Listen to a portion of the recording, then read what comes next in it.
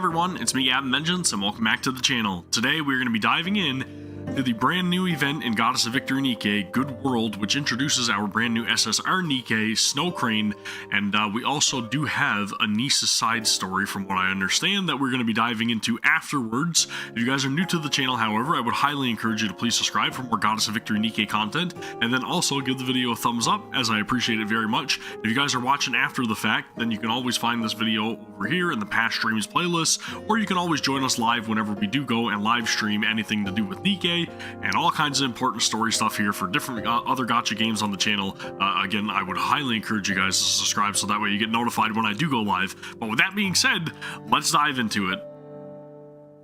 So, as you guys can see here, we are in game. We have all kinds of different event notices and everything. I'm going to throw on my headset so that way I can hear all of the music and everything else. We have a brand new pickup recruitment. Again, Snow Crane, the Veiled Order squad member who values contracts and agreements above all else, joins the battlefield. She's a defender who recovers her allies' HP and grants them buffs, and she's a burst 2 unit, I believe, water code, and 40-second cooldown, so it seems like she may pair well with others. I'm not 100% certain that I can advise you guys to go ahead and pull for her right now, considering the fact that we do have the 3.5 story or anniversary story around the corner, which again we should be seeing in the very near future. So I would be very cautious with your spending of your gems, just in case something, you know, very groundbreaking releases. We'll see. Again, here we have the synopsis of the new world, or new story for Good World. Exhausted from working too much, the commander collapses on a park bench. He falls into a deep sleep thanks to someone's gentle consideration, but soon wakes up from the sound of a child crying. As he walks toward the sound, he finds himself face to face with a white-clothed NIKKE he has never seen before. There's the setup. We also have all kinds of different events going on over here with blah blah link, as is standard and usual, right? And then we also have, again, our system notices, all that stuff, login, get your daily login rewards, get your bonuses. I feel like there's a login campaign as well right now too, right? I probably just missed it. There it is right there. There's a daily login for Snow Crane. Again, highly encourage you guys to go ahead and do that. We will see. But yeah, man, we got a lot of stuff to cover. The side story we will be getting into after we do the main story for Good World. So that's something that I'm going to get to eventually, not right away. And if, my apologies, again, I guess I should probably mention this, but you could probably hear it in my voice. I am still a little bit under the weather, which is not how I planned to be, so hopefully this is not overly nasally, but if it does sound nasally, that's probably why. Here she is right here, Snow Crane, as is customary over on the channel. Even though I know I shouldn't be, I'm going to do at least one 10 pull to try to recruit her, and then if I get her, awesome. If I don't, then I'll probably hold off until she becomes a part of the ordinary recruits. Just going to put that out there. Let's see if we get lucky. First 10 pull. I think she looks really good though, right? Whoa! Alright, we got an SSR off the rip. That's good. That is good. We are blessed. 3 in. Leave it. 1, 2. Is it Missilus? Tetra. Okay, so it's not Snow Crane. Another copy of Sakura. Womp womp. Not a character I use very much, but you know what? I'll do another one just because it's you guys. Just because it's you guys. And, you know, maybe we get some back-to-backs here. Or not. I really want at least one copy of her. I know I'm going against exactly what I just said right now, but okay, last one, I promise. Oh! It could be. 30 pulls. Missilus? Snow Crane, is that you? I'm Neon, and firepower is my game. Yeah! Okay. Hello, friend. So again, yeah, I know I went against my rule or whatever, but we got Snow Crane, so there she is. And it didn't really cost me that many gems, right? Just, what, not even 9,000. Okay, there we go. We got her. That's all. We're good to go.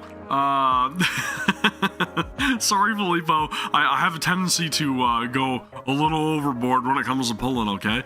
We also should have another character, I believe, added into our roster for the custom, or for the standard ordinary recruit as well. I'm trying to remember who it is. I feel like it's probably Arcana, right? Should Arcana be in the list right now? I feel like she should be. well, not obviously just Arcana, but the limited Arcana. She will be in the list eventually. She's not there yet. So that's something I just wanted to verify just to make sure. But she will be there. So again, save your standard recruits. And then eventually, if you guys don't get Snow Crane, then she will also be available in the ordinary recruit as well. Okay, so again, just save. I promise you, you will more than likely get the Why am I clicking on Arcana? I want to see Snow Crane. Snow Crane is down at the bottom of the list, right here. Cool, man. There she is. Here because I wanted to meet you, friend. Now that I have, I must say that you are wonderful, kind. I like her voice. Adorable. I like her voice a lot. Then we get to see the shot animation, right? She's a sniper wielder. Again, she pairs really well with another burst 2 unit, considering the fact that she is a 40-second burst cooldown. All right, as indicated right here, 40 seconds. All right, she's a recovery unit. Could be very useful. Not 100% sure. I feel like other people said that she paired really well with another recent character, and I can't remember. But anywho, we are going to be diving into Good World's story after I go and throw Snow Crane in the Synchro, and then after that we will do the side story for Anise, her past, and we'll learn a little bit more about her. Synchro device. One extra slot opened up specifically for you, Snow Crane. There you go. And then Wow. hopefully we can see You're who really the character is going to be for the 3.5 anniversary. I know that a lot of people already kind of, have indications of who they may be. Please, no spoilers. I don't want to know unless things are officially confirmed, okay? We also have costumes being reran right now as well, just to put that out there. Cute Sunflower for Litter, Gamer for Exia, Spring Puppy for Biscuit, and I believe they're also rerunning the Gotcha outfit for Drake, right? Costume Gotcha, right there. Villain Road, is that what it's called? Of course, we get our first free one. I don't believe there's anything else. Return, or what? Return, run to Villain. I don't know what that says. This is the costume. Villain Racer, that's what it's called. And anyways, I don't believe there's anything else. Okay, yeah, so you just get the standard free pull initially. If you guys do want that outfit, it is available again. And again, we are going to dive into Good World. So if you guys are wanting to experience the event on your own, spoiler warning, let's dive into it. We're bringing you breaking news of a historic event unlike anything in the Ark's history. The Counters have successfully reclaimed a part of the surface, something Ark citizens have dreamed of for years. Since the Ark was founded, has any commander ever achieved something like this? And on your screen now is Reclamation Site 01, a forward base established by the central government. Oh my. They actually reclaimed a part of the surface. That's wonderful, truly wonderful. Goodness, which sweet child did something so amazing? The central government has officially designated the newly reclaimed surface area as Reclamation Site 01, sorry, my apologies, and has highly commended the commander responsible for the operation. The TV screen shows the Counters and their commander, with Vengeance's name and face displayed for all to see. We're famous! The Counters and Vengeance. That name sounds familiar. That's because it's me. The woman stares intently at the TV screen. Just as I thought. I can tell just by looking at you. My, you've grown up so well. So, does she know us? To think you've come this far. How wonderful. If that child has grown this much, then quite a lot of time must have passed. Or is she mistaking us for somebody? Time. Yes. Time. Her eyes fall on the stack of old documents at the center of the desk. I see. So, it's finally time. I didn't realize so much time had passed. It looks like I finally get to go outside again. It's been a while. I wonder how much the arc has changed over that time. I'm really looking forward to it. Again, let me know if the audio's off, guys, just because I was adjusting things. People had made mention of, like, audio levels being a little bit weird in the last, like, video I put out. So I did adjust the microphone and everything. It's not going to account for the nasaliness, obviously, because, you know, sickness, but woe was me. Hopefully everything is good. Hopefully the audio is good. Hopefully the volume is where it needs to be. But yeah, we'll keep going from here, man. Maybe I should adjust the filters on the desktop audio to make sure that it's actually like... Yep, okay.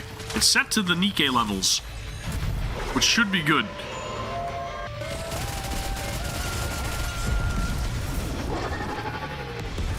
I also appreciate that as well, Anise.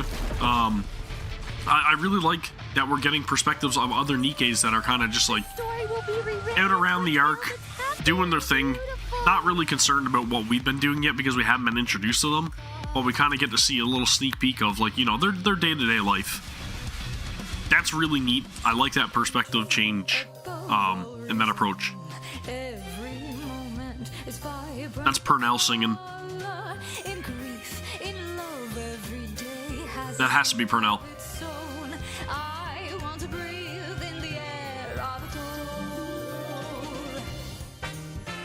Ooh! Snazzy tune, I like it. She's a perfect fit for it too. We have our reward boosted NIKKEs. Snow Crane, Drake, Clay, Eula, Admi, D-Killer Wife, Ether, Belorda, Mihara. Listen, I tried to overclock my computer so that way I could play my games with super ultra wide, and it affected my ability to render videos with NVENC, so I'm gonna take the fact that I'm allowed to stream properly here as a sign that my NVENC chip is not fried, so that's good. But you never know. If I start experiencing some sort of like glitching or whatever, my apologies, okay? Overclocking can be dangerous. I like the music. Alright, we've got event 1-1. Did I just try a regular overclock? Well, my 2080 Ti is already overclocked, but I tried to boost it a little bit more with Afterburner, and things kind of overheated, and then I wasn't able to render videos properly. Like, it kept messing up, so my next video may not be in the same video editing software that I've been using. It may be in a different video editing software that I have to learn now from scratch because I have no idea how to use it, right? But anyway, I digress. Let's continue on. We're going to throw you in there. We're going to put you in there. We're also going to use Drake because you are our new rerun costume. And then we'll throw in Eula because I never use you. I know it doesn't matter, but this is our team, okay? Let's continue. One day, I'm told there's an issue with my mission report. So I spend the entire night revising it, and by the time I finally step outside, it's morning. Man, I need to lie down. I flop onto the bench right in front of me. Even if I head back now, someone will just come looking for me anyway. Might as well stay here a little longer. I look up at the sky. Sunlight pours down from the dome of eternity, soft and warm. Nice weather. Maybe I'll take a quick nap. I could really go for a nap right now myself, to be honest with you guys. I've been up for a long time. I close my eyes. Only for a moment, and the moment's gone. My falling asleep out here. The sun's nice, but there's still a breeze. You'll catch a cold at this rate. Who's that? Alright, let's have you stand up for a moment, okay? So sleepy. Hey now, you shouldn't go falling asleep in a place like this. You might get hurt. Save that for when you're home, okay? There we go. Open those eyes nice and wide, and let's have a good stretch. Too bright. It's too bright. I wince and shut my eyes again. Is it too bright for you? For a second, it feels like the light above me disappears. Ugh, nice and shady. Do you like it? What should I do with you? You look exhausted. But you'll catch a cold if I leave you like this. Something soft brushes over my eyes, like cloth. Well, it can't be helped. I'll go get you a blanket. So, just wait here for a little while, okay? It's fine. I hear someone walking away. I want to see who it is, but the drowsiness hits me hard, and I drift off.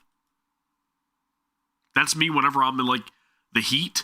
As soon as the heat hits me, dude, I'm down for the count. How long has it been? I don't know, but I just want to sleep a little longer. But it's cold. Even so, I just want to sleep a little longer. A siren-like wail jolts me awake. What the? I sit up and something falls from my head. Looking down, I see a white handkerchief with a crane embroidered on it. A handkerchief? I'm not going! I turn toward the sound to find a crowd gathered around someone. I'm not going! I don't wanna! Please, calm down, okay? Miranda? Dude, I'm telling you, every shot, if the heat hits me, I am out. Maybe that's just the effect of being Canadian, I don't know. I'm used to the cold, okay? It was literally minus 11 Celsius here the other day, and when I got up this morning, it was minus 7 Celsius again, and then wind chill brought it down to like minus 15. Dude, it's been freaking cold here, and it's still like the dead of winter. I kid you not. There's quite literally like 3 to 4 feet deep of snow everywhere around like my nearby vicinity. I'm never gonna see spring. I'm convinced. I'm not going. I don't want to go. I don't want to. Please calm down. If you keep crying like that, you'll make yourself sick. No. My friend's gone. I can't go without him. I don't want to go. Your friend's missing too. I'm sorry, guys. That's my best imitation, okay? what do we do? Then we gotta find your friend too. Miranda? Commander, what's going on? I found a lost child and was supposed to escort her to her parents at the station, but she says she can't leave because her friend is missing. She's been crying nonstop, and I'm worried she might get dehydrated. And I'm not sure how to find her friend here, so I'm a bit stuck. I see. It's okay if you can't find him. Miss Snow said she'd find my friend. Miss Snow? Yeah. Miss Snow promised she'd find my friend. So, I have to wait here. Is that so? It's not Snow White, by the way, Commander, okay? You don't even know where my friend is. I'm sorry. But when's Miss Snow getting here? I don't know. Oh, I see. How long has it been since she went to look for your friend? I don't know. I ate all my ice cream and waited, but she didn't come. I mean, she might have just forgotten. No! She said you're supposed to keep your promises. And she said she'd keep hers. Hold on. Don't tell me Miss Snow got lost too. You really think so? There have been loads of lost kids lately. Then what do we do? If Miss Snow got lost too, did I get her in trouble? I'll go look for her right away. Commander, please look after this little girl. Miranda, calm down. Huh? I'll go look for her. Miranda, stay here and watch the girl. I am not dealing with this whiny kid, okay? I'm gonna go find Snow Crane. You just do what the ACPU does. You're going to look for her, Commander? Maybe I should... Shouldn't you let Polly know you're running late first? Smooth, Commander. That's right. Polly told me to call her if anything happened. I almost forgot. All right, I'll be back. So be a good girl and listen to the nice officer, okay? Are you going to look for Miss Snow? Yeah, I am. I'll go find Miss White and come right back. Miss White, right? So the commander definitely is confused. He's like, Snow? Oh, it's got to be Snow White, right? So promise me you'll stay with the officer and not cry, okay? Okay, I promise. All right, I'll go look for her. Oh my, is there someone else we need to find? I turn around, and there she is, a woman in white, with hair to match. Then I'll go take care of it right away. Could you tell me what they look like? Are you Miss Snow, by any chance? Miss Snow! Ah, so that's what you've been calling me, sweetie. That's right. I'm Snow Crane, the Miss Snow this little one mentioned.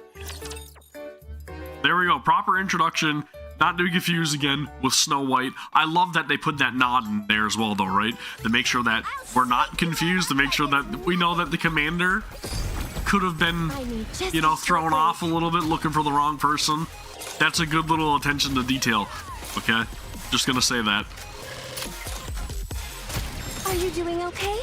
Not too tired? The unstable surface antes? Yeah? Yeah, possibly. Just maybe. Mission clear. We did have a tendency of doing that, didn't we? I'm sorry. You've been waiting a while, haven't you? So, ta-da! Snow Crane holds out a brown teddy bear with a pink ribbon to the little girl. I brought a cuddly little friend with me. Teddy! She takes the teddy bear, cradling it in her arms. Wait, don't tell me your friend is... a teddy bear? Yep. So it's a stuffed toy. But you said he's your friend. Teddy is my friend. I see. I mean, I guess it could be, you know, unusual to NIKKE's. But, you know, I think it should be pretty common knowledge that kids associate their stuffed toys as their friends, right? That's common. Good thing we didn't report her missing. That would have been a mess. Now then, who else do we still need to find? We were just about to go look for you, Miss Snow. Oh my, really? Yeah, we were really starting to think you got lost or something. I see. I'm sorry, dear. It's been a while since I've been up in the Ark, so I got a little lost along the way. I hope I didn't keep you waiting too long. It's been a while?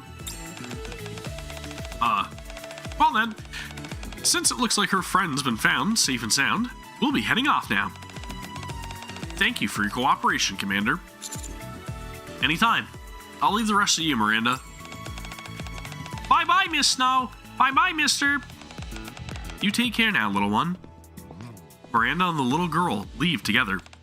Oh my, I didn't think it would take me this long to find her toy. Thank you for comforting the little one. Comforting the little one, okay? Sorry, my apologies. Dude, I really hate that this is so freaking nasally, but I mean... Again, I'm sick. I'm not great with kids, so thanks for stepping in. You're really good with them. I like children. They're so pure. And I like kind people like you too. The kind who help others out of genuine kindness. Real kindness, one may even say. Vote for Sin in the popularity poll, okay? Stop voting for Cindy. I don't mean that. I wouldn't go as far as calling myself a good person.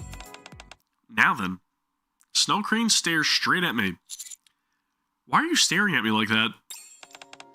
I'm glad you're awake now.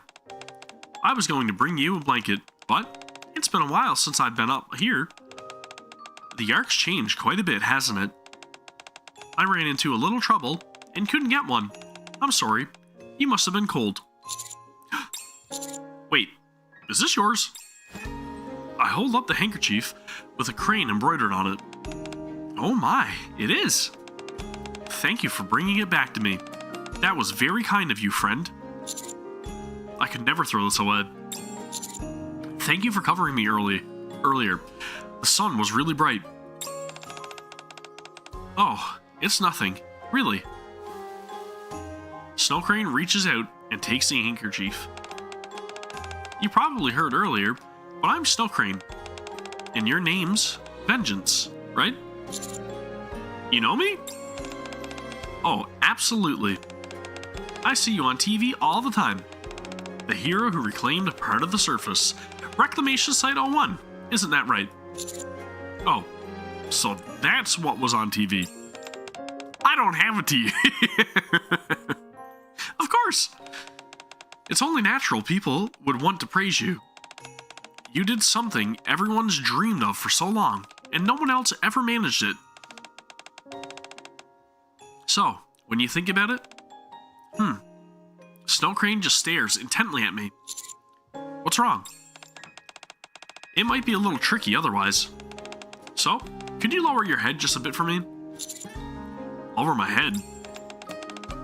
Yes, just a tiny bit will do.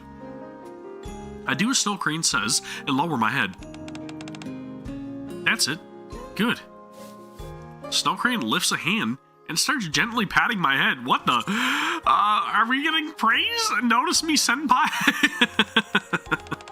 Reclaiming even a part of the surface is such an incredible thing. And you did something so kind that no one else could. You're amazing. I'm so proud of you. You did really, really well. Why do I feel like she's treating me like a kid? That's enough praise for now. Snow Crane lets her hand fall. Thank you for humoring me and lowering your head. I've been wanting to do this ever since I saw you on the news, and now I finally get to. Right. Oh my, I'm so sorry. That must have taken you by surprise. I didn't make you uncomfortable, did I?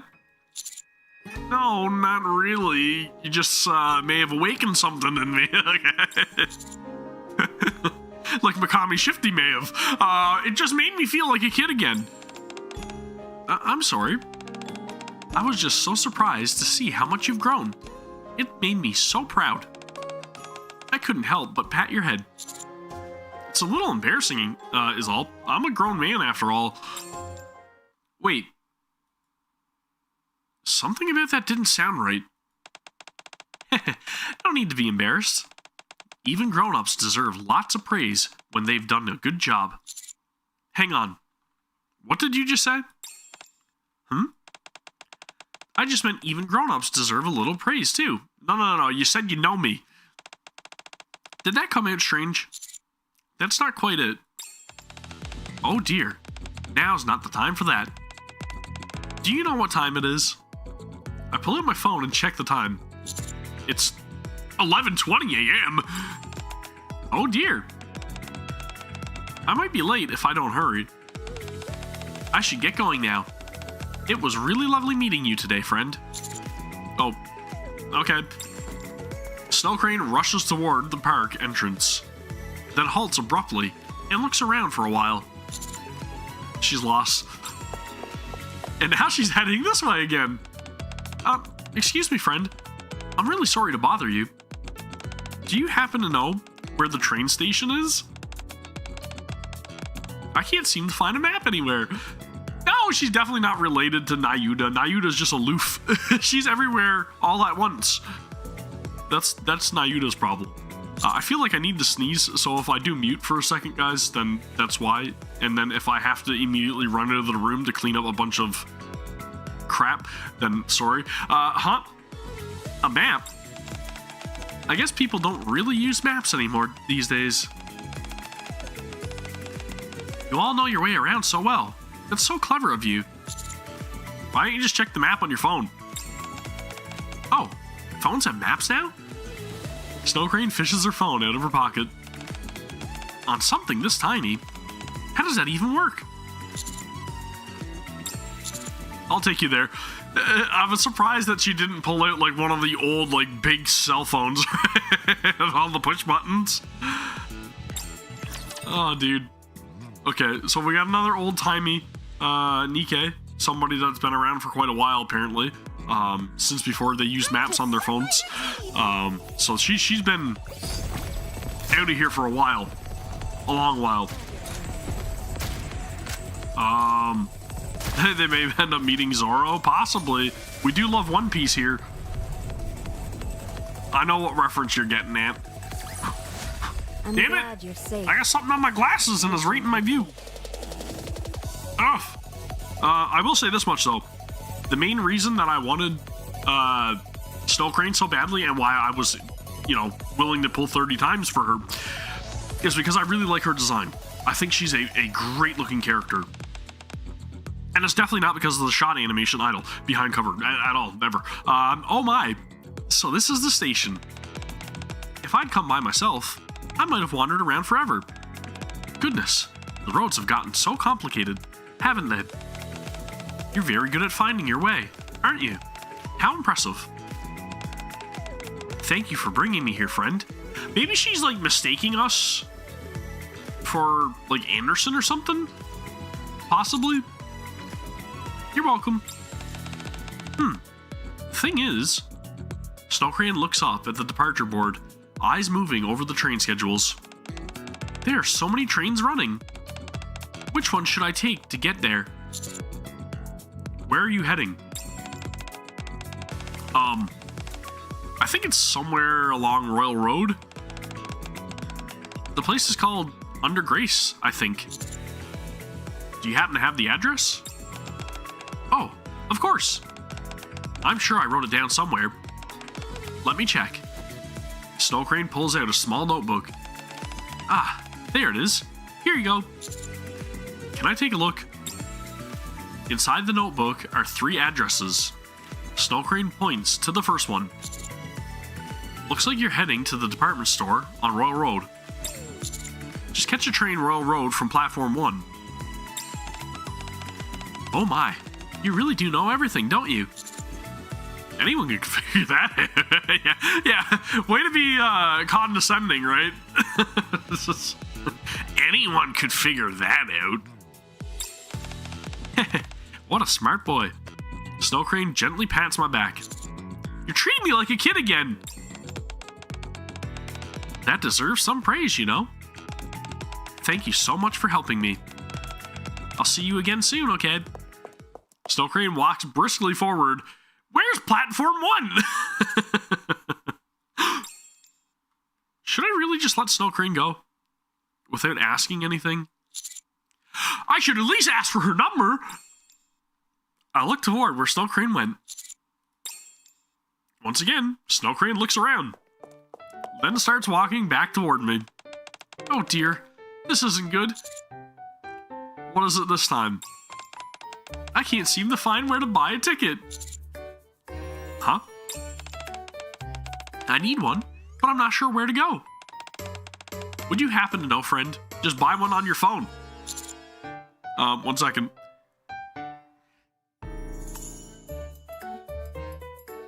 I told you it was going to happen. The AZX is free to use in the Ark. It's part of a social welfare program. Oh my, really? I had no idea they offered benefits like that. The Ark's come such a long way, hasn't it? 9 3/4, I know where that is. That's the one that goes to Hogwarts.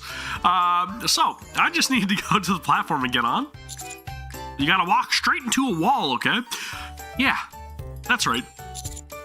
You okay going on your own? I'm not completely sure, but if I ask around as I go, I'm sure I'll manage. Let's just escort her, be a gentleman. I'll take you there. Really? But you're usually so busy. I'm free today, so it's fine. But they heard me? What do you mean they heard me? Did it not mute? I thought it was gonna mute my sneeze. I don't know if it did. I'm sorry if it didn't. If I can't go with you, I'll at least walk you part of the way. Not at all. It's perfectly fine if you come with me. I'm just meeting someone to pass along a letter.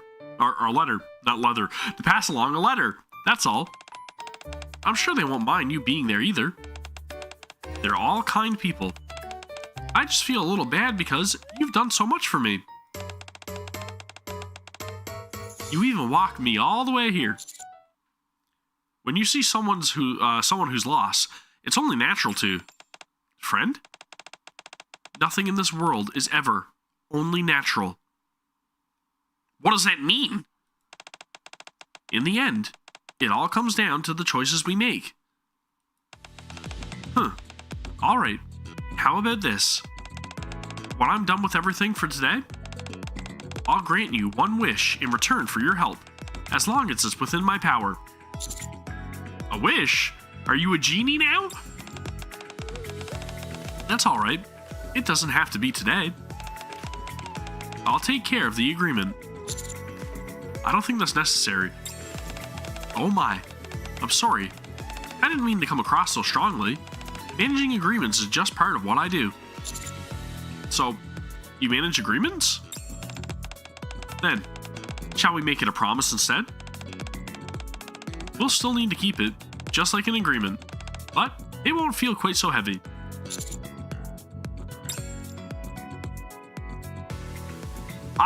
Dude, nobody knows that. Ash has totally never been here at all while I was playing any other games at all, ever. Ever. If I hadn't heard that, I probably would have turned it down. I was just so surprised to see how much you've grown. It made me so proud. I couldn't help but pat your head. She said she was surprised at how much I've grown. That means she knows about my past. If that's the case, I have to ask her. She might know about the parts of my childhood I can't remember. And the project I'm tied to.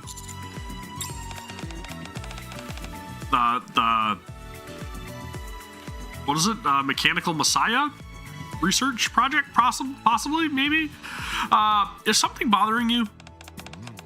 Does that even make does even making a promise feel like too much right now? No. Let's make a promise. I've got something I want to ask you too. Oh my, is that so? That works out nicely. Then, let's make a promise.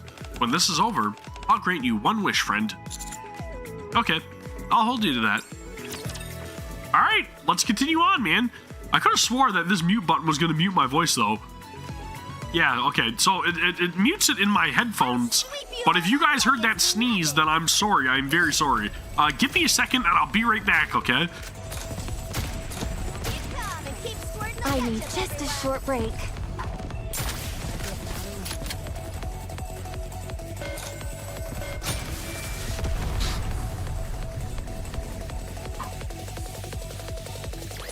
Yay, tissue box.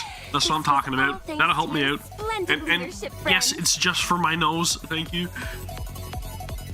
Not always playing games like NIKKE, okay? I play other games too. I have Stellar Blade on my computer. Which I've also played fully. And I don't even care, okay? Listen. Listen. I always play whatever games I play in any setting. No matter what, I am not ashamed of the games I play. I play NIKKE, and I play whatever else I'm gonna play, because I am who I am, okay? And if somebody else around me can't accept the art that I appreciate the artist putting out there, then that's a them problem. That's not a me problem, okay? I am very loud, proud, vocal, and publicly confident that I enjoy the games I enjoy. And if somebody's got an issue with it, sorry you don't agree with it. Let's continue on. NIKKE is awesome, okay? NIKKE is one of the best games ever, and Stellar Blade's fantastic too. So this is the department store. How beautiful. That's right. Preach. Okay, preach. Snow Crane keeps glancing around. Oh my, what a big space. And it's all shops. How nice. There is no lotion here. Okay, thank you. I can show you what I've got next to my desk. It's these. Yeah, controllers. I love it. That's what I have, and then I have this remote for my LED lighting, which I can change the colors of on the fly, like this. See that? You like that? Yeah. And I've got my phone, which has got a Stellar Blade background picture. And then I've got my mic and my mouse. And now a box of tissues, and that's it. Oh, and my wallet, okay? That's what I've got on my desk. Bottle of lotion falls off. No, I don't. Oh, friend, come take a look. They're selling flowers. I wonder if they're real. Hey, relax. Forgive me. I got a bit carried away. Is this your first time in the department store? Yes. When I first came to the Ark, I don't remember seeing buildings like these. Most of the larger ones were connected to the central government. Okay, so again, she has not been around in a long time, but she has been here for a long time. Like, maybe she was here during the construction of the Ark? That would be interesting. So, I wonder, is it a possibility that she may be connected to the VTC somehow? Maybe? Food for thought. But perhaps that's not quite fair of me to say. Back then, I was always traveling for agreements. So, I never really had the chance to look around. That might be why I simply never noticed them. And when I first arrived, the war was still ongoing, so everything felt very different from how it does now. So I think that's why I find it rather fascinating. Snow Crane watches people spill out of the store, their moods written plain on their faces. Some look pleased with their purchases, while others mutter under their breath, clearly dissatisfied. Well, I don't blame them, because everything is, like, inflated as heck right now. Dude, it's getting expensive to live. My, it changed so much. Just watching them makes me happy. What's the name of the place that we're going again? Oh, it's called Under Grace. I think it's a cafe. Just a sec. I try searching for it online. Found it. Looks like it's on B1. Let's head down. That's a good question, NDC Hunter. I'm gonna say it's probably the first Reclamation War. Oh my, you found it already. How reassuring. I'll trust you and follow your lead. I think this is it. You're right. It's Under Grace. But the fact that she's saying Under Grace makes me think that it's probably something related to, like, VTC. Like, maybe it's the war between the VTC and... dude, I don't know. Who could the war... Hopefully we'll find out. You really are good at finding your way around. That's impressive. Thanks for the compliment. But you sure it's okay if I go in with you? I can just wait outside. It's fine, really. I told you earlier, didn't I? I'm just here to deliver a letter. The people receiving it won't mind at all. And the signatory said, I don't know if I pronounced that right, there's no need to keep it secret. So, there's nothing to worry about. A signatory?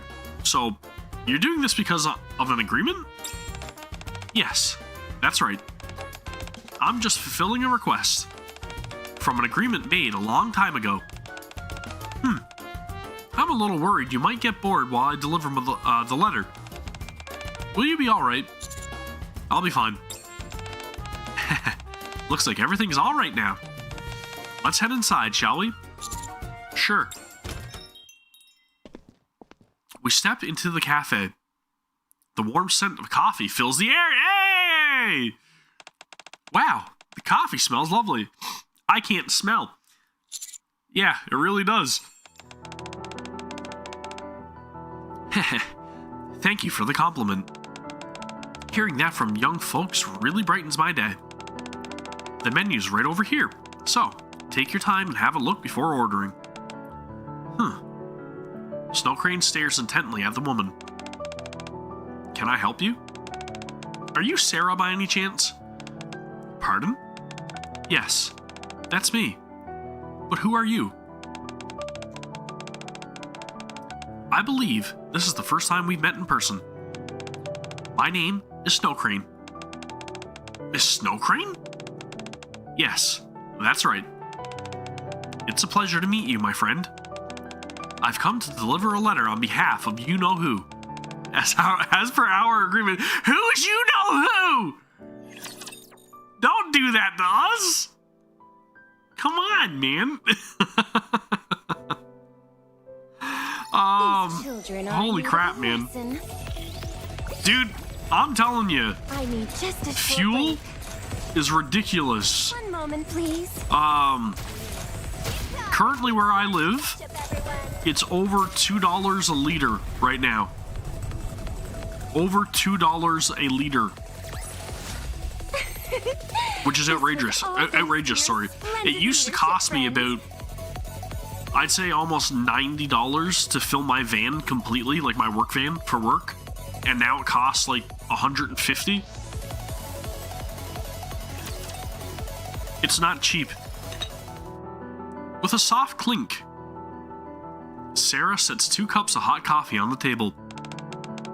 Oh wow, thank you. Thank you, I appreciate it. Don't mention it. Since you're with Miss Snow Crane, it's only natural that I take care of you. Nothing is only natural. Nothing is only natural, right? Sarah slides in and sits down across the table. We've only ever communicated through letters, so this is our first time meeting in person. I hope I didn't surprise you too much by dropping in so suddenly. Oh, don't worry about it. I had a feeling it was about time, so, if anything, I was just surprised that I was actually right.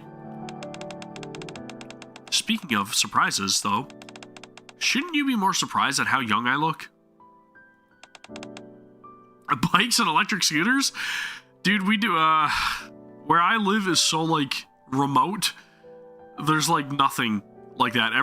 Most people around here, and just because of how many, like, potholes are in the road and everything, everybody's driving around in, like, jacked up trucks or, SUVs, whatever else, like, ATVs, whatever, right?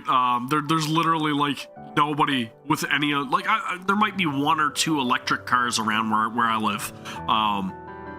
And then it's mostly, like, kids that are, like, going with the electric bikes or scooters or whatever, right? We've been exchanging letters for decades. I never imagined you would look so young. Dude, useful, very useful.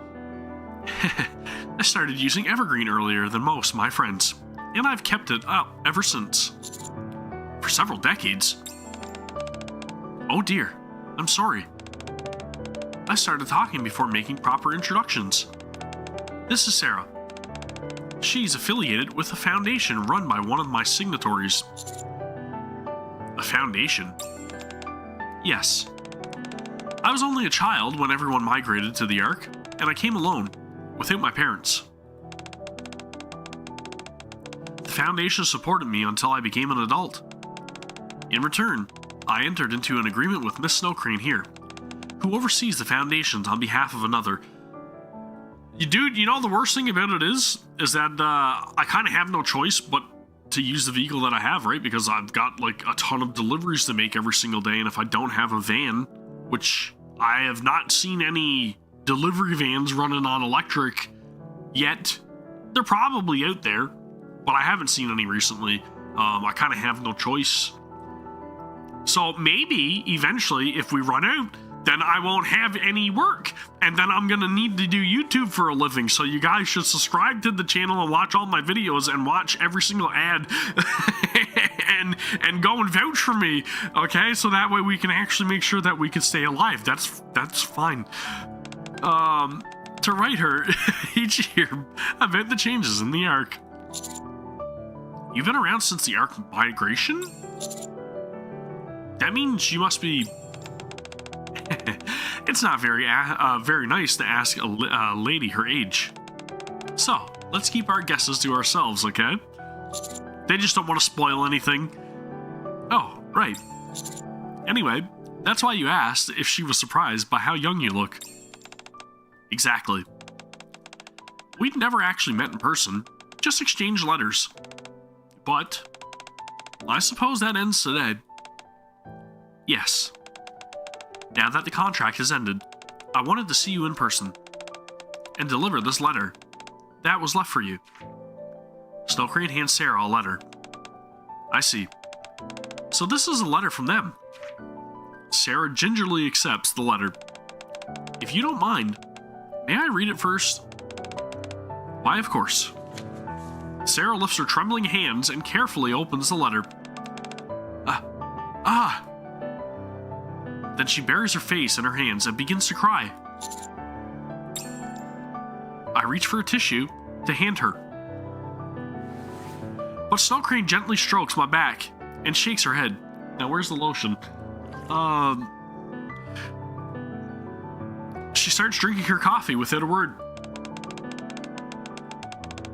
I really wanted to meet you just once, but in the end, I never got to. I sip my coffee in silence, listening to Sarah cry.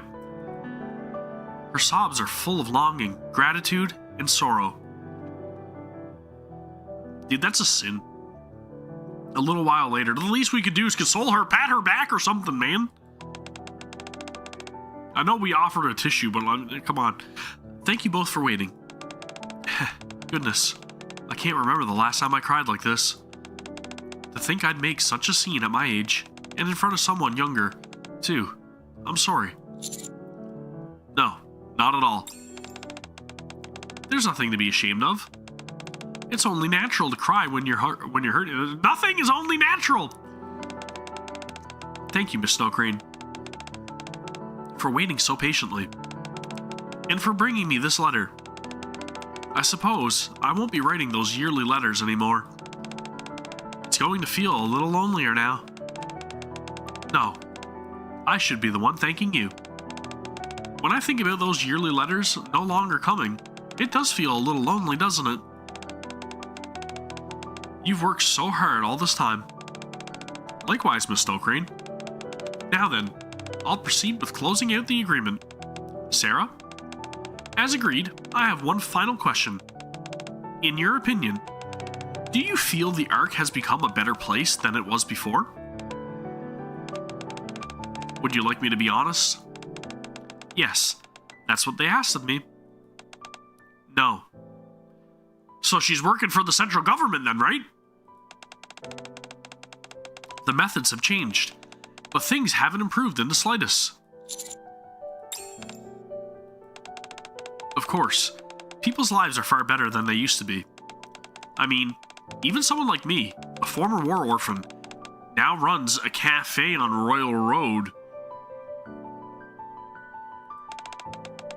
And thanks to Evergreen, I've been able to keep this youthful appearance. But people's hearts are still sick.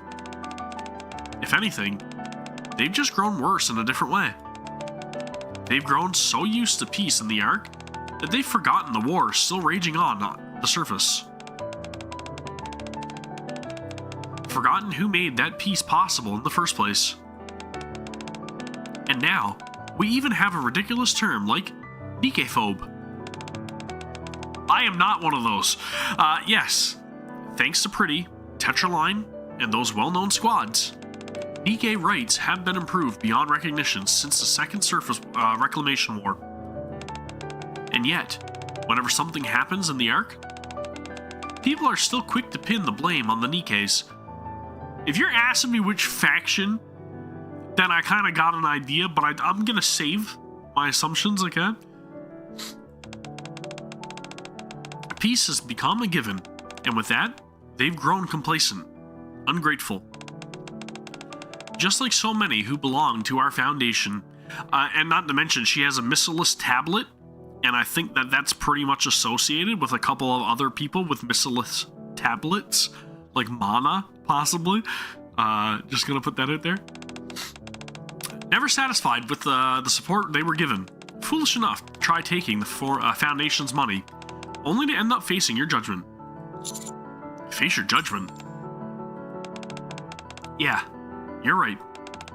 I'm sorry for being so negative at our last meeting. But I really don't think the society has improved at all. That's just how I see it. Thank you. I've listened carefully to everything you've shared, and I appreciate you seeing us through to the very end. I hope your days ahead are filled with peace. Thank you for everything, Miss Snowcrane. Very interesting. I have a lot of questions. I need to know more. It looks like Daily Reset is still roughly like an hour away. But we're going to continue through it. And I don't care if I'm buying all the stuff ahead of time. I'm willing to do that for you guys, okay? Especially if you guys are joining me here live, as NDC Hunter and Filippo and NV Pipe and Danny and everybody else have been. Big props to you guys, man, for showing up. Again, I know I'm sick, and it's probably insufferable to hear me right now, but we're going to keep going, man. Let's go! Off! We leave the cafe and head to the hospital in the downtown area to meet the person the second letter is meant for. Thanks to you, I've made it to the hospital without getting lost. I'm really glad you're with me. So the second letter is for a patient, right? Ash, come on, man. Give me props here, okay? I'm trying my hardest, man. Why you always gotta rain on my parade, Ash? Come on, you're supposed to be my biggest supporter. You know? What was me? There's the wife. Yes, I heard Olivia. What? Oliver's been in the hospital for about a year now. I see. Now, friend. Yeah? You've been acting a little off since earlier. Is something bothering you? You can't even look me in the eye. You weren't like this at the start, were you? And there's your confirmation, guys. If, you know, everybody else in the house knows that I play games like NIKKE and Stellar Blade, she's right here in the chat. And she's in full support of it. She doesn't care. From what I heard earlier, I think I have a rough idea of how old you might be. So, now, I'm not sure if I should be speaking this casually. Oh my goodness. Is that what's been bothering you? What's up, Commander? Welcome back to the stream, man. How's it going? Ah, you're adorable. I mean, how could it not? Someone from back when the Ark was sealed is calling you Miss. It's just a nickname some friends from the Foundation came up with. I don't really pay attention to the things like age. So please, just treat me like you always have. Honestly, I'd be happier if you didn't worry about things like that. Got it. I'll try to keep things more casual. Emergency! Patient coming through! Clear the way! I quickly step back. The sharp rattle of wheels cuts through the air. A gurney bursts in, pushed by an emergency personnel. NIKKE lies on it, her arms and legs missing. Two mass-produced NIKKEs follow close behind. Stay with us! You can't die like this! Looks like there's been an accident. I suppose so. Snowcrane slowly looks around the hospital. A patient in a hospital gown sits with a downcast expression, a companion beside them quietly holding their hand. Nearby, someone waits their turn, fear written plainly across their face. Another sits hunched over, their face twisted in pain. All around, people sit with worry heavy on their faces. It is a hospital after all.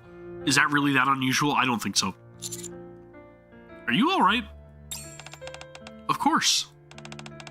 I've seen things like this many times before. But ever since Evergreen was developed, people have been living far longer than anyone ever expected. And medicine has advanced just as much.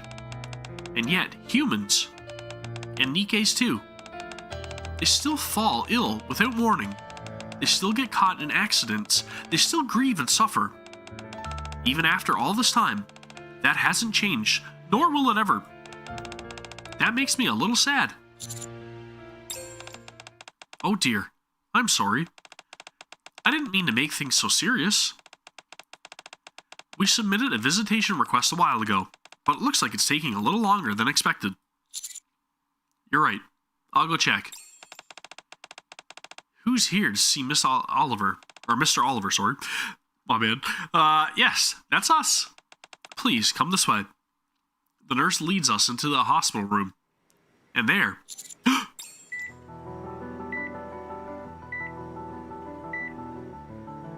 An elderly man lies there, kept alive by a web of machines and tubes. It's nice to meet you, Oliver. I'm Snowcrane. Welcome, Miss Snowcrane. I've been waiting. I'm sorry. I wish I could have received you in better health. Oh, not at all. This is more than enough. Thank you for waiting. You're here to tell me it's ended, aren't you? That's right. The contract has ended, so I wanted to see you in person and deliver this letter from you-know-who. Snowcrane hands Oliver the letter. A letter? Oliver slowly lifts the arm with the IV still in it and carefully takes the letter. He opens it and reads in silence. Not long after, he folds the letter with care and sets it on the blanket. I see. So, they won't be coming after all. Yes. And you still can't tell us why? That's right. I see. What a pity. Now then, I'll proceed with closing out the agreement. Oliver, as agreed, I have one final question. In your opinion, do you feel the Ark has become a better place than it was before? A better place? Yes. I think it has. There was a time when I thought the Ark was flawed, an unjust place. But as I grew older and fell ill, I suppose I started to see things differently. I lost my entire family to the raptures on the surface, but I was able to build a new one and keep going. The reason I've been able to live such a long life is because of the people in the Ark, the Foundation included. Even now, as I lie here sick, it's no different.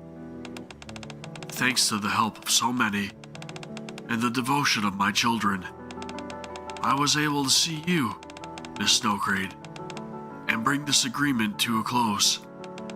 So, in a place where so many good people live, I believe it has become a better world than it once was.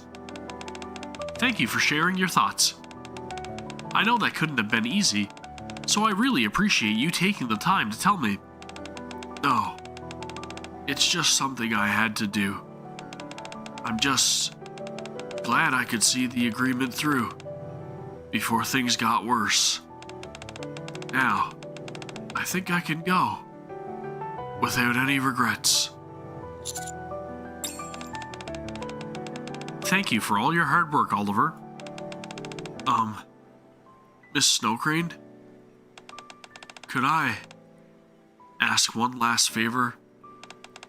Why, of course. If by any chance you meet them, please tell them I'm grateful to them for letting me live as a human. Could you deliver that message for me? Yes. I'll be sure to pass it along. So who's the them that they're talking about? Obviously it's somebody that she's reporting to, right? But they let Oliver live as a human, and they let Sarah live as a human as well. They just had to take Evergreen, I guess, in order to live as long as they did. So they were given a choice, from what we understand here. I need just a short break. Either live as a human or an alternative, which I'm guessing is probably not a great alternative. All thanks to your splendid like maybe it was allowing, maybe the people that she's talking to, this is just me going on theory mode right now, okay? Maybe the people that she made an agreement with are like higher ups that were allowed to live in the Ark versus people that probably didn't agree and weren't allowed into the Ark, because only like a portion of humanity was allowed to reside in the Ark, right? It was only the wealthy, or like people of high status, from what we understand at least. There may have been special exceptions to the rule, but I wonder if that's related to what's going on here, like all these agreements. Like maybe they had to sign an agreement to make sure that they were allowed to be in the Ark. And obviously they had to be an upstanding citizen, right? Somebody that wasn't going to, you know, be deemed an issue. That's just my thoughts. We'll see. Just saying that it's a possibility, okay? Sorry if my Oliver sounded sleepy, but he's old and he's in the bed and he's hooked up to everything. He has to sound sleepy. He's got to be, you know, not too tired. Wore down. That's all I'm saying, okay? Just a short break. Cold coffee is great too, by the way. Ugh.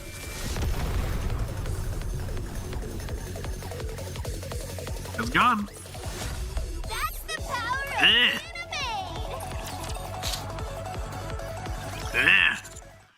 So where to next? Let's see. Our next stop is Snow Crane opens her notebook. Suddenly, my stomach growls loudly. What was that sound? Was that you, friend? Hey, don't look so surprised. It's kind of embarrassing. Oh dear, I didn't even notice. It's already past lunchtime. How could I let a growing boy go hungry like this? I really am the worst. But I'm not a kid anymore. This simply won't do. Let's go have lunch right now. Hey, no need to rush. Just take it easy. We can grab something quick on the way. Snacking instead of a real meal? That's not good for you, friend. You need to eat proper meals to stay healthy. Snow Crane grabs my hand and pulls me along. Come on, let's go get something to eat together right now. Ugh, fine, let's go. Great, off we go. Huh? Why are you just standing there? It's like you don't even know where restaurants are. Like, come on, Snow Crane. Where have you been? Huh? I thought you'd already have somewhere in mind. I don't. Oh, I see. Right. You might not know the tasty spots around here. Just hang on a sec, okay?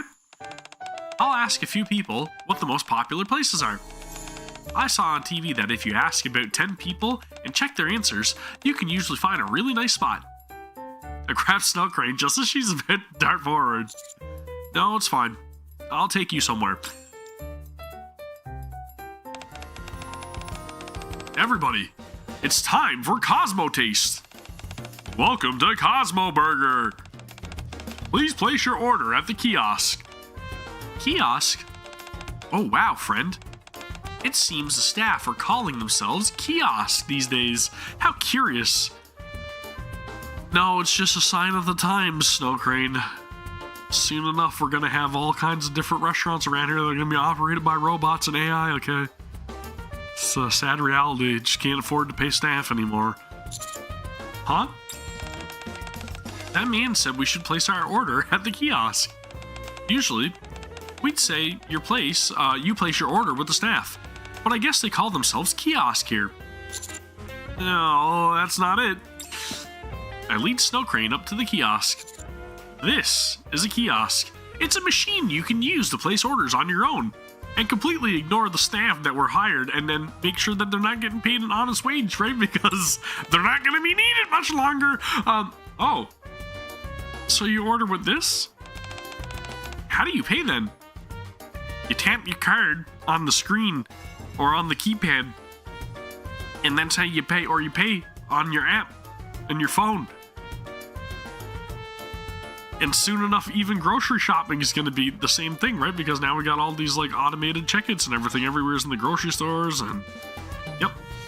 Oh man, what a wonderful world we live in. You pay at the same time you order. Oh my goodness, you can do that? Fascinating. I think I understand. It's kind of like a vending machine, huh? Yeah, you could say that. Now that I think of it, you can place an order without speaking to anyone at all. I know, how fantastic, right? That must make it much easier for introverts. Definitely. How lovely. Wow, this is so good. Snow Crane turns toward the young man enjoying his meal. That's a new burger, right? Yeah, want a bite? Everyone's really enjoying their food. A hamburger, It's my first time seeing one, but it looks quite tasty. What? You've never had a hamburger? No, I haven't. How do you think she keeps that figure, okay? Come on, man. Back when I was underground, our meals were pretty limited. Not that the food they gave us was all bad, mind you. We just didn't really get things like that, or like this. We just had ration packs, okay? Good old ration packs. Were you locked up or something? MREs, you know? Oh, nothing like that. I suppose you could say I was there partly out of duty, and partly because I was chose to be. I happen to know quite a few agreements that are best left unspoken. Oh yeah, I remember you said your job was to oversee agreements. I guess that means you handle other contracts too. Not just the ones related to what we're doing now. Correct. There are other contracts as... Excuse me, are you going to order? If not, can I go first? Oh, I'm sorry. We've been chatting without even ordering. Don't you ever remember those people in the restaurants and just standing up in front of the kiosk when you're trying to order something? You're in line and you just, you know, I'm trying to get my burger. Maybe, I don't know. Please, go ahead. Snow Crane, step aside. I suppose this isn't a great place to talk. How about I tell you the rest later? Alright. Why don't we try that new burger? Those two over there seem to really be enjoying it. So, I'm sure it must taste good. Sounds good to me. Since we're eating in, should I go get a table? Or get us a table? Actually, let's get it to go. To go? Yeah. Eat on the run, man. That's the way of doing things. But isn't that like rude in some places? Like I feel like in Japan it's rude to be like eating on the go, like while you're moving. Like it's kind of frowned upon or something, right? Like you're supposed to like stand still while you're eating something. Well, not still, but like stand in place while you're eating something. Because it's kind of like disrespectful, meaning like you're not appreciating the food fully because you're sidetracked by where you have to go and it's not showing respect for the food. It's something like that, I believe, right? Somebody correct me if I'm wrong. I'm pretty sure that's what it is. Holding 2 combo meals, we step out into downtown, sorry. Why don't we eat here? I sit on a bench off to one side of a busy area. The one that I just fell asleep on, right? Here. Yeah. Do you not like it? Dude, this is a woman of refinement. You're supposed to dine in with her, not take her out of the freaking park bench with a dirty burger meal. Come on, man. She's a lady. This is a lady. This is not...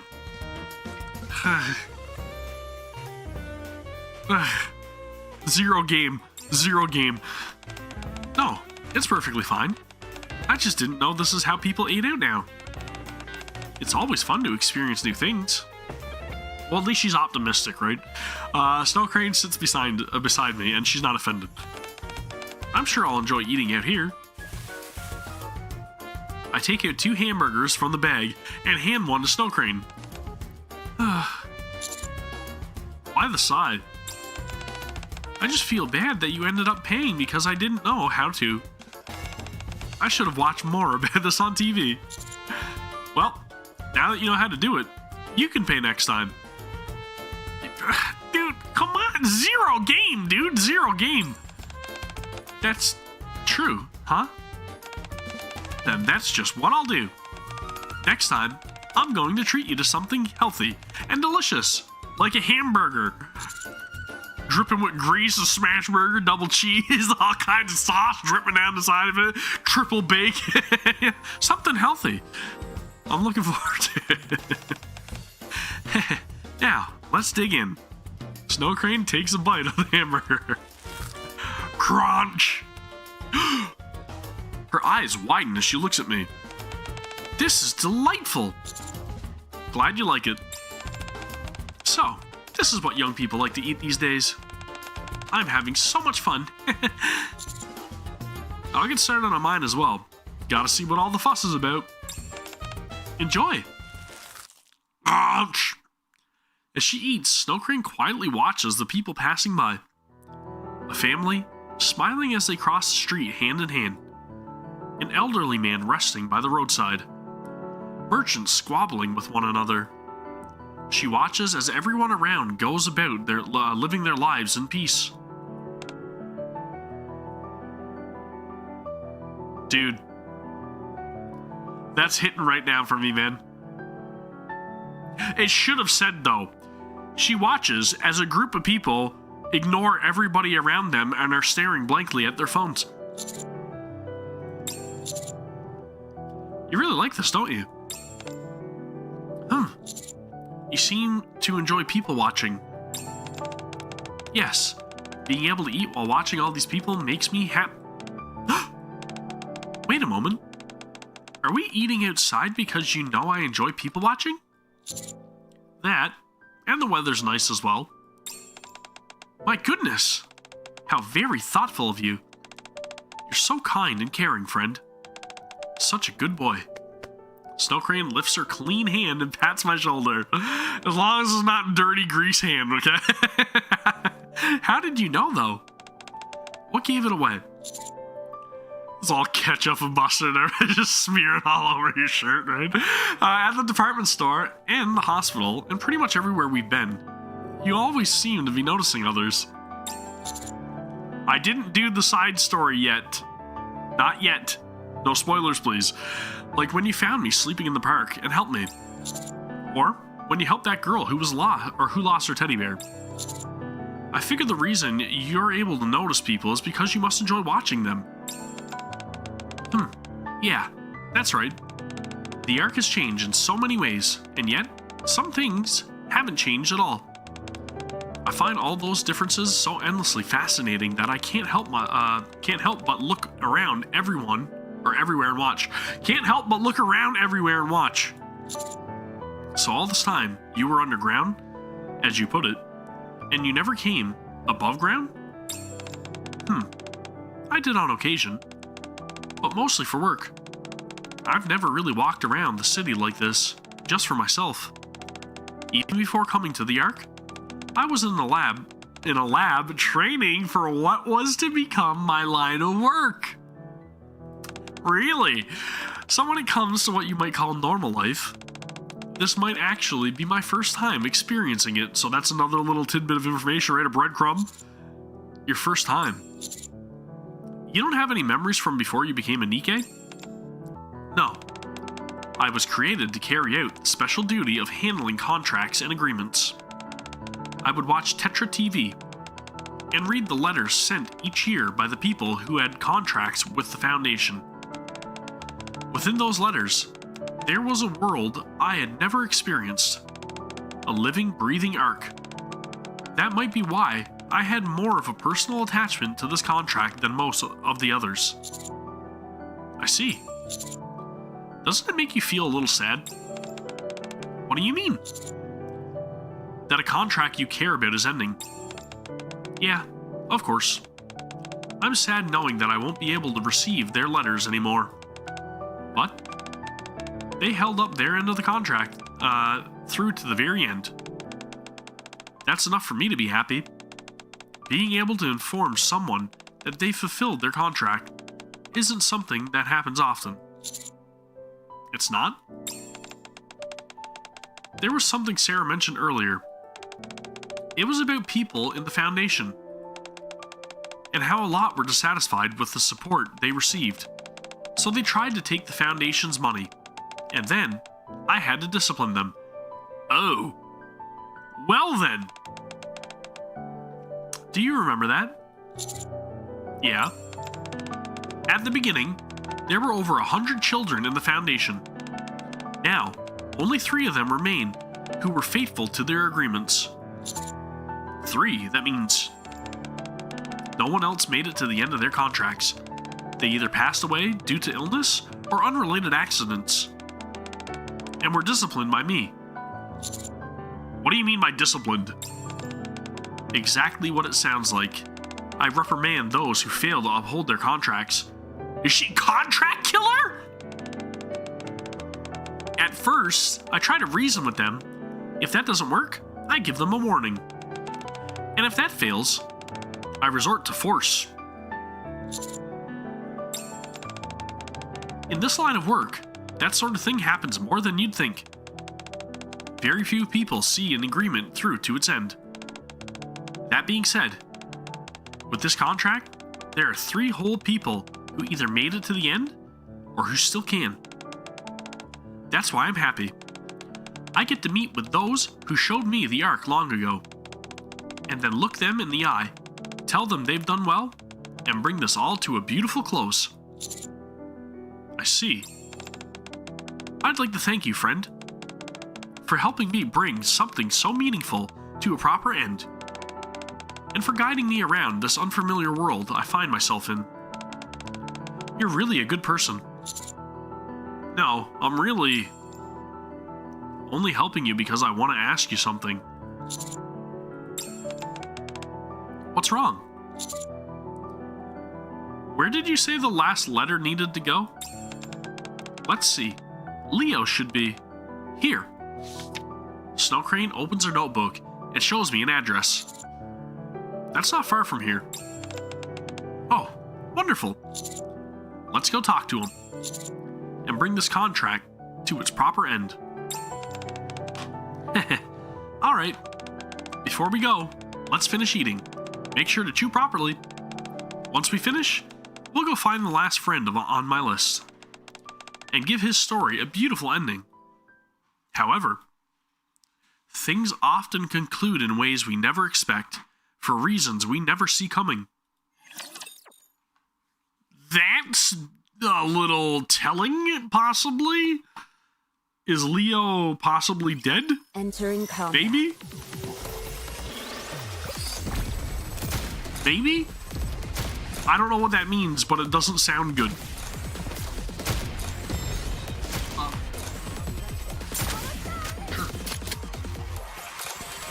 I need just a short break. Off! I want to know how this plays out, man. This was all thanks Alright, to next your stage, let's go. splendid leadership, friend.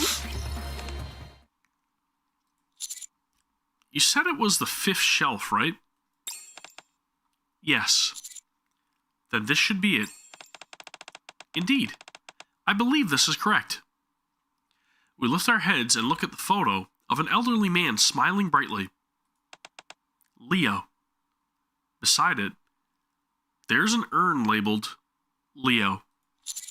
So he's passed like we kind of predicted, right? There's our unforeseen outcome. An hour earlier. Hello. Does your name happen to be Leo? No. Leo's my father. Who are you? Oh, I see. Goodness me, what a wonderful son he has. It's a pleasure to meet you. I'm Snow Crane. I came to inform your father of the end of his contract with the Foundation. Are you Miss Snow Crane? You know who I am? Yes. My father had been waiting for you for a very long time. I see. Then I should go see him right away. Could you tell me where he is? My father passed away last week. But we were in touch only a month ago. How could that happen? He'd gone quite some time without Evergreen, and his condition suddenly took a turn for the worse due to his advanced age. I see. I wish you would have come a bit sooner. My father never stopped waiting for the day you'd come. All he ever talked about was when he'd finally get word from his sponsor. Oh. I'm sorry I was too late. Snow Crane grips the bag with the letter tightly.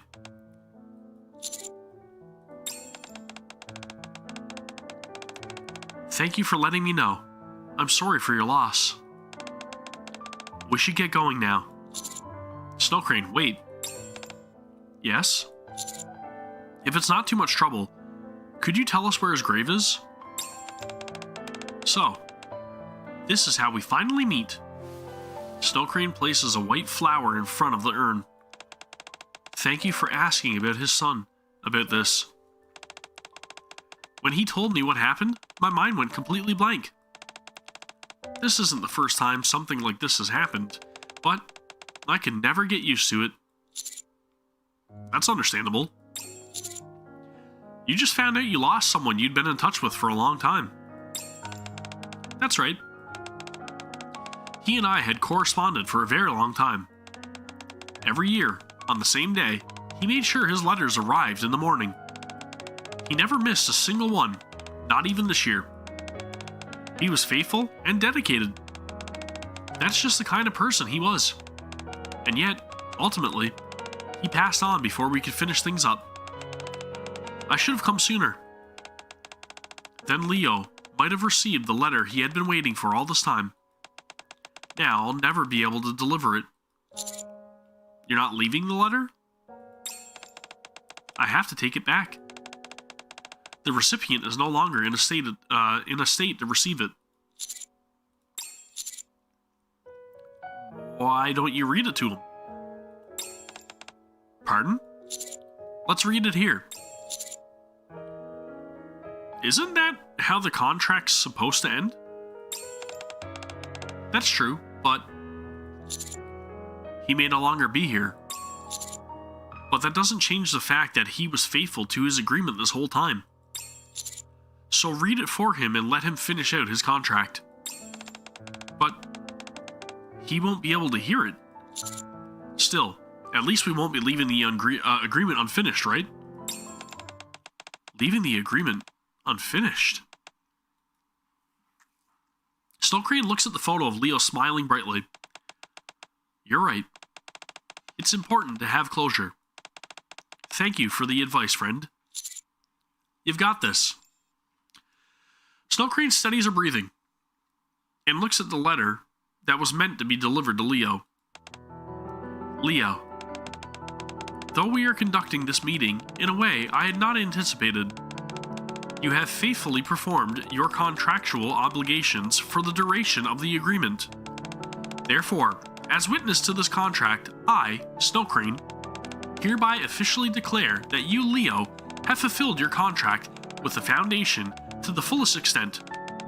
I will now read this letter out loud on the signatory's behalf and bring this contract to its close. Are we allowed to be listening to this? Snow Crane gingerly unfolds the letter. To my beloved child, Leo. After writing you once when you first joined the Foundation, and again when you came of age and left the care facility, I'm now writing you a third time. Have you been well? If you're reading this letter, it must mean you have kept your promise to the Foundation for all these years. I applaud such a remarkable display of devotion.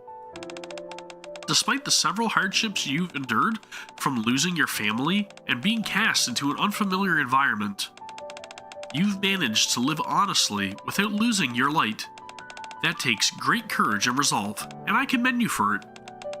While I am sorry that I cannot tell you all this in person, it also means that, like all of you, I too am keeping the promise I have made while with someone. Please understand that. I hope you'll forgive me. I wish I could see, for myself, how all your faces have changed as you've grown up. I bet you've become a fine adult. In fact, I'm sure you have. Though the contract will end, and the Foundation will no longer walk through life beside you, I truly believe you'll have already found new, dear family members. So Leo, I do not know how much of life still lies before you, but you've proved your devotion in your life up until now. And for that, I hope that your life will continue to shine until the very end. Even from afar, I will always be cheering for you. Your eternal supporter in life. Snow Crane folds the letter and places it in front of the smiling photo of Leo. With this, I can report that all the Foundation's contracts have come to an end. Leo, thank you for all the letters you've sent over the years. Through them, I was able to see the Ark even from deep underground. Tears begin to fall from Snow Crane's eyes. I wish I could have met you and told you this in person. Thank you so much for your dedication. Snow Crane bows her head toward the resting Leo.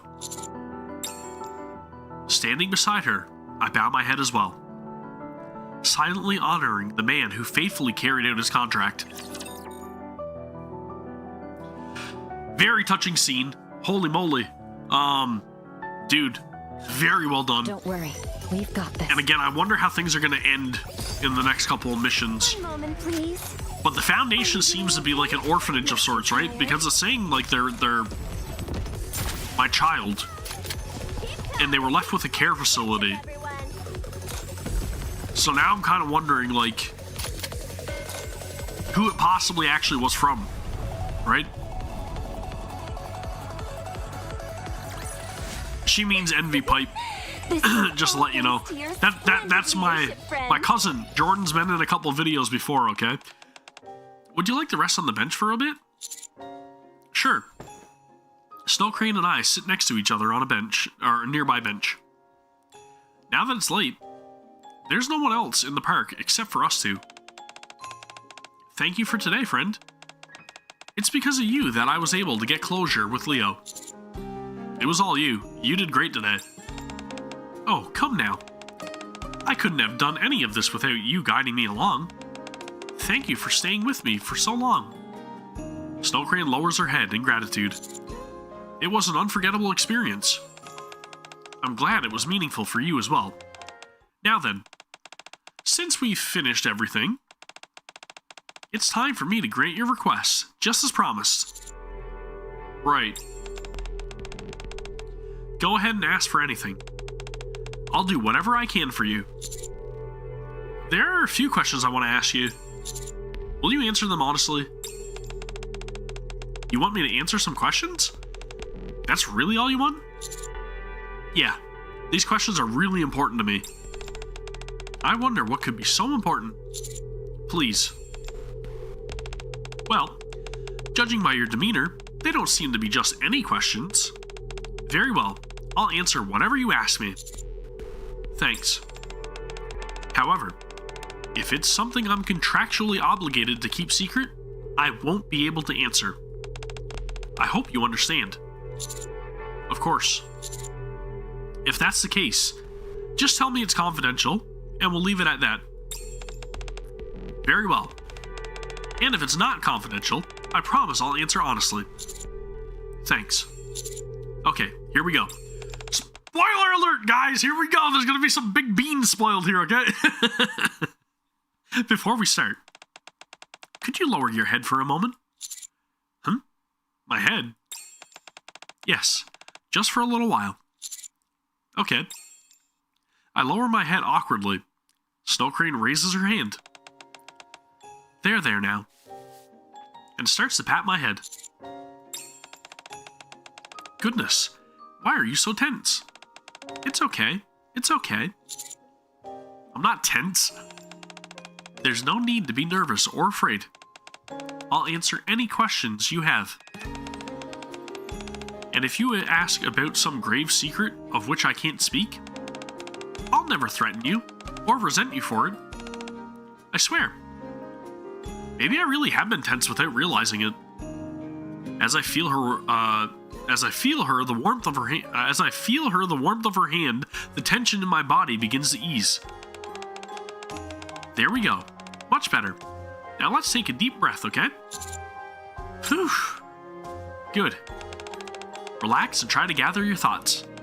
Otherwise, you might end up forgetting to ask all that you really want to know.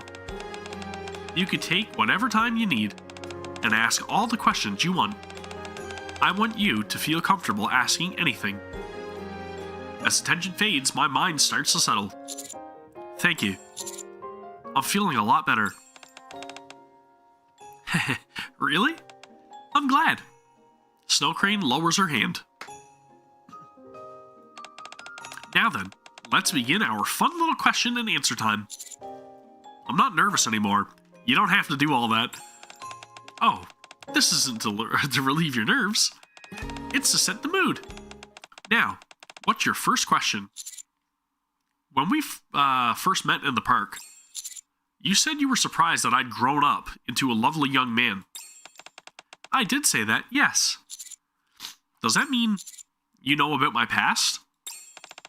Ah, I can see how that would be an important question to you. Yeah. I know nothing about my past, so when I heard you say that, I thought I'd finally met someone who knows something. Goodness, I apologize. You've been waiting all day to ask that, haven't you? Well, you're right. I do know something about your past, friend. Though, to be exact, I only know your name. How? It was part of the information I received related to a contract.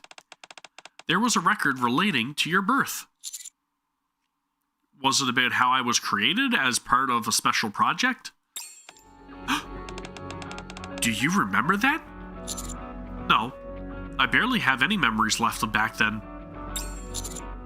There was just one short memory that popped into my mind a while back. I see. You're correct. You were a child born as part of a project. It's called Project AD, right? Yes. How did you know that? In that case, can you tell me more about Project AD? You want to know about Project AD? You don't have to tell me everything. I'd be happy even with just a hint at what kind of experiment it was or what they were trying to research. It's the only way I can know what I was born for and what I even am. Friend, are you not able to answer? Just a moment. I'm going to review the terms of my contracts to see if I'm allowed to answer this question. Snow Crane closes her eyes. Not long after, she opens them again. It is completely confidential. Of course it is! In other words, I'm sorry. I'm afraid I can't share anything with you. Divulging such details about the project would be a clear violation of my contract. Only a select few within the Ark even know of the project, meaning it's as confidential as can be. I see. Instead, while it may not fully answer your question, I can at least explain why the project was created. Would that be all right? Yes, yes it will. I'll take any information I can get. Please tell me. Very well. This is a story about a very old contract. Oh, come on, man, the cliffhanger, dude. Don't do that to me. I've only got 1 minute left before reset, though, so I'm going to complete this challenge really quickly before I lose. Oh, wait, I already did. Okay, how? Did I do that? I don't remember doing that. Did I do that? I guess I did that. Did I do that? Weird. I don't remember doing that. I know, right? I did do that? Okay, apparently I did that. That was good foresight, Gavin. So we got reset in like literally a minute. So I'm gonna just say, I can't remember what Project AD stands for, but it's probably something related to, you know, us just being able to command the NIKKEs and all that stuff. Somebody tell me what AD means. I just remember Project MMR, or MM, sorry, Project MM, Mechanical Messiah. AD stands for something as well, but I don't know. Maybe we'll get to see it in the next part. Okay, reset has officially happened. We should have 5. There it goes. It just repopulated. We're good to go for the next 2. Let's continue. Let's continue. Thank you for bearing with me while I stalled for reset. That was perfectly timed, dude. If only I could do that every stream. Entering combat. All right, let's go. Dude, I really like Snow Crane. Are you doing okay? And not just because of the cover idol pose. She's just a great character. Just a great character, that's all. Yep. That's all it is. She holds a lot of secrets, though. She just can't divulge anything, unfortunately. This was all thanks right, let's go. to your Let's go. Splendid leadership, friend. A long, long time ago, in a galaxy far away, when the Raptors had only just begun to invade the surface, there were 2 big forces, the United Forces of Humanity, a government military that fought the Raptors, and a group known as VTC, a religious order that possessed advanced scientific technology. Which one were you working for? Please tell us. It's the project that gave us Vophouse and super healing? Yes, that's right. But it stands for something, right? Project AD, advanced or something? I don't know. I don't know. Somebody's got to know the actual like acronym. Those 2 forces joined hands to fight the Raptors. But around the time they finally accepted defeat and decided to retreat to the Ark, the United Forces of Humanity made a major decision. In order to secure the technology they lacked so that they could better govern the Ark, they chose to merge with VTC and take on a new name, the Central Government. So that's when they started calling it that. That's right. Many people believe the merger was the end result of a power struggle between the 2. But I think they simply decided that neither side could defeat Raptors on their own. And then also, you know, maybe, possibly, a certain commander in the past might have completely devastated VTC. Possibly. When that agreement was reached, the 2 sides each presented their conditions for the merger. What were the conditions? VTC wanted to continue the research they had conducted on the surface, so they entered into an agreement with Missilus Industry, forming the Independent Research Institute known as MMR. Meanwhile, the United Forces of Humanity wanted to develop technology that would help humankind. So they requested that VTC share its miraculous scientific advances. Technology that would help humankind. Yes. There were many more conditions besides those. But those are the 2 biggest ones I'm able to mention at the moment. Also, when representatives from each party gathered, the following statement was added to the agreement. This agreement has been made under the supervision of Veiled Order, a squad that exists to serve as witness to contracts. Should either of the two parties violate any of the aforementioned terms, they may be suppressed by force. Wait. Were you there when this agreement was made? Yes. I was there both to witness the agreement and to observe that the contract is upheld. That was one of the many reasons I remained underground until now. I see. In regards to into one of those technologies that would help humankind, you may have heard me refer to someone as you-know-who earlier. They offered themselves up as a test subject. She is incredibly old, Lupin. Incredibly old. In exchange for getting MMR to begin a particular research project. Project AD. The very same one you're interested in. Anderson? Project Anderson? Who is this person? Someone who dreamed of making the world a better place. They wanted the Ark to serve as the starting point for that, so they embarked on many different endeavors. Oswald? Project AD was one of those. Also, I just thought of one more thing connected to Project AD. Maybe it was Oswald. You've heard it mentioned many times today. Obviously, it wasn't Anderson. He didn't offer himself up. I mean, he may have been a part of the project, but I don't think he offered himself up. I have? Yes. The miracle drug that extends the human lifespan. Evergreen. This person was able to get it mass-produced. As a direct result of their involvement in this project. So Evergreen is related to Project AD. They were a really great person. Not only did they kickstart Project AD, but even the contract that you helped me wrap up today was one of the many good things they did for the Ark. By which you mean, they established the foundation you've been talking about? Yes.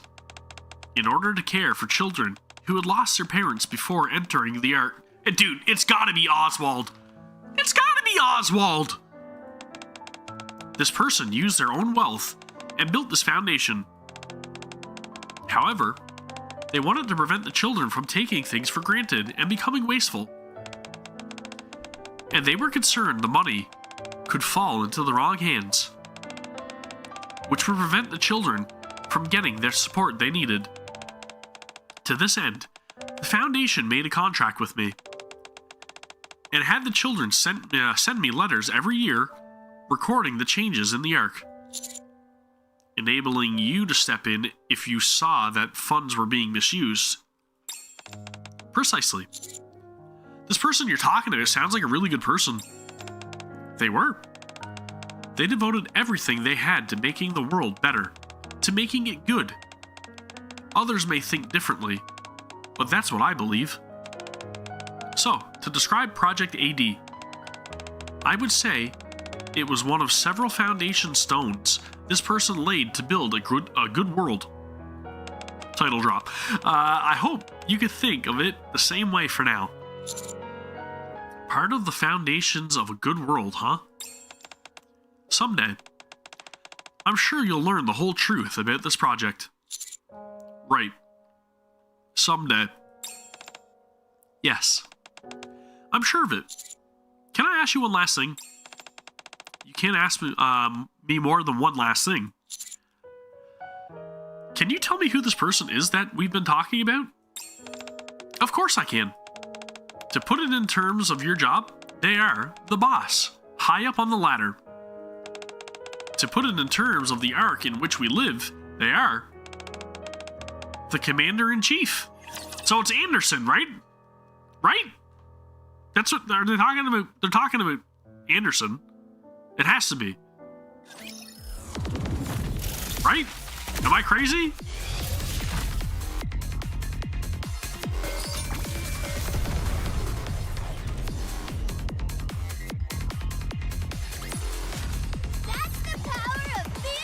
Oh, it's his boss. Okay, my bad. My bad. My apologies. My apologies. The commander-in-chief. Yes. So the Commander-in-Chief really does exist. My bad. I forgot. Okay, Deputy Chief, Commander-in-Chief, my bad. Sorry. My apologies. Forgetful. Alright. It's my old age. Honestly, I thought it might actually just be a title with no person behind it. It's quite natural that you would think that way. They are currently unable to meet with anyone. Ah. So that's why the letters said they couldn't come. Yes.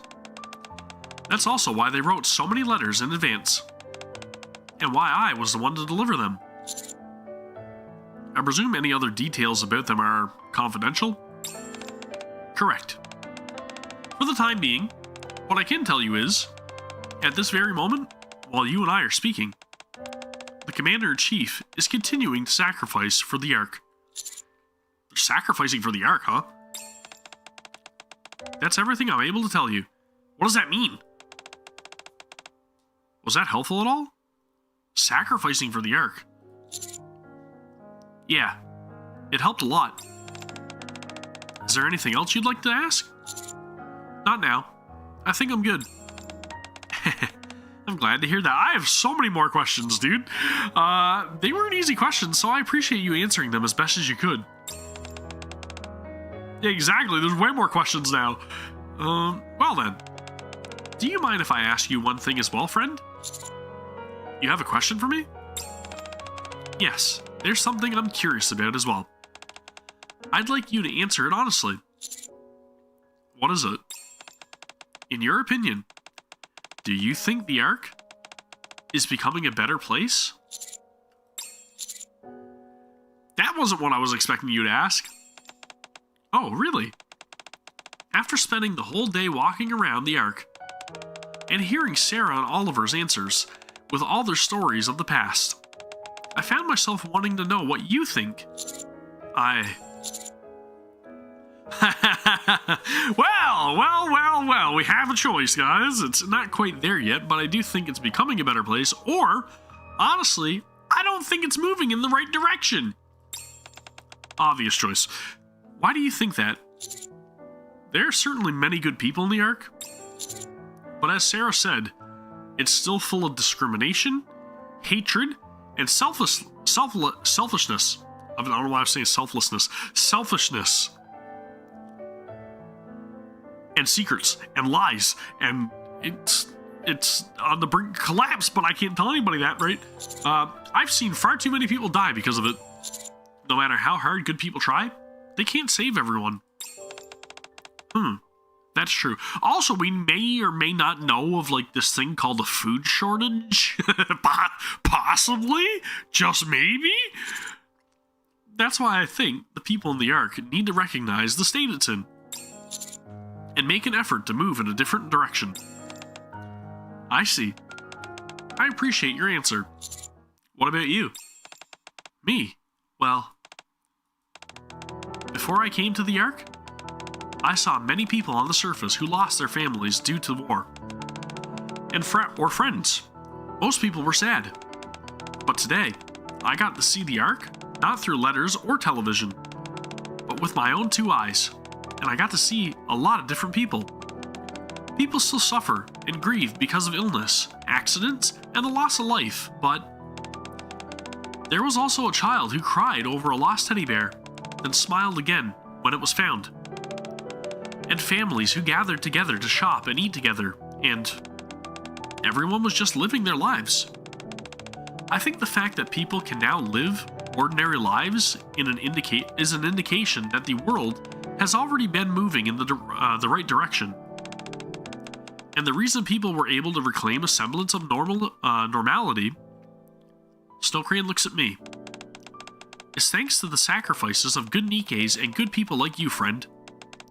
So I think everything will be alright. No matter what kind of place the Ark may be now, good people will continue striving to create and maintain a good world. And the world will keep moving in a better direction. I also believe you will stand at the center of it all, because you're a really good person. I'm really not. You can see now that I only helped you because there were things I wanted to ask. Oh, Is that what was bothering you earlier? There, there. Snow Crane pats my back. Tell me, when you first took me to the train station, or when you comforted the child who lost teddy bear, or lost her teddy bear, was that all because you wanted to ask about your past? Well, also, who says a good person can't have their own motives? Having your own desires and hopes doesn't make you a bad person. What matters is what you choose to do with those feelings, how you act. I told you before, nothing in this world is only natural. In the end, it all comes down to the choices we make. So I think you are a good person, friend. And I'm certain that the future you're working to create will become the good world that I dream of. Talk about pressure. Oh, I didn't mean to make you feel stressed. Not every choice I make will necessarily be for the sake of a better world. I'm only trying to protect what matters to me. Then how about this? I'll watch over you. Are you proposing we enter into a contract? No. We don't need to enter into any contracts or make any promises. I just want to observe. To see the world you create. That'll give me my answer, I think. About the direction the world you build will take. And whether it will be the good world that I dream of. Does that mean you won't be staying underground anymore? You won't be able to observe from down there. I suppose that's true. Alright then, watch over me. But only after you've experienced the arc for yourself, not through letters or a TV screen. Once you've done that, let's talk again. We can discuss whether the world is becoming a better place. Are you worried that I've been underground for too long? See, you really are a good person, friend. You've grown up to be such a nice boy. Snow Crane strokes my cheek. Think I'm starting to get used to being treated like a child. Alright, it's settled. I won't stay underground anymore. I'll live here in the Ark and watch you with my own eyes. Snow Crane smiles brightly. Let's talk again someday. Alright? Good World, the end. There it is, Good World story complete. We do have the hard mode bonus scene as well. I know that I didn't do the hard mode bonus scene or whatever for the last event and all that stuff. I am still planning on covering all of the NIKKE events. I was just kind of going through something recently where I'm like, I don't really know 100% what I'm doing right now. And I'm sorry for that, guys. Like, it's just kind of like... I pay attention to metrics maybe a little too much when it comes to like video performance and stuff like that there, and it kind of sucks whenever like I put out a great video and then like I do a stream or whatever and views are like significantly lower and whatever else. But I think it's very normal for any YouTuber, right, or anybody that's trying to create a YouTube channel. Just one of those things, right? It's the side story that'll get me? Well, we'll see. We'll see, because we're going to cover that next. Yeah, that's right. That's all a part of the stream, man. This is not done yet. We are not done yet. But I will say that Good World is a good event so far, and I did very much enjoy it. I am very much looking forward to the hard mode bonus scene and seeing if there's any more tidbits of information about possibly who the Commander-in-Chief could be. Maybe we'll see that in the side story as well. I have no idea, but we'll see. We will see. So, let's continue on, after I make all my purchases here, right? Okay, you know what, I'll buy this one just for the sake of it. There you go. Let's get out of here. And now we're going to go do the side story, after I very quickly blow my nose.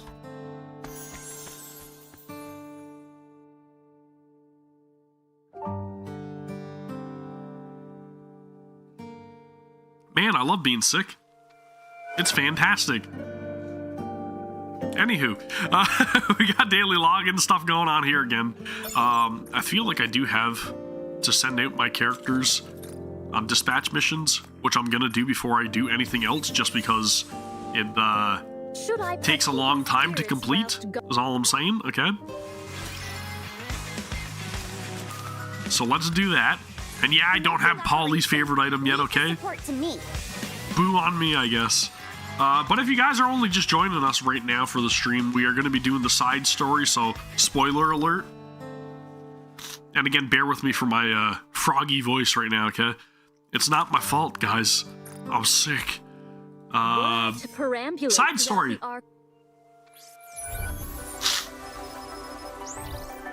When? I don't know. I don't know, man. I don't know. Pretty Star. There it is, okay? We've completed all the other ones, but now we're doing Pretty Star. And yes, we do have Chapter 42 completed. I actually just completed Chapter 42 hard mode, so... Hey! Let's continue onward. Part 1. Time for some spoilers for the side story for Anise and her past, alright? Let's read. Mustang stares at the brilliant light beyond the monitor. He closes his eyes slowly, and memories of the past flicker across from his mind like a fast-moving film. Pretty. Nice, dude. I don't have to read as much, so that's going to be a lot less annoying. I'm off. Whoa! Frisia! Holy shit, dude! Whoa! Was not expecting that! Holy shit! Is Frisia pretty? Well, I mean, she's pretty, but is she, like, pretty? The NIKKE? Holy shit, dude. She's got a goddess hat on, too. That's freaking cool. This says level 5? Is that level 5? What the shit? Very well. Go on, then. Oswald! What? Oh, right. I'm going to be a little late today. I've got an important meeting, so I'll grab dinner on the way. Just go ahead and eat without me. Holy shit, dude! You've been out quite a lot lately. She looks very familiar, though, right? Like this, dude, she has grown. Well, you know how it is. It's crunch time. Her hair reminds me of Rappy's hair a little bit, though. I'm not gonna lie. Performance reviews are coming up, and that's when they decide who gets promoted. So, yeah, I've got to pull a few strings. Hey, what's wrong? No, it's nothing. Oh, now that I remember, didn't you say you were meeting someone today too? Yes, I'm meeting a former colleague. Oh, from Special Ops? Are you going back to being a hellhound? Dude, she is grown up like... Holy crap, that is... What a blindside. Didn't we agree not to bring that up? Well, that's what I was kind of thinking too, Danny, because I'm like... I know level 5. Yeah, I played their games. But it's very interesting because I would have think that like level 9 would have been, you know, a little like shout out to all the people that have been following Cosmograph and all the music for NIKKE. That would have made more sense to me, but I wonder what level 5 pertains to in this game. It's not exactly the sort of past to joke about. Level 5, the game developer, has made some of my favorite games though. Not gonna lie, dude. Like Dark Cloud 1 and 2 and Rogue Galaxy? Come on, man. Absolute classics. And Ash just brought some chicken and rice and wait, no, chicken and noodles. Pasta. This looks freaking great. I'm gonna show you guys before we continue the story because that's what we do here. We gotta share, okay? We gotta share our foods. Look at this, man. We got chicken and pasta and it's covered in all kinds of Parmesan Reggiano, okay? Fantastic.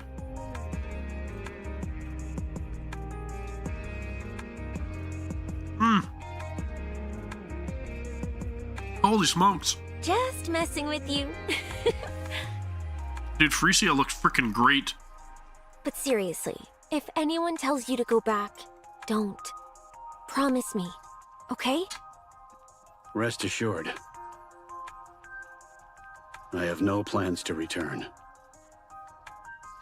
Good. It's peaceful now, so you don't need to do that anymore. Oh crap, I'm late. I gotta go. See you tonight. Late? All right. I'll see you this evening. Dude, he's such a dad. He's in dad mode now, 100%. I mean, he was kind of a dad before, but like now he's like full dad mode, okay?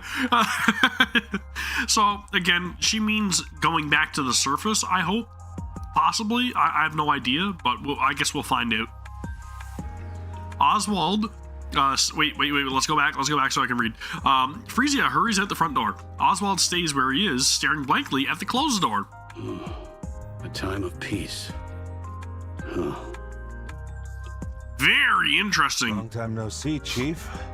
I'm no longer with Special Operations. Then who are you with? Still, I can't just call you Oswald. Very well. Just call me whatever's easiest for you. Hellhound. Wow, it's been ages since you hung up your boots. Indeed. It has been quite some time. Then why are you still strapped? Is that obvious? Nope. It's perfectly hidden. Only folks in our line of work would notice.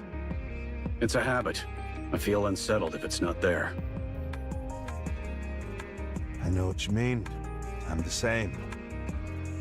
Dude, White Knight Chronicles is freaking amazing. Part 1 and Part 2. It's very unfortunate that they did not release Part 3. That kind of sucked, man. Like, that really hurt. But I guess it's just because the games didn't really perform very well. But White Knight Chronicles was fantastic. Me and Ash used to play it all the time on PS3. And Rogue Galaxy, one of my favorite games ever. Dragon Quest 13 was level 5? Because I thought Dragon Quest was, well, yeah, I guess they did they have a part in it? I don't, because Dragon Quest was Enix, right? Like Square Enix? How's everything been with you? I'm doing well. The work itself is quite rewarding in its own way. Heard you're the training advisor over at Elysion now. Figures. I can't think of anyone better for the job than you. They've been treating me very well, though the workload has been easing up a bit lately. The man sitting across from Oswald gazes at the cafe window. Outside, members of the NIKKE Rights Committee walk down the street, holding their picket signs high. Yeah, makes sense. They're slowly replacing us with NIKKEs. Whoa, not good. After all, the dangerous high-skill stuff isn't for us anymore. Perhaps it's time you gave retirement some thought as well. No worries, Charboo. Appreciate it, man. We can't really keep going even if we wanted to. After all, Special Ops is exactly the kind of work a NIKKE is built for. Now that folks are retiring left and right, it's probably best to leave while the benefits are still good. Yes, times are changing quickly. It might be wise to start looking for something you can take on immediately. Sometimes, I really miss those days we're out on operations together, Chief. Is that so? Oswald brings a cup to his lips and takes a sip. I don't miss it. I like how things are now. It's because you're a dad now. You've really changed since I last saw you. Oh, really? Can I ask you something? Shoot. Of course. Why'd you retire? Ooh. It's because of Frisia. You were the one who made sealing the Ark possible, and a big promotion was just around the corner. Sure, the Goddess Squad ran off at the last minute and caused a mess, but that wasn't on you. I'm sorry. No, that's quite all right. Anyway, I can't for the life of me figure out why you decided to retire. I honestly didn't think I had it in me to take on that kind of work anymore.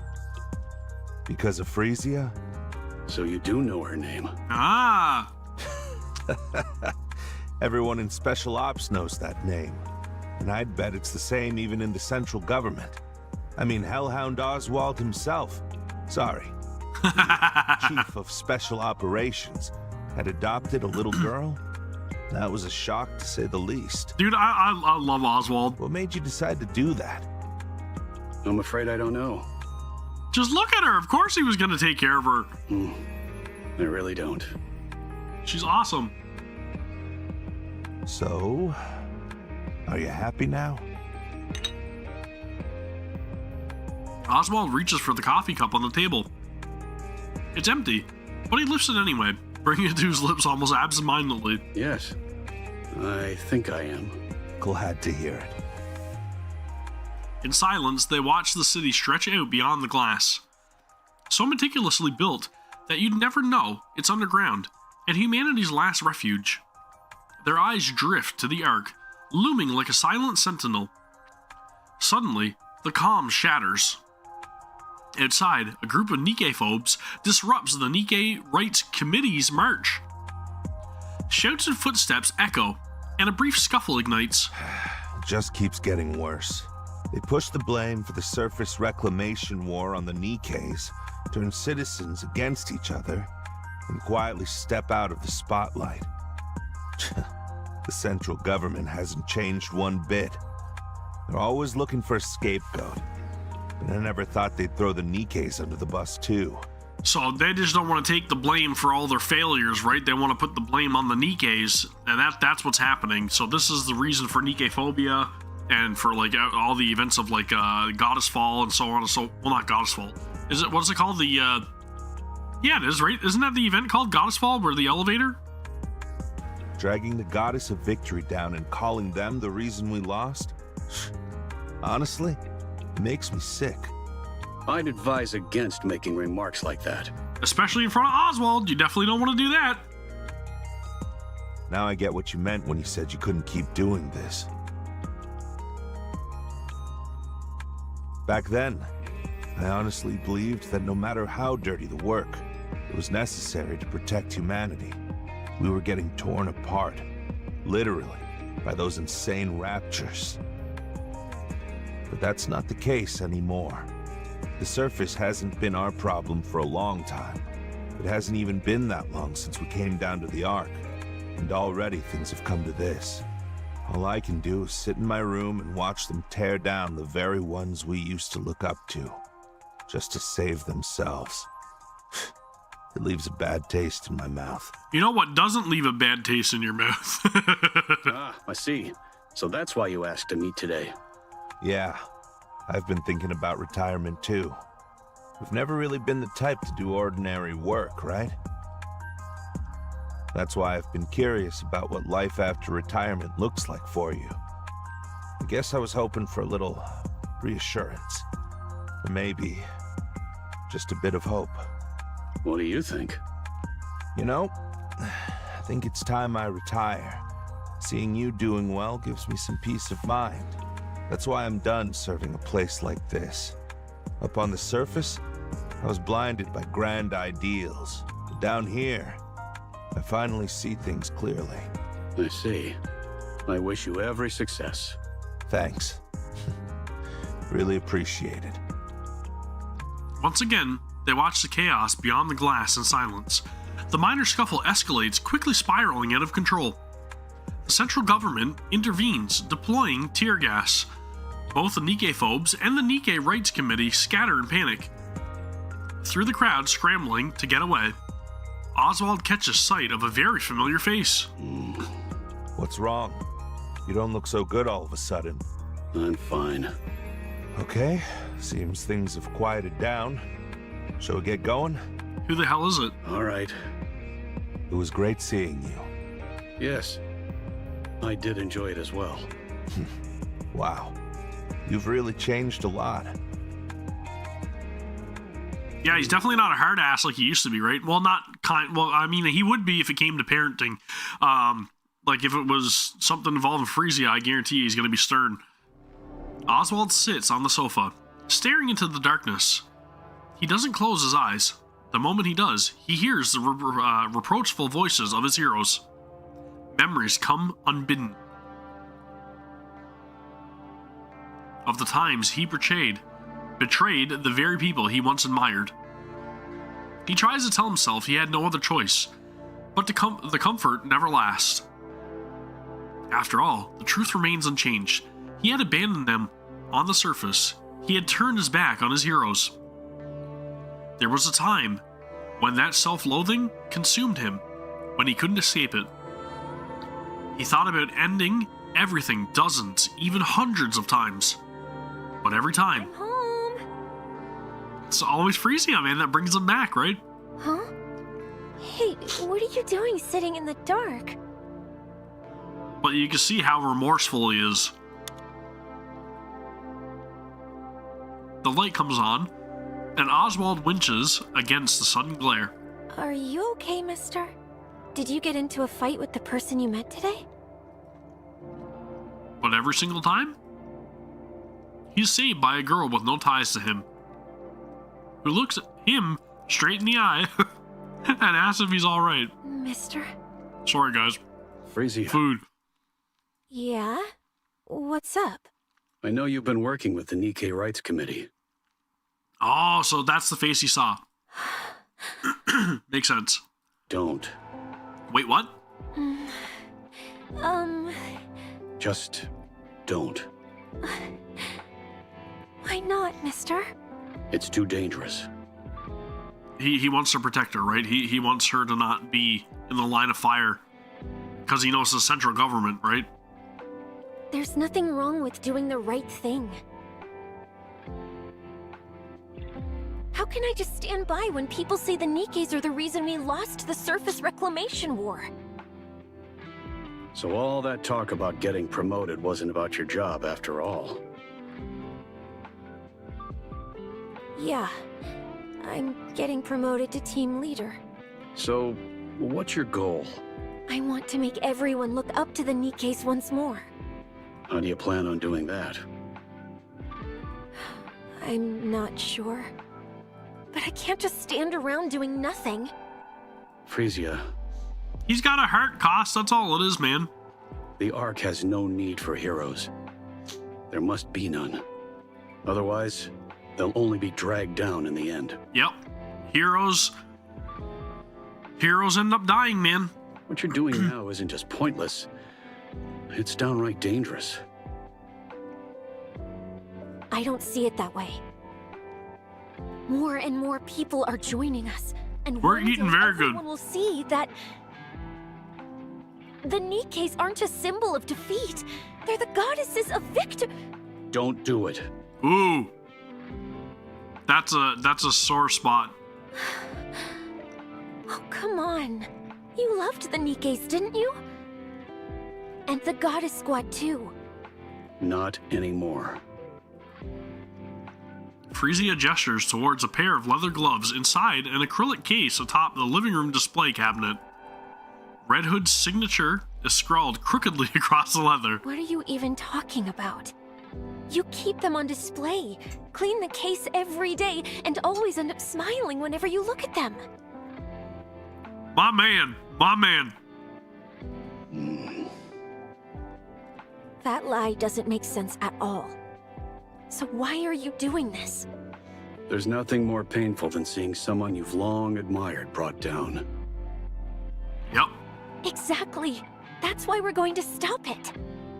Well, that's what he's saying, right? He doesn't want there to be any more heroes, because if there's heroes end up, like I said, putting themselves in the way of danger. Obviously, yes, it's for the good of people, but it oftentimes does not end the way that you want it to end, right? Like heroes fall. You can't stop it. The top brass won't allow it. I know. The central government needs a scapegoat, and I get why they're letting those Nikke phobes run wild. But are we just supposed to stand by and watch the Nikkes who risked their lives for us get treated like this? I wish we could do more. But for now, we can only stand by. Now that I'm a team leader, I can do so much more, and the committee gets to decide what it wants to take on. You're looking at having a choice a bit too optimistically, aren't you? Oh, am I?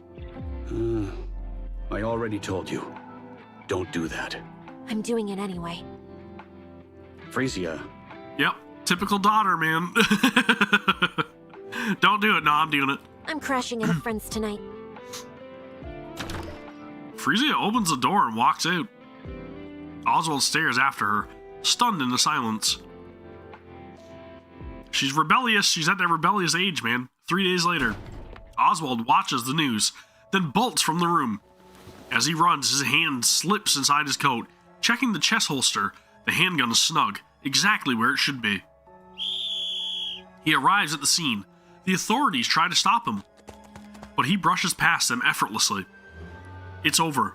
The plaza is a wasteland. Shattered furniture and broken equipment lie scattered everywhere, and lifeless bodies are strewn across the ground. Oswald scans the faces quickly. Relief washes over him when he finds that she's not among them. He exhales, and his phone rings.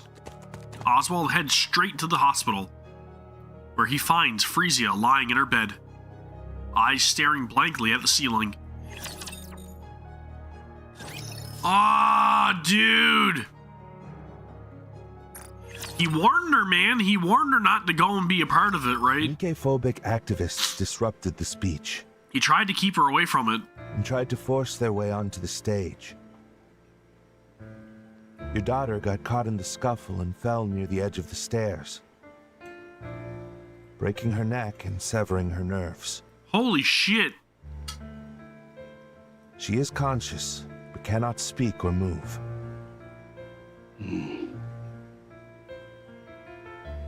Oswald listens quietly to the police officer's dry, emotionless explanation. His eyes meet Frisia's, but he can't hold her gaze and looks away. It appears your daughter previously signed a consent form for posthumous Nikke conversion. In special cases like this, conversion can be done even while she's still alive. So she believed in Nikke so much that she made the choice to become one if she had to be, right? The decision rests with the legal guardian. Is there any chance of recovery? According to the doctor, there's no chance of recovery. They say miraculous recoveries do happen, but outside of that, improvement is impossible. Holy shit, dude. I see you've held a senior position in the central government for quite some time. That gives her a significant advantage during the conversion process. You'd also be able to choose the manufacturer. If she's not going to be a mass-produced unit, you can even choose which squad she'll be assigned to. How would you like to proceed? I'll need some time to think this through. Understood. How long should we wait? Holy shit, dude. I'll contact you directly. So we're finally learning what happened to Frisia. Noted. Because we've been asking this for a while. Please be aware that we can't be reached by phone on the weekends. Got it. The police officer steps into the hospital room, leaving behind only the beeps and whirs of machines. Frisia, do you want to become a Nikke? Frisia blinks. Silence hangs in the air. After staring at Frisia for a long while, Oswald finally speaks. I don't want that. I can't bear the thought of you forgetting me. Holy shit, dude. Oh man, that is coming fast out of nowhere, dude. Oh. Dude, my mind is immediately like thinking about my own daughter, dude. Holy shit, that hit hard. So, promise me you won't forget me. Aw, man. Why you gotta do this to me? Frisia blinks, tears streaming down her cheeks. All right. Until next time. Frisia blinks, and Oswald reaches for his phone.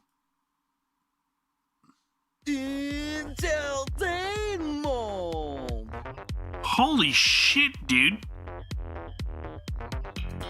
Mustang. Swagged up. What the hell? What the hell? VIPs of the hour, mes amis. Holy shit, my man! Listen to this music!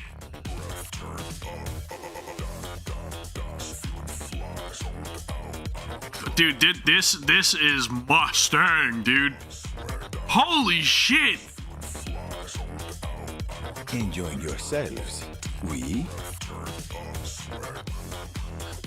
It's no goddamn wonder that all the Nikkes wanted to follow him, man. What the hell? Soft murmurs ripple through the eye. Holy shit, dude. Holy Mustang. Ooh la la, barely a whisper. Even his voice. Tell me, did les spectacles tickle your fancy, Michelle? The audience erupts in cheers.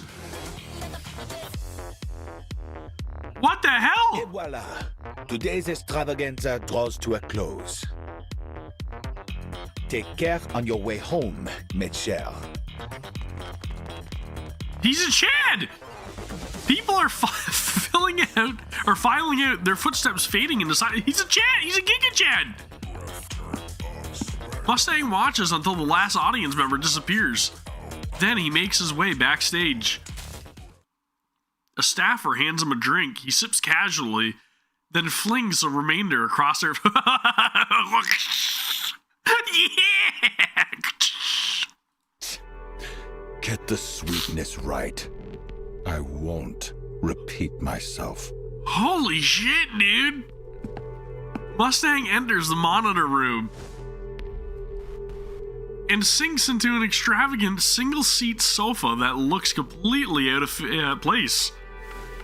A handful of staff rushes to his side, touching up his makeup, spritzing perfume, and fixing his... Dude, this dude is like... This is Giga Chad Mustang. Which genius handled the lighting today? That'd be Richard. Hanson, you're fired. Fire him. Holy shit, dude! Glare's unbearable. I am beside myself. This is a Mustang I could get behind. How'd something like that even make it into the Ark? I feel like the other Mustang is the one that gets behind you. The setup's exactly Sorry. the same as always. Do you have any idea how blinding those things were today? Richard has been with us for 3 years, and this is his first mistake. Dude, what a hard ass. Fire him. Now. Understand? And what's with the audience tonight? So lukewarm. Pathetic. Every last one of them. He's gangster. I give them a rare performance like that, and this is the thanks I get? I'll look into it. Who's in charge of marketing? Bring them to me. He's just stepped out to the restroom for a moment. Didn't I say to wait here until the show's over? Am I a joke to you? Man, he is not messing around. He's been unwell with gastroenteritis for the past few days. I was worried it might get worse if left unattended, so I sent him to the restroom. Hanson, you're fired. And just who do you think you are? Who gave you the right to run the show while I'm away? That's not the case. Not a single thing meets my standards. And it's sweltering in here. AC, now! Right away. So, how are the ratings today? 4.1%. Unfreaking believable. Wasn't it 7% just last week? Indeed it was. And 12% the week before that? Dude, he's intimidating. I love it. Why the hell are the ratings still dropping? Our survey shows that the biggest criticism is a lack of novelty. Mustang kicks Hanson square in the shin without even standing up. Do you think that's what I asked for? I told you to come up with solutions, countermeasures. And here I am, parading on stage like some miserable clown, blowing kisses for everyone to see. And you, what exactly have you been doing? Maybe he's just too intimidating. Maybe that's why he needs to change into the Mustang that we know now. Hey, Hanson. Answer me, Director Hanson. He kicks Hanson in the shin again. I believe the main reason is the lack of new faces. The NIKKE celebrity project we had invested so much time and effort into was practically cancelled. Oh! At this point, there's no way for a NIKKE celebrity to make an appearance. It's all thanks to them royally screwing up that damn surface reclamation war. That seems to be the main reason. Public opinion of NIKKEs in the Ark has grown highly hostile. So the central government's been screwing over Mustang and his ratings inadvertently, more than likely, right? I don't think they're doing it intentionally, but he's being caught in the crossfire. So it's an inopportune time for a NIKKE celebrity to step into the spotlight. Hansen, do you have any idea how much I poured into the pockets of those big shots when the Ark was built? I'm not sure. A lot. A whole damn lot. More than you could even dream of. And I kissed every ass I had to, all while spouting some crap about the good of humanity, just to get my hands on NIKKE manufacturing tech.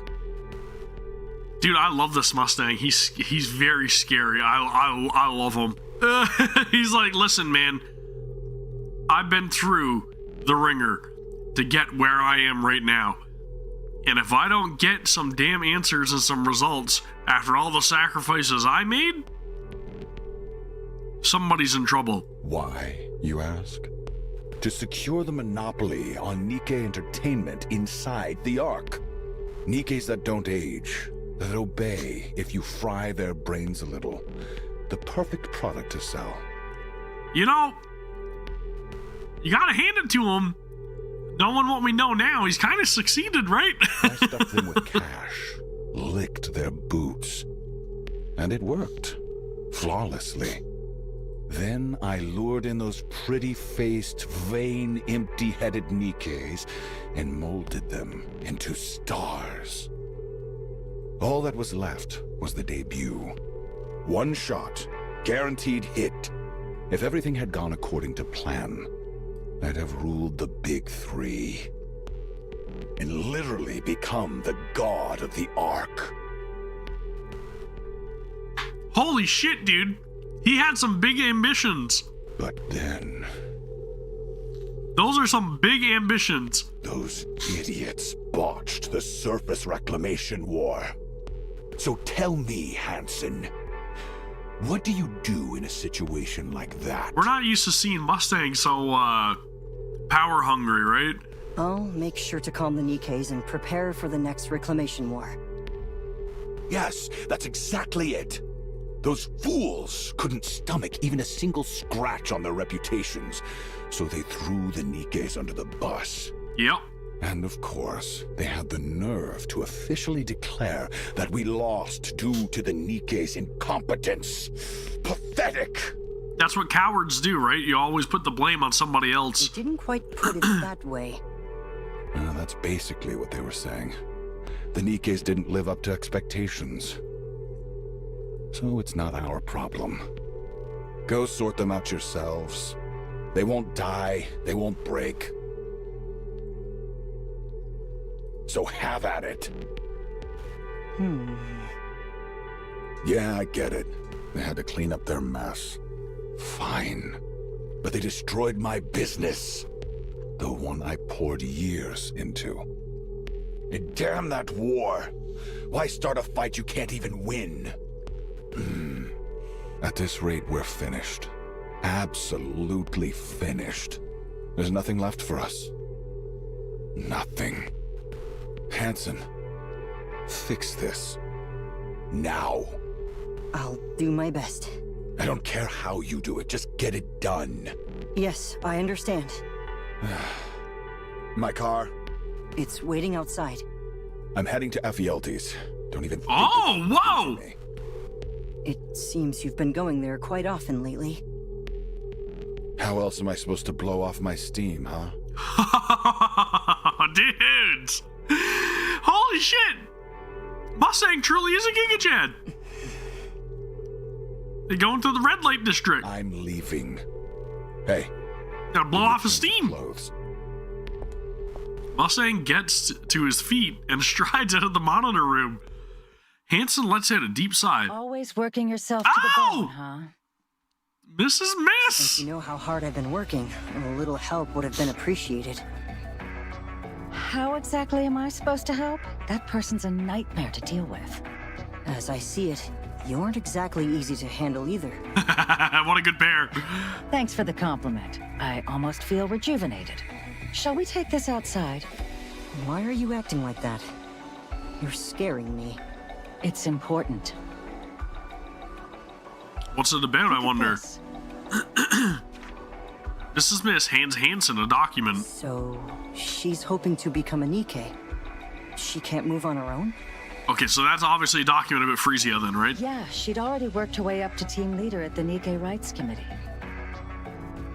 When the NIKKE phobes attacked her, completely severed her nerves, poor thing. Okay, but what am I supposed to do with her? Let's bring her in. Pardon? A woman who died tragically while campaigning for NIKKE rights. Reborn as a NIKKE, she's back to fight for the goddesses of victory in her own way. Quite the picture, huh? Are you suggesting we bring her into the entertainment industry? That I do. We don't even know what kind of talent she has. At this point, her story is her talent. If we play our cards right, it could flip everything in our favor. Dude, this is crazy. Like, this is a crazy amount of backstory that we've been, again, wondering about for a very long time. And we're finally getting some answers. True. We're doing this, then? Yes, I'd appreciate it. We all understand now, right, that evidently Frisia is going to become pretty, even though she's already pretty. She's going to become the NIKKE pretty. And now we understand why Mustang holds pretty in such a high regard and why Mrs. Miss holds pretty in such a high regard. It's because of who it is. Mister. Yes, it's me. I know I had my predictions in the past, and I'm very happy to admit that I'm completely wrong. Frisia is evidently not Alice. So glad I remember everything. Yeah, that's a relief. So, where was I made? Tetraline. Tetraline? Why there of all places? They said the chances of memory retention would be highest there. Oh, Oh, interesting. yeah. I think that was a great choice. How are you holding up? Very interesting. I'm doing great. Everything feels totally normal. Like I'm still a human. I don't know if we knew that tidbit of information, but I don't recall it, so that's very interesting to me. It's crazy to think that not long ago, I couldn't do anything and was just lying there. That won't happen again. Yeah, looks like I don't have to worry about breaking my neck anymore. Should have done this ages ago. Frisia, that's enough. I've come this far, so I can't stop now, can I? NIKKEs are managed by the Big Three, but they answer to the central government. There's no way the government would allow their rights to expand. From the government's perspective, the NIKKE phobes are useful. So you think it's okay to just let it be? There's no helping it. Huh. I don't think so. Now that I'm a NIKKE, there's so much more I can do. I'll make it happen, no matter what. You gotta admire the dedication though, right? Sorry, I'll be right back. I need to take this call. She's determined. Sure, go ahead. She's gonna change what people think of NIKKEs. Secure line. Oswald speaking. Chief, I heard your daughter became a NIKKE. Does she still have her memories? Yes, her memories are intact. Oh, thank goodness. And since she's your daughter, I took a quick look at the data just to make sure everything looked normal. And? Frisia, she's born to do this. Born to do what? I'm not sure I follow. Her combat skills are no joke. If I had to exaggerate a bit, that's Lillyweiss for you. Holy shit! Really? Of course, she's not quite at Lillyweiss's level, but she's close. Holy shit, dude. Honestly, there's nothing stopping her from becoming the next Lillyweiss. Wow! Chief, you still there? I have a favor to ask. Oh, yes. Go on. So, again, right, what we're seeing here now is they're really building up the Star armament, essentially, right? The Star armament, they're really, like, building up its power. Could I ask you to alter the data? At this stage, becoming the next Lillyweiss wouldn't do any good. She'd just be used as propaganda by the central government. More people would end up dying pointlessly on the surface. That's true. And one person alone can't change anything. But Chief, the mere fact that there's a successor to Lillyweiss at this point... Please, I'm asking for your help. I can't let my daughter be sent to the front lines. Pulling the father-daughter card on me, huh? That's a low blow. I apologize. All right, leave it to me. I'll make her look like just another ordinary NIKKE. Would that be possible? No, she will not be. Nothing we haven't handled before. Piece of cake. Good thing Enix's tied up with managing the Ark right now. If everything goes according to plan, we should be able to monitor all sectors by next year. Right on time. I'll leave it in your capable hands. Sure thing. Guess I'll have to put retirement on hold for a while. Mustang's gonna have a different say in the matter, I believe. Mister? Still not done? No, it's over. Tetra just called. They want me to swing by the office. There you go. Apparently they've got something to tell me. Tetra? Yeah. I asked if my guardian could come too, and they said yes. Let's go together. This ought to be interesting. What's going on? There's gonna be a massive disagreement. Why Tetra? Why even ask? It's obvious, isn't it? They used their tech to create her. Tetra's in the entertainment business after all. They probably saw me and decided to scout me on the spot. I don't think that's the case. Say what? I mean, that's it.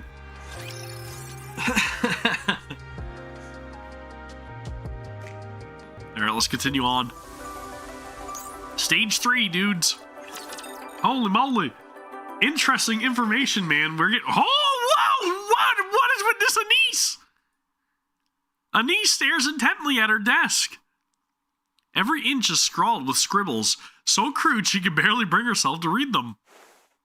She grabs a wet wipe from her bag and tries to clean them, but they won't budge. Permanent marker, huh? Anise scans the classroom. There's chatter here. Soft snores there. Music spilling from headphones. Pages turning. And through it all, she knows that they're all watching her. Who the heck did this? Huh? Right, this is human Anise, right? She gets no reaction at all, as though she's not in the room. Oi! Who the hell did this? Oi! Still no reaction. Anise strides up to a girl talking with her friends. The girl desperately tries to ignore her, but Anise leans in, their faces just inches apart. Hey, sorry to cut in, but do you know who messed with my desk? I don't know, comes from the predictable reply. Meanwhile, Anise stares at her without blinking. Was it you? Dude, she is mad. Watching the girl vehemently deny it, Anise furrows her brows in frustration. As she straightens and shouts at the class. I don't even care who did this. Just tell me why. Huh? What the hell? Yeah, she's ready to throw down 100%. If you're gonna screw with me, the least you can do is give me a reason. The classroom becomes so quiet that you can hear a pin drop. Seriously, this is driving me nuts. And it's not even the first time. Oof. So this is repeated occurrences of her being bullied in some capacity, essentially, right? So I wonder why they're picking on her.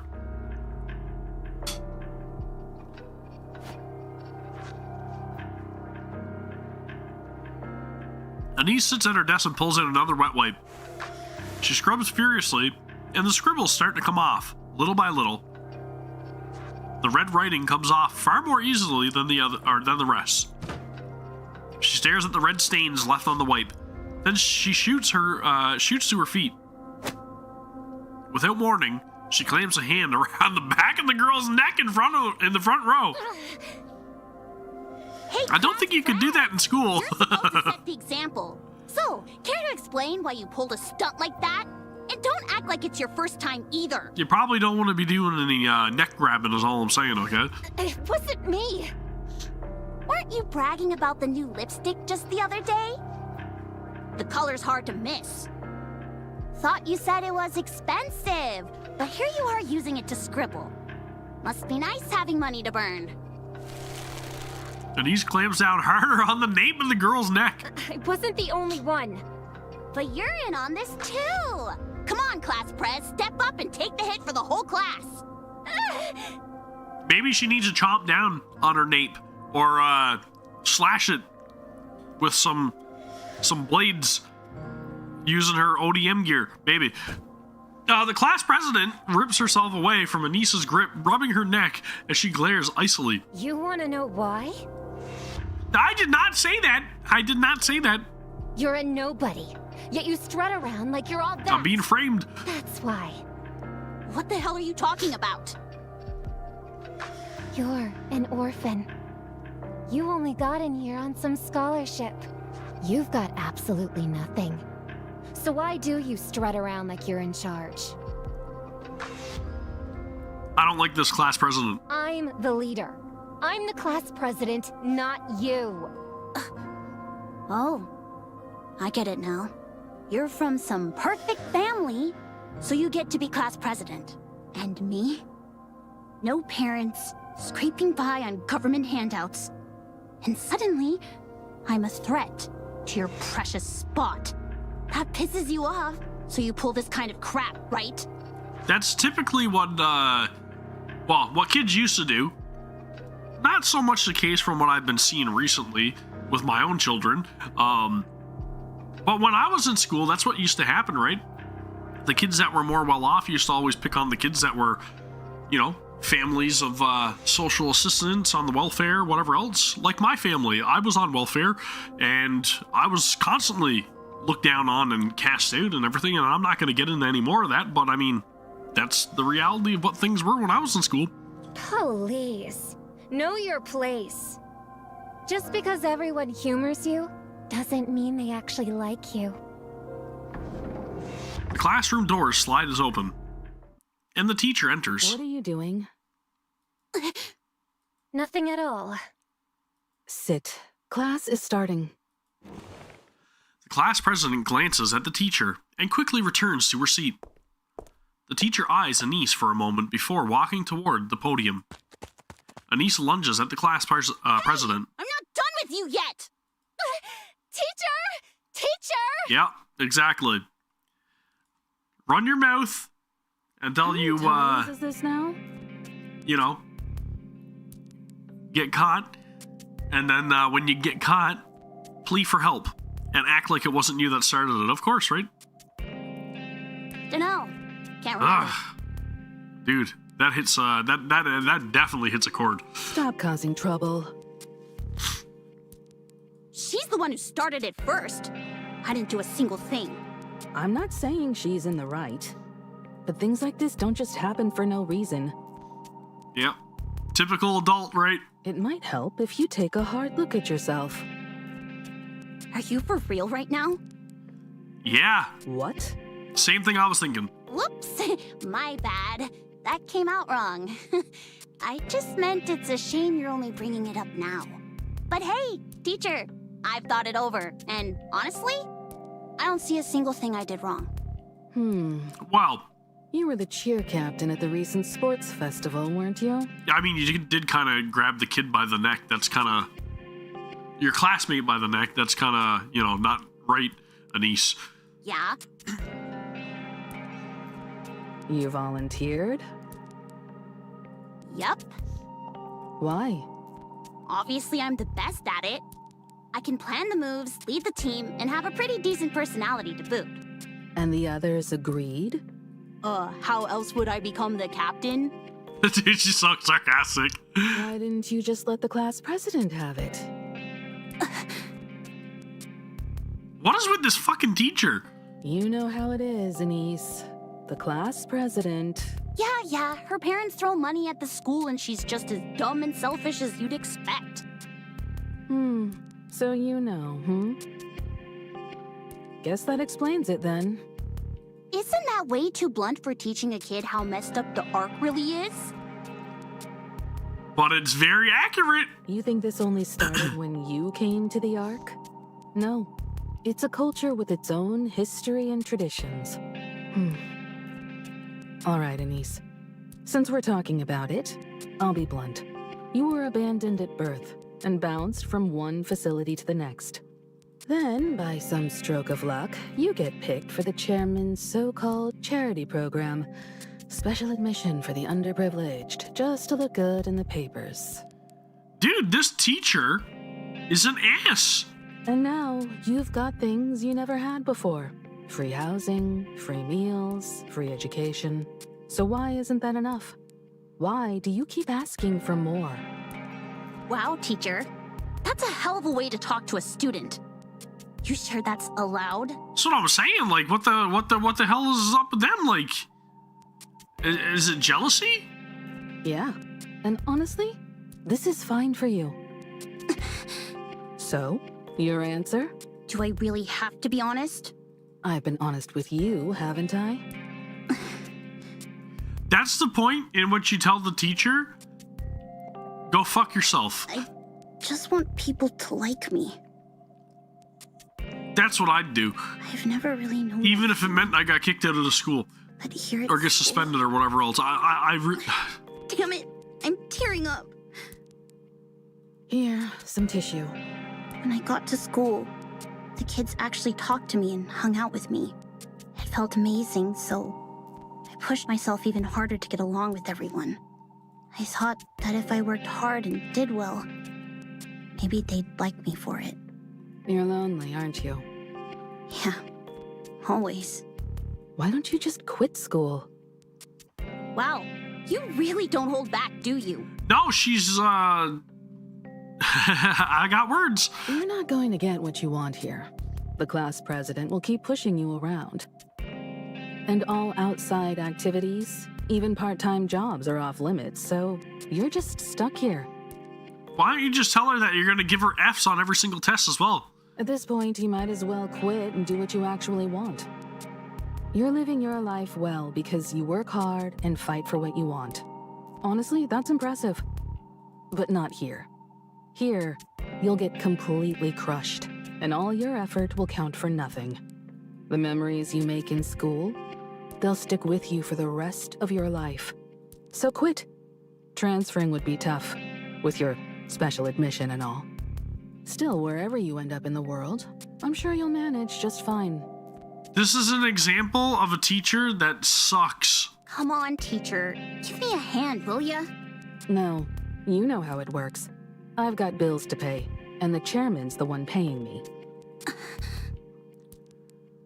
What an asshole. Think it over. Now go back to class. Teacher! There's nothing I can do. I'm sorry. Thanks for apologizing anyway.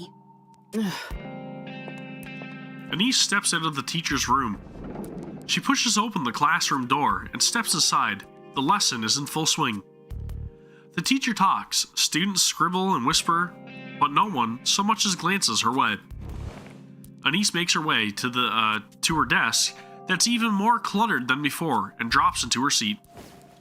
After a while, she leans forward and rests her head on the desk, awake but motionless. The lesson continues. The final bell rings, signaling the end of the day. Murmurs ripple across the room, but Anise sits there, unmoving. Gradually, the classroom grows quiet as time passes. After a long while, Anise lifts herself from the desk. The classroom is dark and empty as a loaded silence settles over her. She packs her bag and heads back to the dorm. All of her roommates' things are gone, but Anise just collapses onto the bed. Voices drift from all around, but none of them are for her. She closes her eyes and lets her memories surface. The thank you letter she wrote to a facility administrator, facility administrator left unopened in the trash. The time she asks a well-dressed peer to play, only to be slapped by their parent and splashed with water. A friend she had made who was adopted and gone before she could say goodbye. Meeting that friend years later and greeting them warmly, only to be met with an awkward, uncomfortable smile. Dancing wildly on a stage, desperate for attention. At first, the laughter she got was intoxicating, until she realized it was mocking and cried for days afterward. A volunteer who hugged her tightly with tears in their eyes told her to take care when she left the second facility. Unable to forget the volunteer, she looked everywhere, but all that remained was their cold digital gravestone.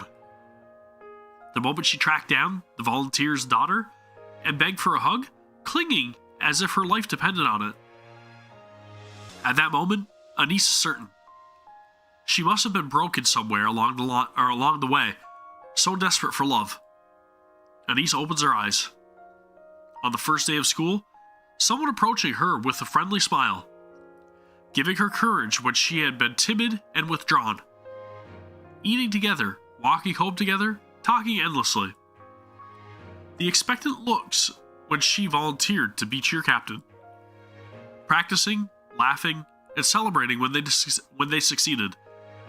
Feeling, unmistakably, that everyone liked her. And at that moment, Anise is more certain than ever. She isn't broken. She's better than she ever imagined. That's why she doesn't want to let this slip away. Even if it's fleeting, not even half a year, it's a time when she can finally like herself. Anise closes her eyes again. It's okay. I can go back. Yeah. The next day, Anise opens the classroom door and walks in. Hey, good morning. There's no response. No one even glances her way. They finally finished the construction by the school gate. Gotta admit, it looks really nice. The room remains silent. No one even looks at her. Hey, anyone got a clue what we're having for lunch? She gets no reply. No one meets her eyes. I finished all the homework. Wanna go over the answers with me? Man, what a bunch of holes. Bunch of assholes.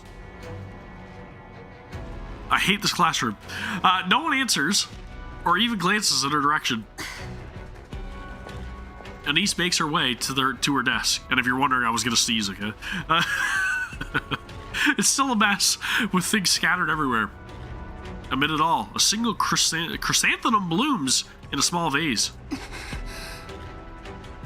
Anise feels a sudden urge to grab the vase and smash it on the class president's head. But she holds herself back. She sets the vase in the corner of the desk, pulls a book from her bag, and begins studying. Her eyes sting, and her vision blurs, but she fights back the tears. That day, she doesn't utter a single word until she returns to the dorm and crawls into bed. That's crazy, man. What a bunch of dickheads, like, to not even pay attention to her. She's literally just trying to change, right? So that way she could be a little bit more, like, you know, on the same page with them. But everybody's just being assholes to her. And that's horrible.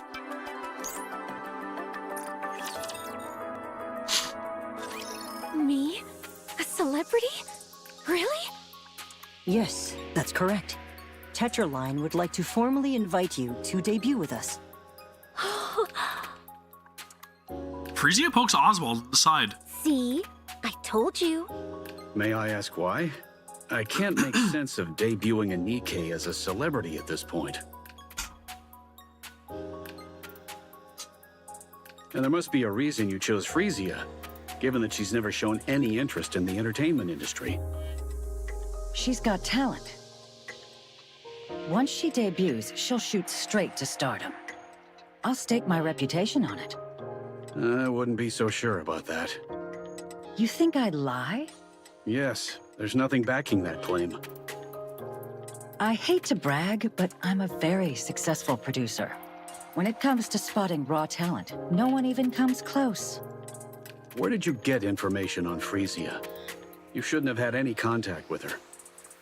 Every NIKKE application goes through me. After all, we are a NIKKE manufacturing company. Tetraline hasn't been doing well lately. So you intend to make Frisia a symbol for advancing NIKKE rights to gain support? By my calculation, the NIKKE phobes make up half the Ark's population. And you intend to win over the other half by turning her into a celebrity. You work in this industry, don't you? I suppose you could say that. You're right. Hansen. As you said, Tetraline's situation is indeed far from ideal. Following the failure of the Surface Reclamation War, hostility toward the NIKKEs has spread throughout the Ark. As a result, Tetraline, which had been preparing a major entertainment project centered on the NIKKEs, is now taking a direct hit. That's precisely why we need your daughter. So you're hoping to turn things around by putting a NIKKE with a story in the spotlight? I mean, it's a pretty good approach, though, right? Come on, Oswald, you gotta hand it to them. I won't deny that. But that's not the whole story. The current situation is wrong. NIKKEs should be celebrated as the goddesses of victory, Ooh, he's not gonna like that. not treated with scorn. I was only a child when the Rapture invasion occurred. I was powerless then, but I remember watching them fight for us on television. When I didn't know any better, I thought they were simply impressive. Once I learned the truth, I realized how noble their choices truly were. And now, those very NIKKEs are being made scapegoats, persecuted for circumstances beyond their control. I do feel like Hansen's voice may be a little too, boyish. The central government's neglect has left even their supporters unable to speak openly. This is wrong. It should never have been allowed to happen. Your daughter's story is a compelling one. Someone who died fighting for NIKKE rights, was reborn as a NIKKE, and now chooses to fight again. It's a pretty damn good story. Tetraline's unparalleled character branding and promotional power, we can spread that story throughout the Ark. I want those who fight for NIKKE rights to be able to speak freely and with confidence. I may be overstepping, but you seem well versed in this field. I believe you understand exactly what I mean. Please forgive me for speaking of such a tragic death in this way. But this is a rare opportunity. Does she really need to be a celebrity? I trust you know there's nothing that can shape public opinion quite like celebrities. I'm asking you to give the NIKKEs hope. The Ark needs it now more than ever. Oswald looks at Frisia. I mean, he's the right person to ask for that, though, right? Because, I mean, he really appreciates the Goddess Squad and NIKKEs in general, so I don't know. With whose eyes are sparkling like fire. Deep down, he knows that there's no stopping this. So let me get this straight. I'm going to be a celebrity and fight for NIKKE rights, right? To sum it up, yes. Sold. But we won't do it out in the open. Everything we do is under the radar. That's the kind of thing we excel at. Mister? Oswald stares intently at Hansen. I have one condition. Sure, I'll do everything I can to accommodate it. Hansen, stay by Frisia's side as her manager, and keep a close eye on everything she does. You do realize he's a board member at Tetra, right? He's not going to waste his time playing some celebrity's manager. Yes, I understand. Hansen? It's all right. That was my plan from the start. And one more thing. Under no circumstances are you to send her to the other side. The other side? Surface. I'm afraid I don't follow. The surface. Do you want me to go into the details of what really goes on behind closed doors at Tetra? Wait, what? He doesn't mean the surface. What does he mean? What does he mean? Who the hell is this guy? Make no mistake. This is a warning, not a request. Does he mean to Ephialtes? Understood. I'll keep that in mind. Like to the Outer Rim? I'm counting on you. It's a pleasure. I look forward to working with you. Ha. Frisia gets up. and extends her hand toward Hansen. Let's do our best together. Yes, I look forward to working with you. I'm Frisia. Hansen. Their hands meet in a firm shake. Oswald's eyes linger on Frisia, noting the way she looks at Hansen. Once again, he is certain that this cannot be stopped. We start tomorrow. The goal is a debut in 6 months. It's going to be tough, so you'd better be ready. I'm just thinking to myself, I'm like, what does he mean by the other side, right? Does he mean like is there a dark side to Tetra? Are they selling off the other Tetra units as like prostitutes or something? Like what's going on here? What's the other side mean, man? Oswald finishes work and makes his way home.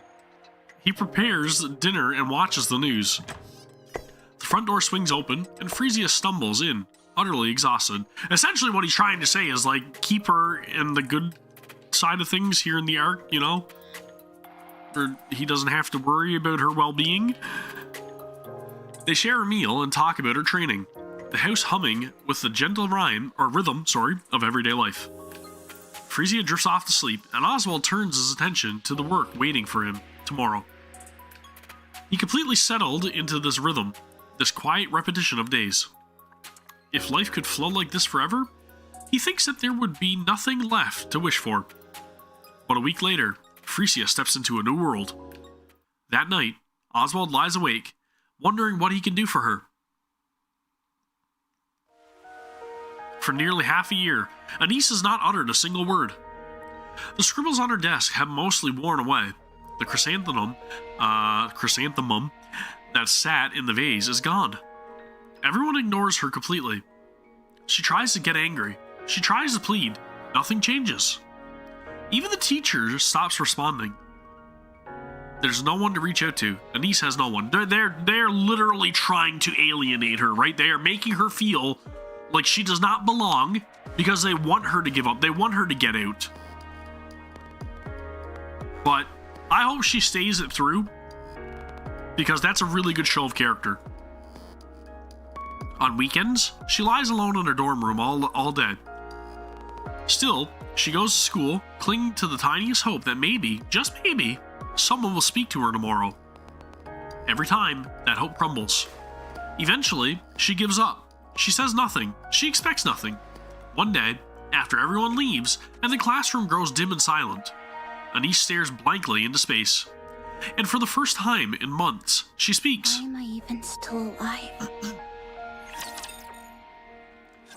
She's super depressed, and you can't blame her, right?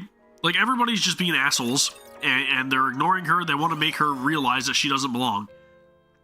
They're hateful. Anise sits on the rooftop railing, staring blankly at the sky above. She pulls out her phone and scrolls through her recent messages. Hey, I have a question about something from class today. Haha. She tried to sound casual, but the message remains unread. Her outgoing calls go unanswered, one after another, and not a single incoming call has come through.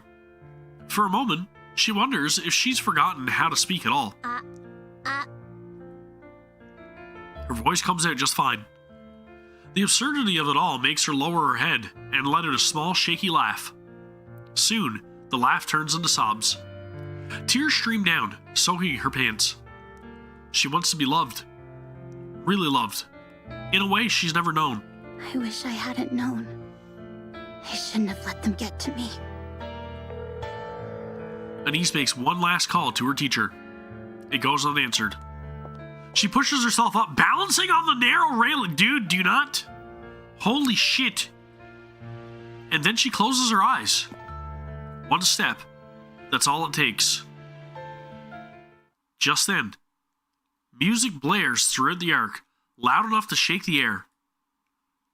It's bright and upbeat. And over it, a woman's voice rises. A song? It's a pop song. A light, pleasant melody with lyrics carried by a pretty voice.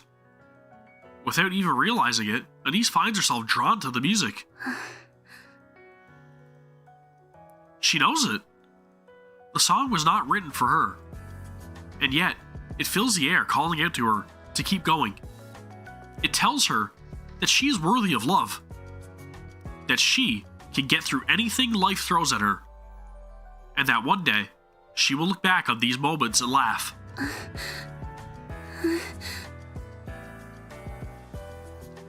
It cheers her on and wraps her in comfort. It breathes courage into her. It restores her sense of self-worth. You must live. You have to live and taste the happiness life has to offer. The lyrics ride the melody, gently nudging Anise away from the railing. The song ends, but she doesn't move from that spot until morning comes. Tears streak down her face. Encouragement and support fill her heart with warmth. Anise whispers to herself as if making a vow. I gotta live. I gotta fight through this. Wonderful. Brilliant. Simply brilliant. Dude, that's a good moment, man. Holy shit. You actually went and did it, huh? Thank you. And the ratings? The ratings came in at 41%. Whoa!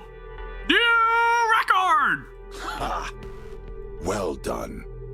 You make me proud. Thank you. You kept coming to me for money, so I had to wonder what nonsense you were cooking up. And this is it, huh? Her debut went off without a hitch. Bet it cost a fortune to stream it live across the whole arc.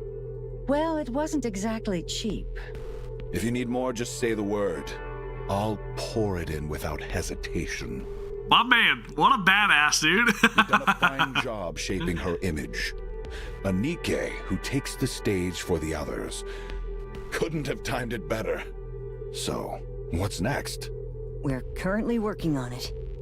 Throw her into the spotlight. Every interview, every talk show, every damn variety program. I want her everywhere. Holy shit, dude. Push her to the limit. She's scrap metal anyway. She won't tire. Make sure everyone on the arc knows her name. Damn, Mustang. Dude is ruthless. So, where is it exactly? What do you mean? That singing rust bucket. What's it called again? Her stage name is Pretty. Right, Pretty. Where'd she vanish to? She went home. Get her in here. It's time to celebrate. Have her start pouring the drinks. I'm afraid that won't be possible under her contract. Yeah, that's right. Sorry, Mustang. You might have somebody a little bit more intimidating than you to deal with, is all I'm saying. A contract? What kind of crap is that? You don't get in the way of a father-daughter relationship like that, okay? One of the contract terms specifies that she must rest at home. Screw your contracts. You actually went along with this bullshit? Her guardian was stubborn and flat out refused to give his consent. What were we supposed to do? And who exactly is the Guardian? I'll send the materials over later. All right. Let's just see how cocky this Guardian thinks he is. Mustang, you're messing with the wrong dude. Here's the plan. For the next week, I want every movement recorded. The rust buckets, the NIKKE-phobes, the opposition. Don't miss a single thing. I'll deal with the central government myself. If we play this right, we can turn it into something much bigger. What exactly are you planning to do? Again, he's incredibly scary, right? I love it. Just corporate whitewashing. Pardon? That's enough. Bring the drinks. And those scrap metals prepping for their debut, call them all over here. Tonight, we're gonna have some real fun. Uh-oh. Maybe this is the dark side of Tetra? Whoa! Whoa! Whoa, dude! Holy shit! I love it! Did you see that, mister? Yes, I did. She's pretty. So, what'd you think? You did great. You looked lovely, and you handled yourself really well. Do these clothes suit me? Yes, yes they do. They do. Yes they do. Still, you might want to change into something more appropriate for a meal. I know, but I really wanted you to see it. But, mister, if I dance and sing, will it really make things better for the Nikkes? Yes, yes it will. Can I really give them hope? If that's what you believe, then that's how it will be. Okay. Dude, this is a great design. Can we get her as a recruitable character? I know. Obviously, I know what happens to Pretty. I'm just saying. Can we get her, please? Please. Oh, that was easy. Shift up, please. I need Pretty. Time moves on. Pretty, the first celebrity Nikke, takes the arc by storm with her debut song, Pretty Star. Her gripping backstory propels her to stardom almost overnight. And Tetraline's relentless promotion only makes her fame soar higher. Curious how Pretty came to be, fans begin questioning whether Nikke rights are really being respected. With that, the Goddess Fall incident is thrust back into the public eye, reshaping how everyone sees Nikkes. Riding the momentum of Pretty's rise, the Nikke Rights Committee grows in power, while the Nikke-phobes become bolder and more extreme in their actions. Around this time, Mustang, CEO of Tetraline, makes a major announcement. At Tetraline, we actively defend the rights of every Nikke. They are not mere heartless weapons. No, they are comrades, liés to march forward with us. Dude, this is so freaking good, man. What a banger track. En avant, with Nikke. I swear to you guys right now, tomorrow when I'm out delivering mail, I'm fucking having this banging. This is pounding out of my van, okay? Here's your package. Whoops, my bad. I forgot to read it. Okay. Riding the wave of Pretty's popularity, Tetraline launches with the With Nikke campaign. They hand full control to the Nikke Rights Committee, taking a step back to sponsor it while solidifying their own corporate identity. Infrastructure and support systems for Nikkes are built, and those facing persecution receive active care. Hostility toward the Nikke-phobes is no longer hidden. Dude, delivery with this song is like double delivery. From that day on, Pretty becomes the public face of the Nikke Rights committee. Sorry, my bad.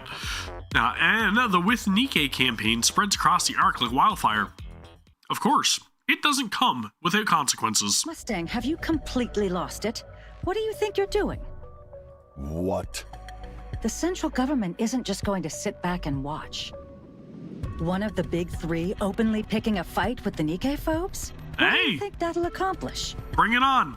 They need the Nikke-phobes, since it's the perfect tool for covering up their own mess.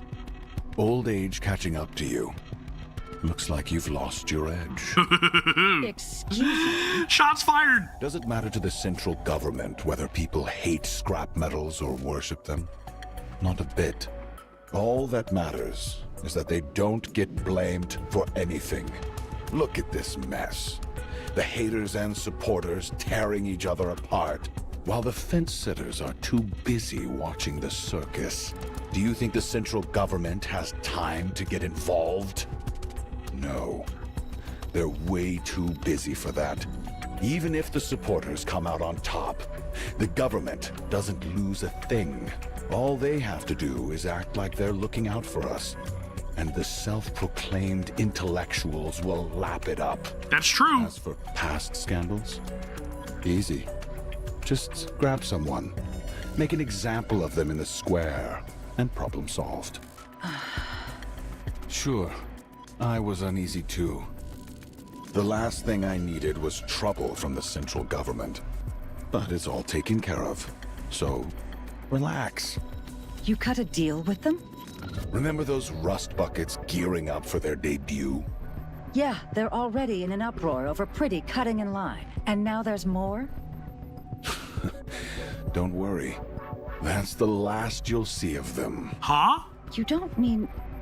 Kitted them out with the best parts money can buy and sent one to each of the top brass. They'll be thrilled. So they got their own completely upgraded Nikkes with all of Tetra's best tech. And if anyone thinks of messing with us, we've got leverage ready to keep them in check.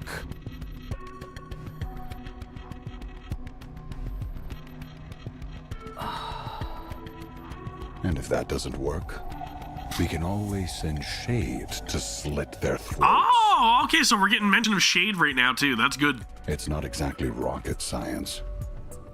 Do you even realize... That's who Velvet these Squad, right? Or her old squad. I raised them myself, with meticulous care.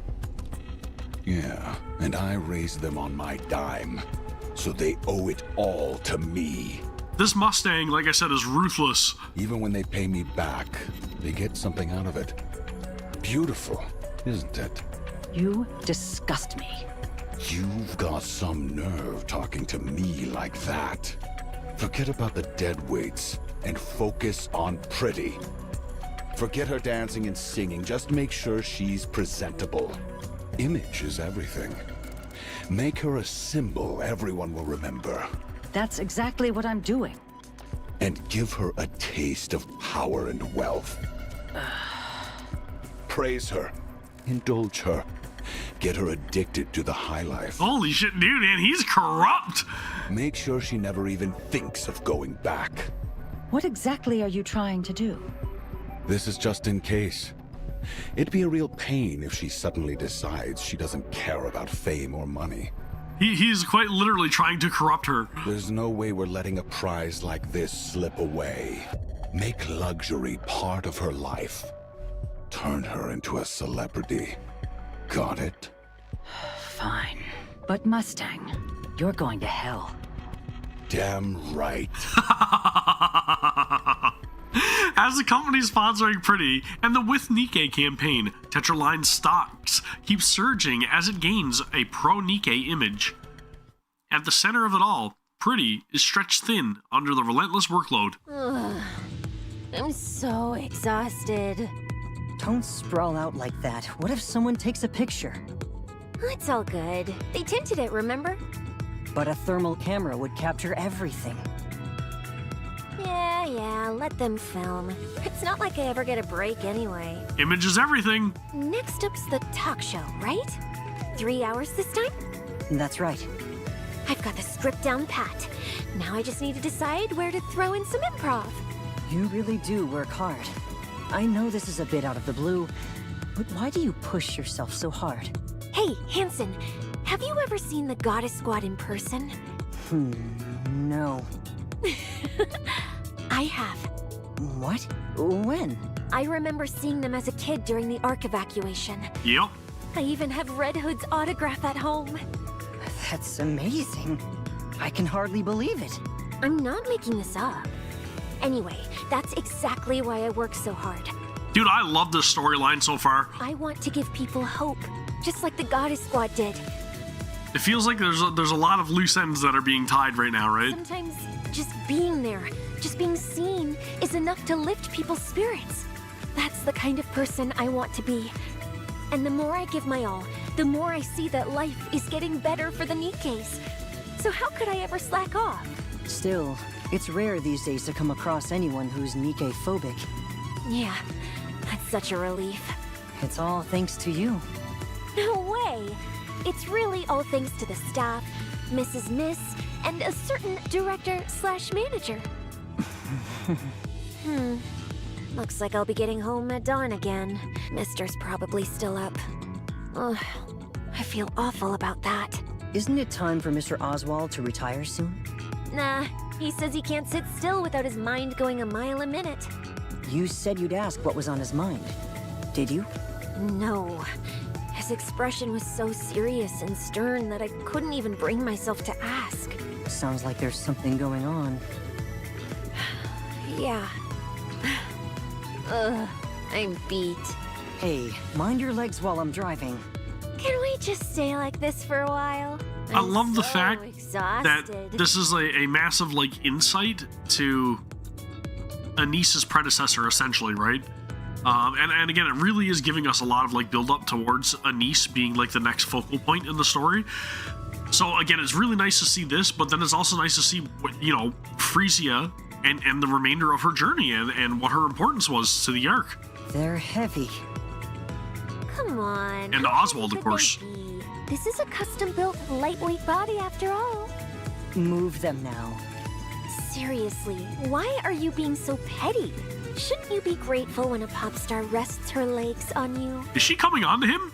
Or is it that you just can't handle seeing the Ark's top idol showing off those flawless legs? She's got legs. Hey, why'd you suddenly go all quiet?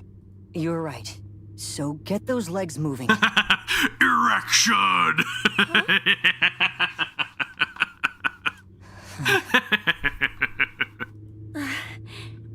Oh shit, dude.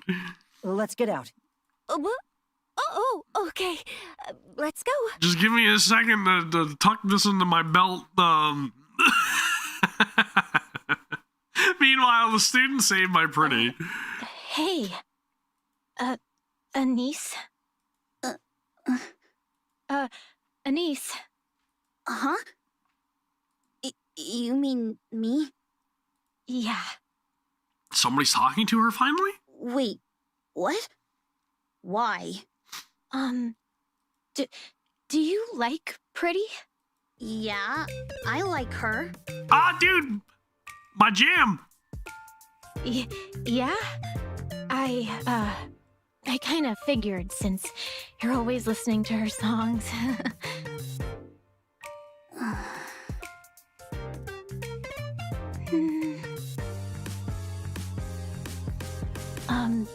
I managed to get a concert ticket by chance. Do you want it? Yeah, heck yeah! Nah, it's cool. I don't need it. Anise? The class president isn't here today. I heard her cold's pretty bad, so she should be back tomorrow. Anise lifts her head, eyes sweeping across the classroom. The class president's seat is empty. So has the class president literally been telling everybody, even the teacher included, to ignore Anise? Is that what's going on here? Is that why she's finally breaking the silence? And all eyes in the class are on her. So, what? I just wanted to say, I'm sorry. I've been meaning to apologize for a while.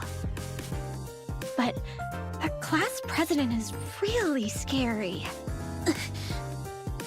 I know it sounds There like it an is. excuse, There's the confirmation. It's all her fault. and I'll probably end up ignoring you again tomorrow, but still, we don't dislike you. That part's really true. I hope you know that. Yeah, way to show it. And we all prepared this ticket together. Give it to me! Oh, yeah. Here. Anise takes the ticket. I'm gonna have a blast! The girl hesitates before Anise, then returns to her seat. Anise turns toward the window, letting sunlight brush her face. She slides her in her earphones, and Pretty's music flows through her. A small smile spreads across her face. For the first time in what feels like ages, she's glad to be here. Well, that was easy. Hey, there it is! Pretty Star completed, dude! Holy smokes! Well, there you go. Wait, what? No, there's more! There's more! There's more. Let's continue. My bad, I jumped the gun. And time moves on.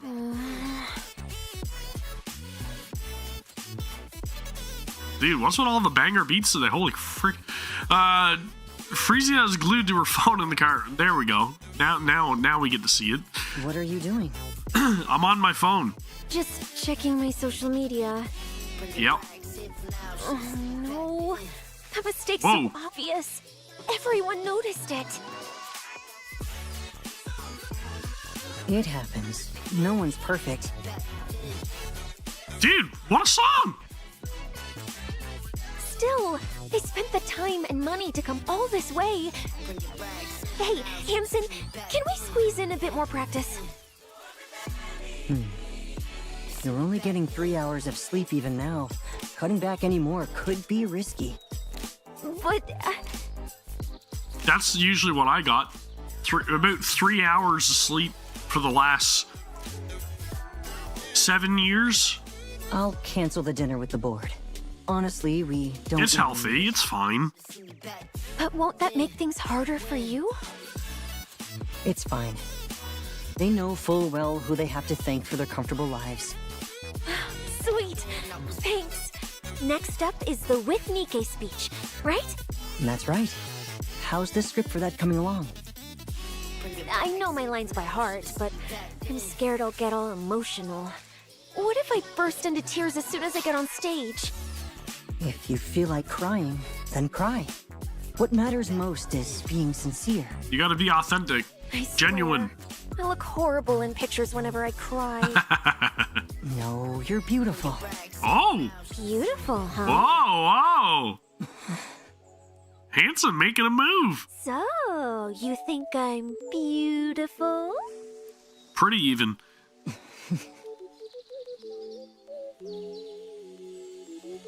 Anise steps into the classroom.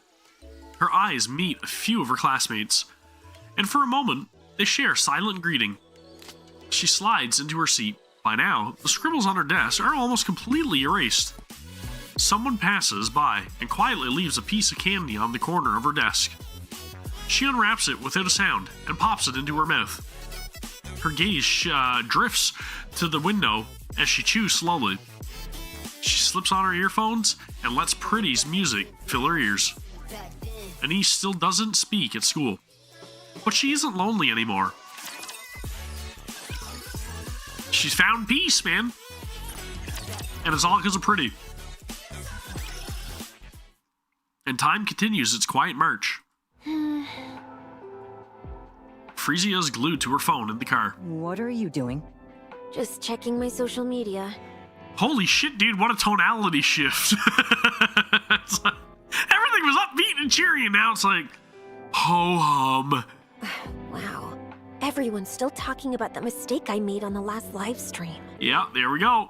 People Criticism, really blow it's getting to these you. things out of proportion. It's almost like when people tell you that you keep talking over the reactions that you're doing, and then you're just like, you know what, shut up and pause the video and stop talking over it and fix your audio because your microphone's too boxy and your voice is unbearable. Yeah, you know, criticisms. The remark you made at the With NIKKE event was a serious mistake, and we're still dealing with the backlash. Gotta hand it to them. People really love poking their noses in everyone else's business. The speech is coming along nicely, I trust? Yeah, it's going great. What about the script? At this point, a quick skim is enough. You Oof. could memorize all that anyway. She's losing her passion. She's kind of burning out, right? She's experiencing some sort of burnout. So what's the plan for your performance? I'm going to cry. Smart move. Like, really bawl my eyes out. That should calm things down, right? Wow, dude, you're really starting to see her become like a drone. But don't overdo it. People get tired of seeing the same thing too often. Outside of, you know, actually quite literally being a machine. Of course. Oh, and I told the makeup team to make me look a little worn out. Well. Looks like you can manage on your own now. I couldn't have done it without my amazing producer. You know there's a party after this, right? Make sure to show up and flash that smile of yours. So this is all to just butter people up, huh? Count me out. I'm not singing. I'm not making you perform. That performance is worth too much to waste on them for free. See you later, then. Okay. Holy smokes, dude. Again, what a shift. Whew. I'm beat. Pretty. Wait, why'd you call me like that out of nowhere? Are you doing okay? Yeah, sure, But okay about what? Well, just this and that. Why do you ask? It seems you've changed quite a bit. Yep, I have? you have. Yes. I've gotten used to it. I'm better at handling things now. I can't let every nasty comment get to me, or even let my emotions run the show. I'm a celebrity now. The very first NIKKE celebrity. I've got to take things in stride and keep my emotions in check. Honestly, I think I'm pretty good at that. Yeah. Are you happy now? Absolutely. I'm so happy I can't believe I didn't do this sooner. I see. As long as you're happy, that's all that matters. Hanson, I know I've changed a lot. You're just exhausted. You'll feel better soon. Man, that worry is starting to set in, isn't it? Yeah, it's hard. Really hard. But I can't stop. No matter how hard it gets, I have to keep going. Otherwise, I'll fall apart. Why are you pushing yourself so hard? Maybe things would turn out better if you took it a little easier. I can't. I've become a symbol. Pretty is the face of NIKKE rights now. Yeah, that's a lot of pressure, right? That's a massive weight to be carrying on your shoulders for so long. If I mess up, the NIKKEs get blamed. If I do well, they're the ones who get praised. So I can't take it easy. But going full power all the time wears me down. Right now, putting on a mask is the only way I can keep going. Yeah. I can't even begin to imagine how heavy that must feel. Yep. Honestly, it still hasn't quite sunk in for me. How are you holding up? Feeling stress? It's intense. Living a life where everything I do is under watch, and every single action I make can have huge consequences. But once I'm home, I'm fine. I can just be myself. She's no longer underneath a microscope, right? I see Mr. Oswald has been taking good care of you. No, he doesn't say much. He just makes me food, we chat a little, and that's it. But even that's such a comfort. At least it's normalcy. Mister. He doesn't show it openly, but he really cares about what I'm doing. He loves the NIKKEs as much as I do. We're both huge Goddess Squad fans. Once, he told me that I'm doing something he never even dared to dream of. That makes him happy. He says he's proud of me. And that's why I can't stop. I've acted so spoiled with him ever since we first met, and he's never complained once. He saved me. He really did. Dude, Oswald the GOAT. Living together, he tried so hard to be a good... I'm going to cry. A good father. My man. I tried just as hard to be a good daughter, too. I wasn't always great at it. But now, I think I'm doing okay. I want to be a daughter he can always be proud of. That's why I can't stop. Do you hate me now because I've changed? Sorry, I was mistaken. You haven't changed a bit. You were just the same as always. Thanks. Maybe she's just I think it's again, about right? time I got my hands A little into numb. politics. She's gone a little numb to everything. That's all. Her day-to-day life. Politics? Isn't being the CEO of one of the big three enough? No, I'm still under the central government's thumb. Hardly what you could call a real seat of power. And just what are you planning to do? Nothing fancy. I just want the whole Ark under my control. Yeah, nothing big. Ah, the classic case Just of want complete ambition control, and you know? Nothing big. But why now? Because now's the perfect time to strike. And how do you suppose you do that? By profiting off Pretty. I'll send Pretty out as the central government's PR ambassador. They'll be ecstatic. After all, we're putting the Ark's finest propaganda tool right into their hands. There'll be some backlash from the public, but only a tiny fraction. Those who idolize Pretty will follow her blindly. They always have. Did you honestly think they ever cared about NIKKE rights? And in return for handing them Pretty, I take my place in the top echelons of the central government. Dude, he's so sinister. Then what? Well, if I manage to break into politics, the first thing I'd do is... I'm talking about Pretty. I couldn't care less about what you're up to. Same as always. Singing, dancing. The only difference is their so-called fight for NIKKE rights now just serves the central government. Haha. You really only ever think about yourself. No, not Mustang. At the end of the day, the only thing that matters in life is me. Living for others, that's just hypocrisy wrapped up as virtue. Enough. I won't let you throw Pretty away like she's nothing. There's a limit to ingratitude. You're really going to use the very one who pulled Tetraline back from hitting rock bottom and then discard her? Yeah, that's normally what big corporate CEOs do, right? You didn't get here because you're exceptional. You've been scraping by for so long that now you think you own the whole table. What? Lost your thrill all of a sudden? Want to get yourself fired? Pretty still loves to dance and sing. And of course, she loves the NIKKEs. Exactly. That's why I'm letting her keep going. If you do that, it won't be the same anymore. So what? People change. And she's nothing but scrap metal anyway. I'm warning you. Stay away from Pretty. Don't push your luck. If you've got a problem, the door's that way. Dude, Mustang, holy smokes.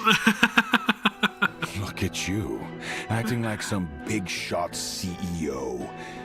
You're just a lowly producer. Yeah, but why don't you tell her that what you really think there, Mustang? Now, get out. Mrs. Miss glares at Mustang for a long moment before walking out. So I guess we're getting to see a little bit of that, you know, animosity between the two of them, right? That we got to witness earlier on. No way. Go to the central government? Not a chance. Why not? Why? Because I've been doing all this for the NIKKEs. You've done enough here. Now it's time to play in bigger waters. Go to the central government. Friggin' There, Mustang, dude. Wealth and prestige beyond your wildest dreams await. A life of entertainment, unlike anything you've ever dared to imagine. You really think that's what I wanted? And you call yourself the CEO when you're so bad at reading people?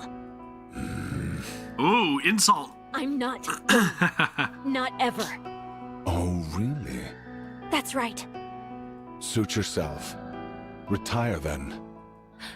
Come again? Holy moly, dude. I said, retire. Why should I keep wasting money on a worthless hunk of junk that won't listen? Retire. Get out there and do whatever it is you love so much. But I'm the symbol of all NIKKEs. Then go handle it yourself. Ready to sign the papers? I took a worthless nobody and made you a star. And now, you're so arrogant, it's insane. Listen up, Rust Bucket. Everything you flaunt around is some shiny symbol of scrap metals. It's all thanks to my money. Man, if that is not a, that is a show of power, right?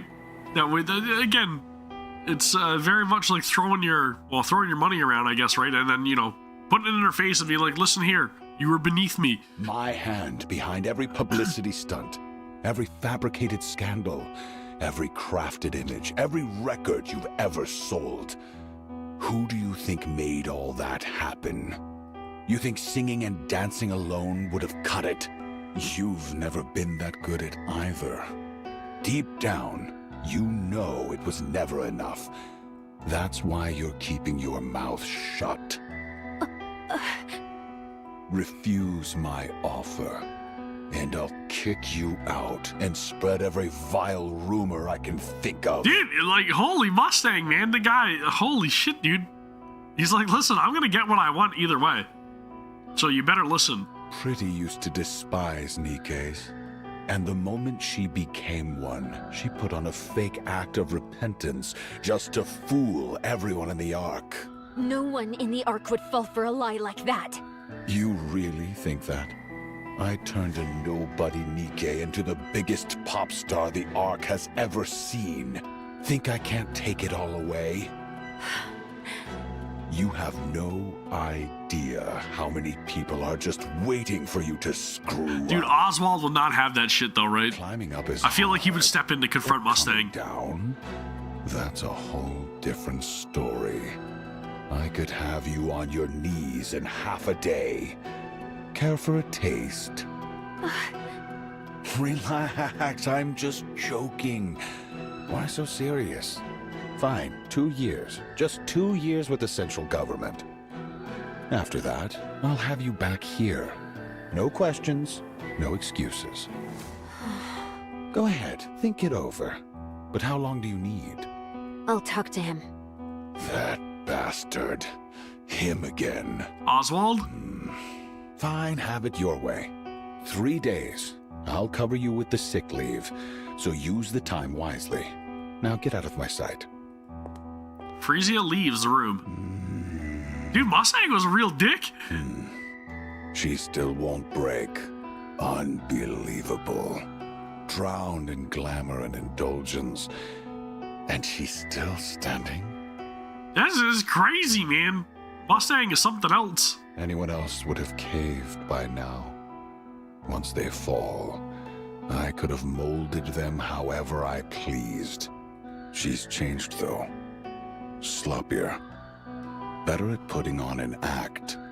Oh, Harold. But her core? Still intact. Should I tamper with her nymph? No, too dangerous. If I fry her mind, this all becomes worthless. Home. No matter what happens, she goes home after every schedule. Like clockwork. Is he gonna... Dude, he better not target her home. More than once, I thought I had her. She was right on the edge. Then she goes home and comes back perfectly fine.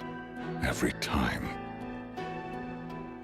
Please tell me he's not the one that tries to, like... Nah, That's dude. where she's reinforcing herself. That old man, Oswald. He's the problem. Mustang opens the safe and flips through the documents containing Oswald's personal information.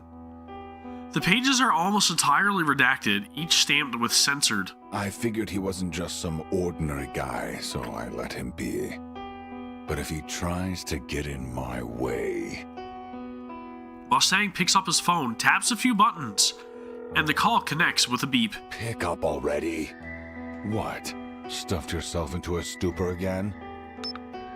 Mustang here. Nothing serious, just thought I'd check in. Yeah, you can tell, right? I've never been much of a liar. Anyway, there's someone I need to take care of personally. I need some info, and he's not exactly your average guy, so I came straight to you. Yeah, seems like a real big shot. As expected, very efficient of you. Appreciate it. I'll be waiting for your call. Isn't life just wonderful? That motherfucker! I think he's trying to contact Shade to get dirt on Oswald. Is he gonna try to, like, kill Oswald? Resign. Huh? Go independent. Jeez, mister, I already told you everything Mustang said. Yeah, I heard. What you're really worried about isn't losing access to Tetra's resources. Yeah, that doesn't scare me. I know I can start from scratch again. But honestly, the rumors scare me more than anything. Don't worry, they're just empty threats. He wouldn't destroy something he had painstakingly built. Mustang's not just some ordinary guy. Neither are you. She's not a guy at all. You're in a league of your own. I probably shouldn't say this, but right now, no one in the Ark can even think of touching you. You're a symbol everyone looks up to. So go ahead and forge your own path without worry. Wow. Hearing you say that really makes me feel so confident. Okay then, I'll trust you and go my own way. Yeah, I don't need anything else. With you by my side, I can push through anything. Good.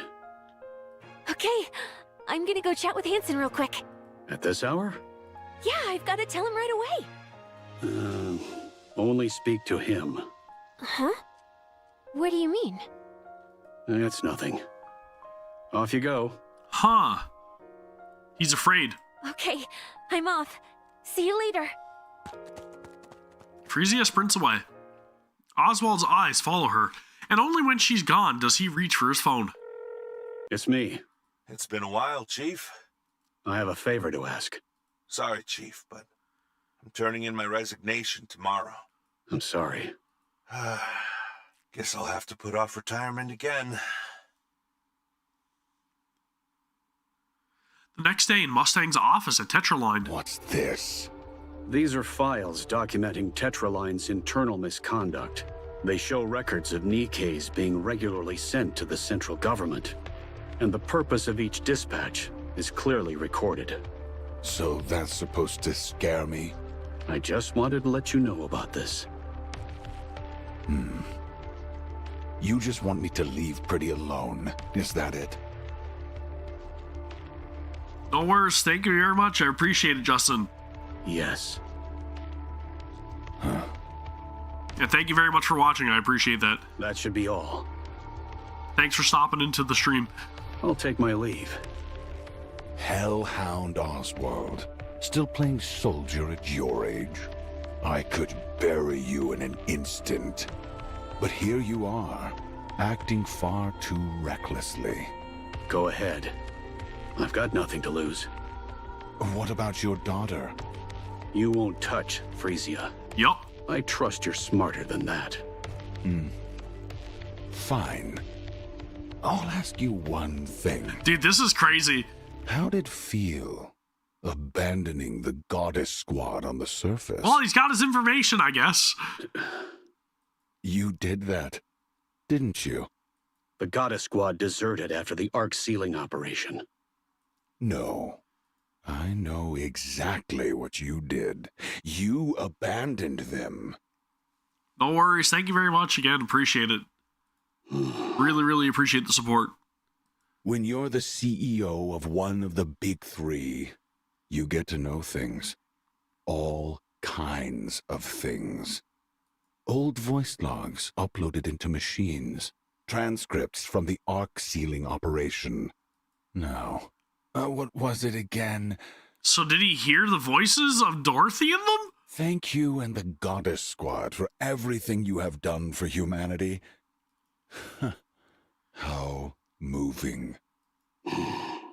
You really believed you scrubbed that clean, didn't you? No. Anyone with half a brain already knew. They just looked the other way, since the Hellhound was too valuable to lose. And letting the Goddess Squad into the Ark, that would have been inconvenient. So it was quietly brushed aside. Now tell me, how did it feel? Abandoning your precious heroes up on the surface. Dude, Mustang is looking for a punch in the mouth. The poor goddesses rolling around up there like stray Oh, dogs. dude, Oswald cracked that dude. Just when it looked like they might finally set foot inside the Ark, they were played for fools and abandoned. A tragedy. Truly. Pretty adored the goddesses, too. What a pity. Without a word, Oswald walks past Mustang and heads for the door. Okay, so he's just being the bigger man, and he's like, you know what? Say what you're gonna say, man. I don't have time for you. What's the matter? Cat got your tongue? Stay away from Frisia. Consider this a warning. A warning. How cute. Oswald grips the doorknob. Oh, right. I wouldn't open that door if I were you. Hmm?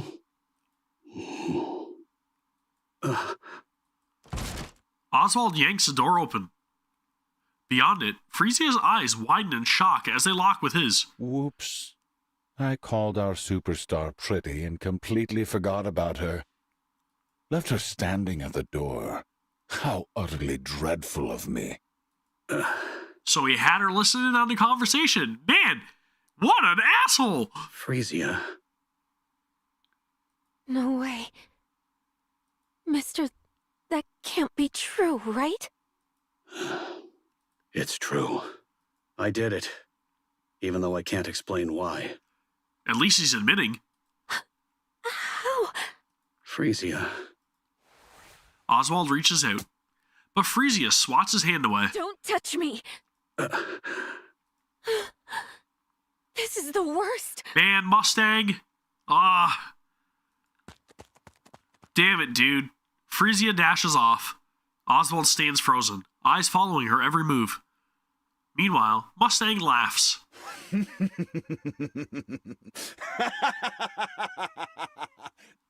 Now that's entertainment. That was a bit too Ugh. much. Huh? There's no need to come between a father and daughter, is there? Yeah, that was a dick move. Have you lost your mind? What's gotten into you all of a sudden? You could have just pressured them like you always do. Why did you have to split them? A fist smashes into Hansen's jaw, and he hits the floor. Dude, Mustang is not fucking around. You think being Pretty's manager makes you someone special? Listen closely, Hansen. Everything you have right now, the clothes on your back, the shoes on your feet, the car you drive, the room you sleep and wash in, none of it belongs to you. It's all mine. Every last bit. You live a life most people could only dream of. They really were not kidding when they said that Mustang was different. And yet you haven't earned a single thing yourself. Holy shit, dude. You play at being Pretty's manager for a while, and suddenly you think you raised her. What if I took it all back? Or simply reclaimed what's mine? What would you have left? This right here, this is one bad dude, man. That is one bad motherfucker. Right there. Nothing. Holy shit. You'd be nothing. So just stick to driving her around and handling her schedule. Remember your place, and don't overstep, Hansen. Do what I tell you, just like you always have and always will. Understood? Do I make myself clear? Yes.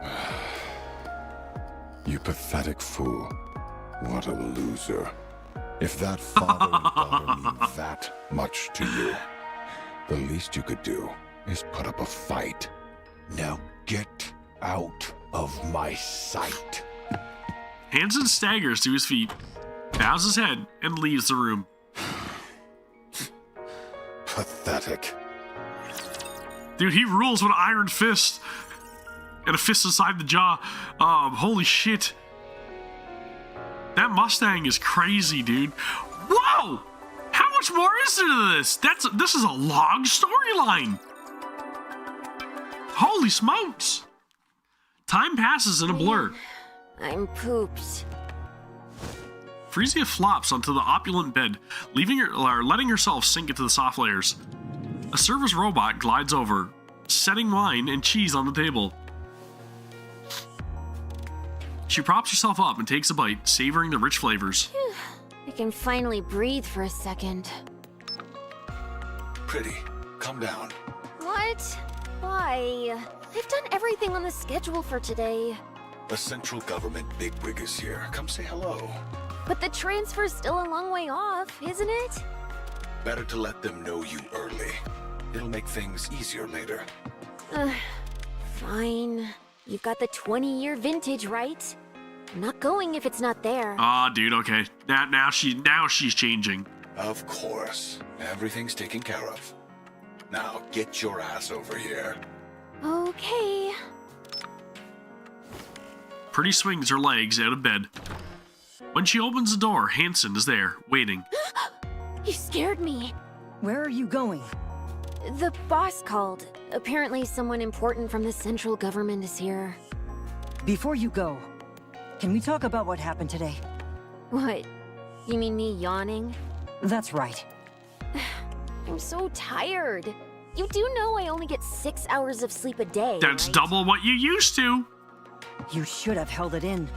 It was a memorial for the NIKKE Rights Committee. What now? Everyone losing it on social media again? So what? It's already happened. We could just get the boss to handle it, and that'll be the end of it. Pretty. There you go, calling me that again. Tell me, Now she's definitely changed. do you remember why you started performing in the first place? Yeah, I remember. I started for the Nikkes, to restore their honor, and to be a symbol of hope for all of them. Then why are you acting like this? Because she lost respect for her father. Hansen, I just got back, and I'm exhausted. There's no such thing as a perfect pop star. We all mess up once in a while. But we can always do better next time. You've done well so far. Just keep going a little longer. For how much longer? How much longer am I supposed to keep pushing myself? And This is interesting. why should I even try? Because I'm wondering if maybe she just kind of gave up on performing. Where am I supposed to draw strength from? Mister? No, I could rely on him at first. But in the end, he turned out to be the worst. Because we know how it plays out, right? And I wonder if it was set up. All that talk about heroes and ideals? Lies. He abandoned the very people he claimed to care about. My safe place? Nothing but a filthy, rotten pit. Man, she really had her opinion change immediately. The person I looked up to? A fake. A hypocrite. If there's no one left to lean on, what reason do I have to keep going? Am I not enough? No, you're not. Ow! You're nothing more than Mustang's puppet. You have no free will. If he finds out I'm counting on you, he'll crush you in an instant. Do you even have what it takes to fight him? Can you really break free from his control? Yes, I can. Oh, yeah? Pretty glances at the camera on the ceiling, then moves to stand in front of Hansen. Kiss me. What? Come on. Kiss me, Hansen. See? You really can't do anything, can you? Frisia brushes past Hansen, bumping his shoulder as she goes. Hansen stays rooted to the spot for a long moment. Frisia lives in a lavish mansion provided by Tetraline. I mean, like, are you really gonna want to? Like, if you're being forced like that too? Like, I don't know, man. That's like pressuring somebody to do something, right? Ultimatum, kinda. She hasn't returned home once, nor exchanged a single word with Oswald. Like, do you really need to prove that? You know what I'm saying? After losing her umbrella, she slowly falls under Mustang's influence. Under Mrs. Miss's guidance, that's really hard. Mrs. guidance, she gradually transforms into a pop star. Then one day, during a press conference about a downtown alcohol-fueled incident, more than 20 armed NIKKE phobes swarm Frisia. Get down! Don't move! Where do they even get weapons like that? God damn it! Where the hell is the central government when you need them? I'll distract them. When I do, run! There's a car behind us! Get ready! What are you saying? You'd die if you got shot. Then, They've got anti-NIKKE weapons! You won't be safe either! Here I go! 1, 2... Wait! From the entrance, waves of mass-produced NIKKEs from the central government surge in, crashing with the NIKKE-phobes in a violent firefight. Gunfire and explosions tear through the air, screams ripping from every corner. Frisia huddles beneath the podium, clutching her head, her own cries piercing the chaos. And then, just like that, everything goes silent. Phew. Almost bit the dust there. Frisia steps carefully off the podium. The dead are everywhere. Humans, NIKKEs. She freezes. Frisia. An officer, in full military dress spots Mustang and rushes over. NIKKE fragments crunch under his boots. He greets Mustang with a wide, practiced smile, rambling excuses. The NIKKE-phobes had been quiet lately. We didn't expect such a large-scale attack. He insists it's a relief that Mustang is unharmed, and desperately promises it will never happen again. Frisia lowers her gaze. She takes in the fallen NIKKEs, then lifts her head. Her eyes meet those of a mass-produced NIKKE silently clearing the bodies of her comrades, unnoticed by everyone else. Her eyes are empty, hollow. For a brief moment, that empty stare rests on Frisia, then returns to the grim task of sweeping up the remains. Frisia collapses to the floor. A scream rises inside her, silent and raw. No. They've fallen. Not again. No. Not like this. The next day, Frisia cancels all her activities. The media reports she's in a slump. And for the first time since her debut, she goes on an extended break. So, really, no one's volunteering for the chairman's visit performance? So did Anise get to go see the show yet, or is she still waiting to go? If you're willing to endure a little embarrassment in the auditorium, there'll be a scholarship and other perks. You don't even have to be that good. Silence falls over the classroom. Okay, no one's volunteering. Each class has to have at least one, so now you're putting me in a bind. Should I just pick someone myself? You wouldn't like that, right? Come on, just grit your teeth and do it. It'll be over before you know it. Help me out here. The class president raises her hand. I recommend Anise. As soon as the class president finishes speaking, a heavy silence settles over the room. She listens to pretty songs all the time. So singing and dancing to one shouldn't be a problem for her. So, what do you think, Anise? Anise stares daggers at the class president.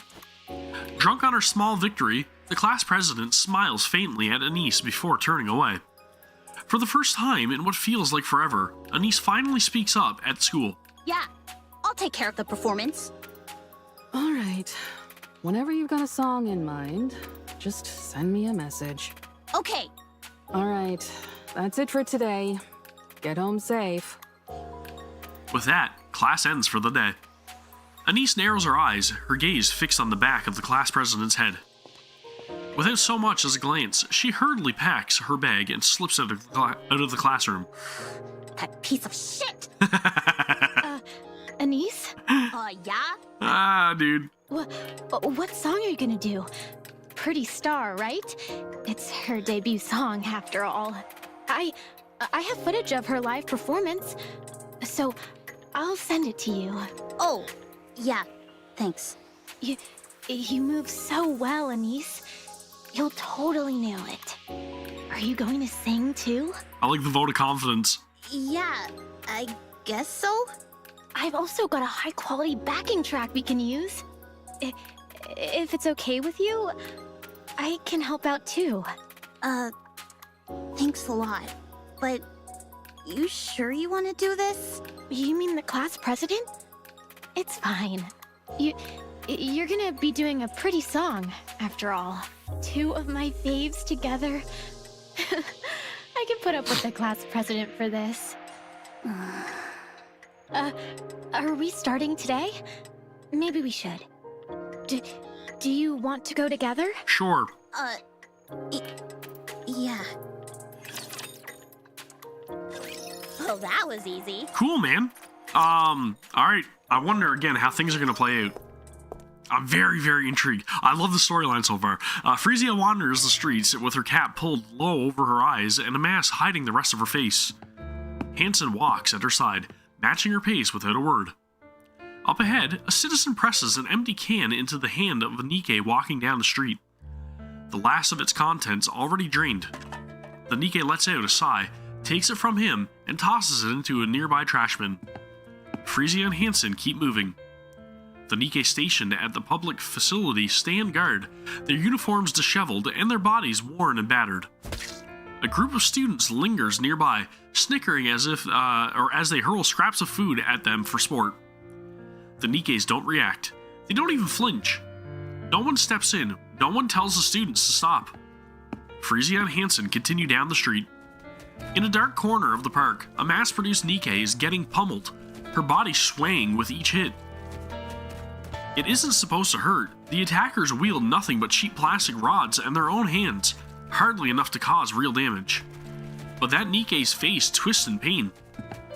Frisia and Hansen keep walking down the street.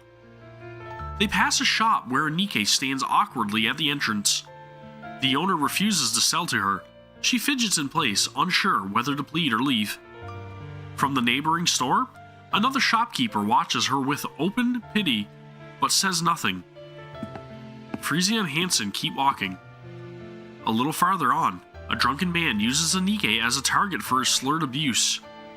Another is subjected to crude jeers and harassment. One stands rigid as someone spits in her face. And then, a citizen breaks down in front of another NIKKE and shouts, "It's because you lost that we ended up like this!" The NIKKE lowers her head like a criminal awaiting judgment, simply enduring it without protest. Frisia and Hansen turn their eyes away from the scene and continue on. Man, the Ark is quite literally a disgusting place, especially at this moment. What a bunch of assholes. They find a quiet spot in the far corner of the park and sit down. Frisia's tears fall, and she's doing nothing about it. And this is somebody that was literally fighting for NIKKE rights. And she's just witnessing all of this NIKKE abuse and just walking on by. That is a sad fall, dude. She weeps over and over, lost in her sorrow. This is all my fault. I caused this. Things were different in your heyday. I can't say there were no NIKKE phobes, but people were careful about how they acted. At least, society treated NIKKEs kindly back then. Everyone believed you would be a symbol forever. There's no such thing as forever, is there? No, there's not, unfortunately. Everyone expects me to be perfect. I can do it.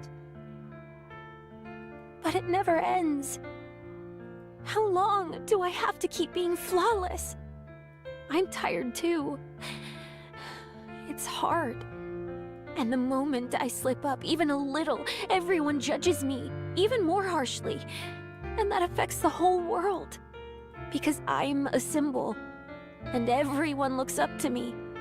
So I gave up. It's the pressure, right? Just too much. Yep, way too much pressure. And this is the Too much result. responsibility. I don't know if I can do it again. Because it would never end. If only Mister were here. Tell me, what exactly am I supposed to do, Hansen? I don't know.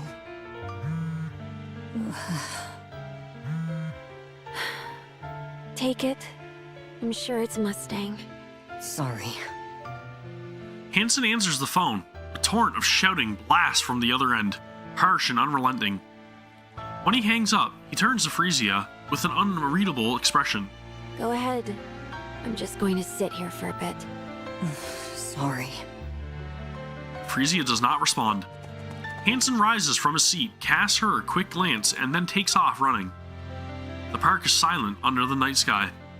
Frisia stares into the empty space, lost in thought. I just don't know anymore. Ken, Oh shit, dude. Okay, so she's actually seeing Anise.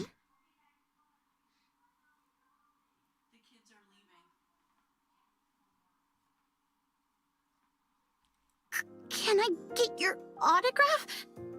Who are you? Fan. I'm your fan. Dude, this is such a good moment. You know who I am? Pretty. How'd you know? Your body shape and fashion style. You're a stalker. No, she just recognizes her idol. No way! How on earth did you figure out it's me? 'Cause I'm a fan. How old are you? 17. You're still so young. Frisia stares at Anise intently. Her eyes glitter with excitement, betraying the thrill she's trying to contain. It's the unmistakable expression of a fan. Sit. I've been feeling a bit down, so let's chat for a while. Wow, really? Shh. Keep it down. Someone might hear us. Dude, this is even better than her getting to see the concert, right? She's actually getting to, like, meet her idol. Anise sits down next to Frisia. Wow, this feels like a dream. Why do you like me? Because whenever I see you, I feel like I can take on anything. Oh, really? I don't know. You just give me strength. You know, I used to get picked on for standing up to the popular kid in class. But listening to your songs helped me get through it. And now, I feel like I can handle whatever comes next. It's like this little spark of hope that tells me things are gonna be okay. Hope. Yeah. At first, your songs totally saved me. Wait, scratch that. They gave me strength. No, they totally saved you. You were literally going to walk off of a building. Then just seeing you on TV was enough to keep me going. And now, even a photo of you does the trick. I've been stirring up all kinds of trouble lately. Can't say for sure. I've mostly just been listening to your songs lately. So, for me, you're still at your absolute coolest. Now there's a vote of confidence. Thank you. You really know how to comfort people. And you're so mature for your age. Maybe it's because she's been through the ringer, right? She's been through a lot of shit. Oh, right. I've been practicing Pretty Star lately. Wanna see? I'm going to perform in the school talent show. You know that super popular kid I told you about? Yeah, she set me up for this on purpose to screw me over. Kids these days really don't mince their words. I'm gonna go out there and blow everyone's socks off. Hell yes. I've got a friend helping me too. And after that? I haven't really thought about it. Just want to get a little payback. You've got a dream, hope, and the drive to make it happen. It's all thanks to you. Did I really give you hope? Yes. Can I really keep doing this? Of course! You've done it all along. And I'm sure you'll keep going. Huh. Okay. Dude, what a great moment. This is awesome because we actually get to see them meet and we get to see them reassure each other and just kind of like motivate each other to actually just keep pushing through the bullshit that both of them have been dealing with in the storyline, right? Let's see you dance. Show me what you've got. Show me your moves! Huh? Really? Yeah. The quiet park comes alive under the night sky. Anise dances with pure joy, and Frisia watches, a soft smile lighting her face. A song signaling the start of their journey plays vividly in their minds. 1, 2, 3, 4, and stretch. Stretch! Yes, that's it. That's it. And right here. Bam, bam, bam. Wow, you're really talented. Oh, yeah? You think I can get back at her? For sure. She won't know what hit her. Hell yes, dude. That was so much fun. This is so good! I know, right? By the the way, I noticed you always tilt your head back during breaks on stage. Why do you do that? Is it some kind of breathing technique? I do? How'd you know? Well, I've watched tons of your practice videos and stuff. Oh, wow. You're such a big fan. Damn right. Up on the surface. It was so nice to just sit and watch the clouds pass by. Especially when you'd been waiting for someone endlessly. Somehow, watching them made time fly. And it felt really good. Oh, Anise looks up at the sky. I can't see anything though. Well, yeah. It's night, and we're not even on the surface. Your world is so much smaller than you believe it is right now, Anise. You have no idea. But it'll get much larger in the future, promise. Promise. Whoa, it's getting pretty late. Shouldn't you be heading home and getting some sleep? Oh, yeah. Oh yeah, the autograph. I almost forgot the most important thing. It's fine. I already got something way better. Fair enough. Hang in there, pretty. You've got this. Aw, dude. I don't know all the details, but hang in there. To me, you'll always be my idol. Me? Your idol forever? Really? This is such a heartwarming moment, man. Alright. I'll hang in there. Thank you. Alright, I'm off. Take care now. See ya. Stay safe. Anise runs ahead, brimming with energy. Frisia watches her for a while, then turns and starts walking away. An idol forever. Dude, great moment, man. Holy smokes, dude. Great moment. I love that. There's no such thing as a pop star that lasts forever.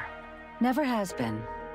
Time passes, tastes change, and eventually, even the brightest stars fade. It's just the way things are. In a way, it is only natural. Nothing in this world is only natural. There's a reason people say you should leave on a high note. You mean retirement? Yes, retirement. After that, people don't nitpick every little detail anymore, and you get more freedom in a way. Even if your fame fades, it doesn't matter. You've retired, after all. Your fans will get it since you can't keep running at full speed forever. Why? Do you want to retire? I'd be lying if I said I didn't. That won't be easy. Mustang won't just let it happen. He'll use any means necessary to keep you from leaving. Just like what he's doing with Anise right now, currently in the story, right? I figured. You know by now, he stops at nothing to get what he wants. I guess there's no getting out of this, huh? I doubt it. If I can't be a pop star forever, and I can't retire, what does that leave me with? At this point, all I can do is delay the inevitable. And in the end, I'll vanish completely, leaving no trace. I'm sorry. I didn't expect you to say something like that, Mrs. Miss. I'm the one who made you a pop star, so I always knew this day would come. Still, there was nothing I could do. Was it for the money? Money? I already have more than I could ever need. The Ark was drowning in darkness. It needed a star. You know, she needs more credit too, man. Like, Mrs. Miss actually is like an incredible character. And you were born to be that star. A star. Bright stars cast their light over everyone. Those who gaze up at them are captivated and forget their troubles, even if only for a moment. For that brief instant, pain fades, and all that remains is joy. That's the power of entertainment. You're a star. The Ark Star. My job is to buy as much time as I can until that star dims. Until the next one rises. So I'll help you with anything. Except retirement. I don't know whether I should thank you or resent you. Don't resent me.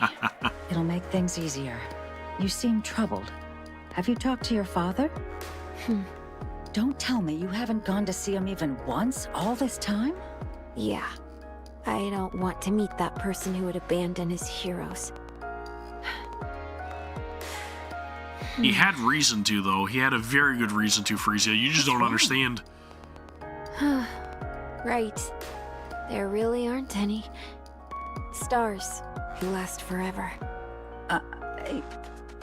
Sorry, I should get going. Thanks for talking with me. All right. Take care on your way. Frisia lingers in front of the door, caught between leaving and staying. She hesitates again and again, unsure if she should go back. At last, she turns to leave, but then a soft cough drifts from inside. Frozen for a moment, she finds herself reaching for the door, stepping inside as if drawn in by some invisible force. The house she remembered was always bright, always clean, always warm, always welcoming her like an old friend.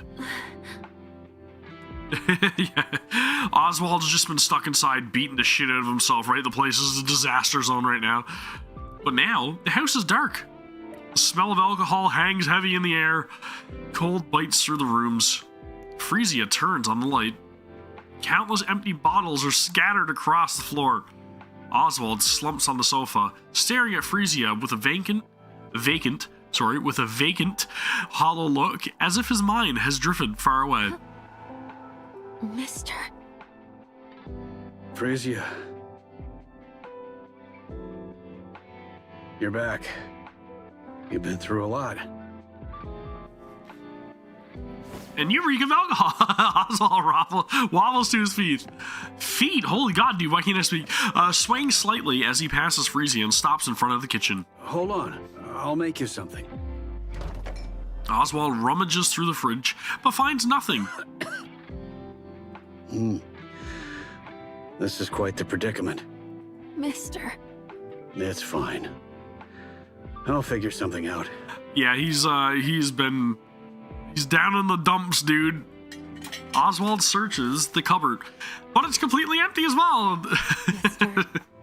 He's like, what am I gonna buy? I don't need groceries, I just need alcohol, that's all. Go ahead and watch some TV. I'll have something ready in a minute. Dad. Look at me. Please. Oswald turns around. Frisia looks at him for a long moment, then reaches up and gently strokes his cheek. Why does your face look like this? He's got scruff and everything now, right? Have you been eating properly? Oh, maybe she means because it's thin or something. Yes. All good health-wise? Yes. Why's the house such a mess? It used to be spotless, and you never drank before. Why are you drinking so much now? It's just for today. Oh, that's a lie. I know you better than anyone. Why are you living like this? Huh? It's because he lost the one thing that he loves. Because you're not here. Since when? Since you left. Frisia hugs Oswald tightly. Sorry. I'm back. Aw, dude. Frisia and Oswald sit across from each other. Water is all they have to drink. With cups set between them, they finally talk about the things they've avoided for so long. I abandoned my heroes. There were reasons, yes, but nothing that could ever excuse what I did. I was consumed by guilt and the thought that I had betrayed them. I didn't even want to be alive, but you were there. Just knowing you were there made it impossible to give in. It was enough to comfort me. So, I kept going. I kept living as best I could. Yeah, I know that better than anyone. That's why I left, and why things ended up like this. I know you can't forgive me. I won't make excuses. Abandoning the Goddess Squad was my fault. I can't explain why, but I won't deny it. I just couldn't bear to see my heroes, everyone's heroes, fall apart. I don't know all the details, but I'm sure you had your reasons. Even if I can't say for sure, I know something terrible would have happened if the Goddess Squad had come to the Ark. You're right, 100%. But at least she's gone back, right? She's trying to make amends. She's trying to talk things out with Oswald, right? Rather than continuing to be mad at him and to, you know, continue along in this lavish life with Mustang and all the corrupt bullshit that he's been instilling in her. They could have been broken, fallen from grace, or even died. And I think we have Anise to thank for this moment as well, right? For showing Pretty that she matters. That's why you abandoned them. Once again. You didn't want to see any of that happen to them. You wanted them to remain as heroes forever. Yeah, I think I get it. Heroes aren't allowed to break. They're supposed to stay untouchable. But time, people, the world, they tear them down anyway. In the end, every hero falls. That's the truth.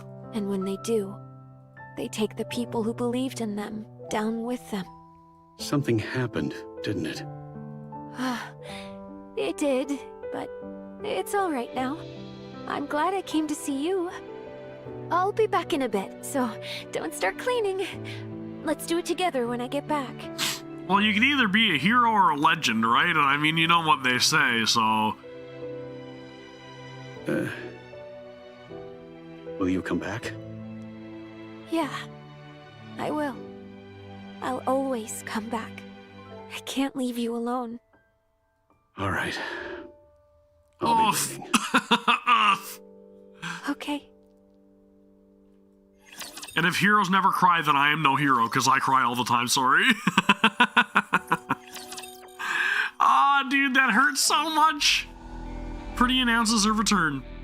She offers a heartfelt apology for her past recklessness and promises to return to her true self. She steps away from the spotlight as a pop star, dedicating her days and nights to defending NIKKE rights. The NIKKE Rights Committee, once weakened by her erratic actions, quickly regains its influence, and public support rises once more to the heights of her heyday. Pretty shines as the Ark's star and stands as its symbol. She knows better than anyone the ripple effect of her actions across the Ark. Driven by that awareness, she strives to show only her best self, and her efforts begin to bear fruit almost immediately. Ugh, so busy. I like that, Harold. I like that. That's a good one. I'm not even singing and it's this crazy? How on earth did I even manage all this back then? Still, things have been going well lately, and I can't help but think back to when you first debuted. Feels like I've gone back to square one. And it feels like it in the atmosphere as well, right? It's just too bad that now that she's made her choice, Mustang is not going to be happy. He's not going to have any of that shit. Then we'll start again. Mustang is going to be out for blood. Absolutely. Come on, let's nail the next one perfectly. All right, let's go. Not bad. Sprucing up her image before heading to the central government, huh? Smart move. She's a first-rate celebrity. I'll give her that. Pretty handled it herself. She's been wreaking such a mess. I was honestly starting to get worried. My finest product for the central government is rotting right before my eyes. So, she's still going home? Yeah, every single day. What's the matter? Upset that you can't control everything? Oh no, he's gonna pull some strings. I suppose not even the great Mustang could come between a father and his daughter. Silence. Never mind. Results are what matter. Go all in for the Ark's superstar. Naturally. I finished recording everything. You were amazing, Anise. I really think our class is going to win first place. Oh, stop it. I honestly think you'd make a great pop star. I really mean it. A pop star, huh? Yeah. If you ever become one, I'd want to be your manager. That spot's gonna be filled. It'd be so much fun. Traveling around, performing everywhere. Hey, keep it down, will you? Yeah, sorry. Let's head outside. Screw you, class president. Are you really gonna keep acting like this around the class president? What do you mean? She's probably just going to keep picking on you. Nah. I think we're just gonna stay like this. Why? Dude, I love Anise. I don't know. Maybe this is as far as things go. She's so good. That's a relief, but are you really okay, Anise? Hell no! I'm this close to smashing her face in!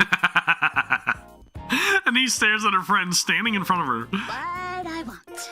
I gotta hold back. I got something I can't afford to lose. You gotta show some restraint. What about you? How are you holding up? I'm fine. I never really stood out in class anyway. Thanks. Whoops. Anise gazes absentmindedly into the classroom through the window.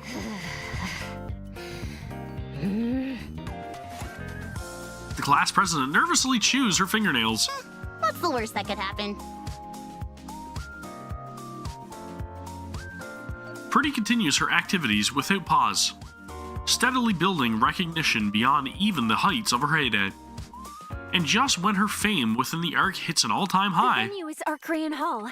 We've got a 5-hour extravaganza lined up. It's been a while since my last concert, and I'm super nervous. But I'll give it my all, and make it unforgettable. Oh, it'll be unforgettable. Pretty announces her comeback concert. Did you get it? Nope. The competition was insane. I couldn't even load the site. I heard they sold out in like 3 seconds flat. What about you? Don't tell me. Ta-da! No freaking way! I'm actually pretty good at this. I only managed to get 1 ticket, but still. Hey, don't only me. 1's a win. I mean, that's huge. All right, that's 1 down. So where the heck are we getting the other? Apparently, you can't get 1 now unless you buy from a scalper. I heard the prices have shot up 50 times. Holy shit! 50 times? Wait, so how much is that exactly? A lot. Like, a whole lot. Whoa, that's insane! Anise, you can have this. Huh? What about you? Why don't you sell it for 50 times the money? It's okay. I think it'd be better if you watch it instead of me. No, wait. I nearly swiped that ticket. But you bought it, so it's yours. It's not like your goal is just to watch the concert, right? You want to learn something from it, right? You've been giving it some serious thought, haven't you? She's learned enough from Pretty. I don't think she needs to see this concert. Just gonna put that out there. It makes sense for you to go, Anise. She slams the ticket onto the table, then bolts as if fleeing the scene. Huh? Wait, hey! Where are you running off to? While running, the girl glances back and flashes a grin. Jeez. I'll definitely watch it. Seriously, thanks! She's like, I'm not taking no for an answer. I'm gonna leave this ticket here and I'm leaving. What on earth is she thinking? She's already at the top in everything else, so now it's time to do the same as a pop star. She's working like she's possessed, and she just won't give in. That's what makes Pretty shine. Fine.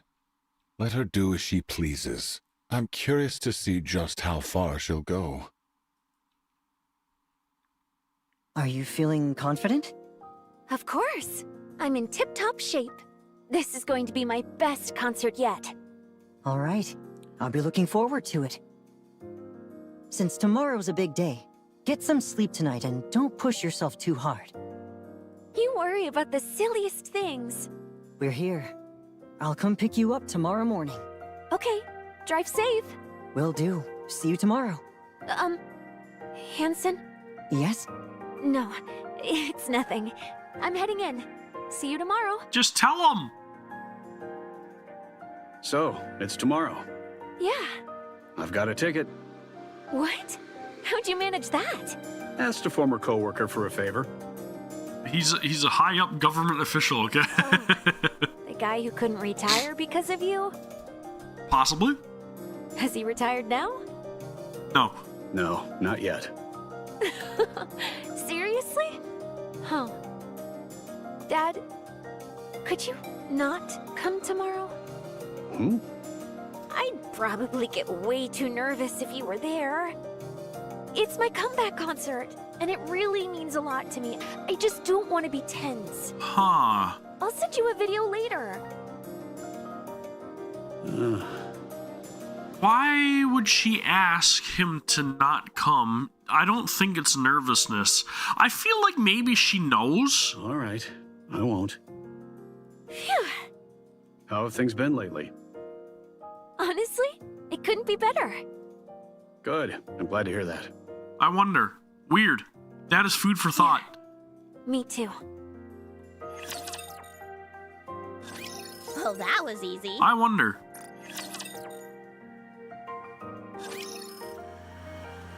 Anise feels like she's dreaming. Arcranian Hall is packed to the brim with humans and Nikkes alike. A massive stage stretches out before her, and on it, Pretty commands the room with an almost overwhelming presence. Wow. Anise is certain of it. The first concert she's ever seen will be the best of her life. Oswald stares at the worn leather gloves in the display case. Red Hood's messy signature is barely legible now. Could this be another connection forged by Red Hood? I owe her, in more ways than one.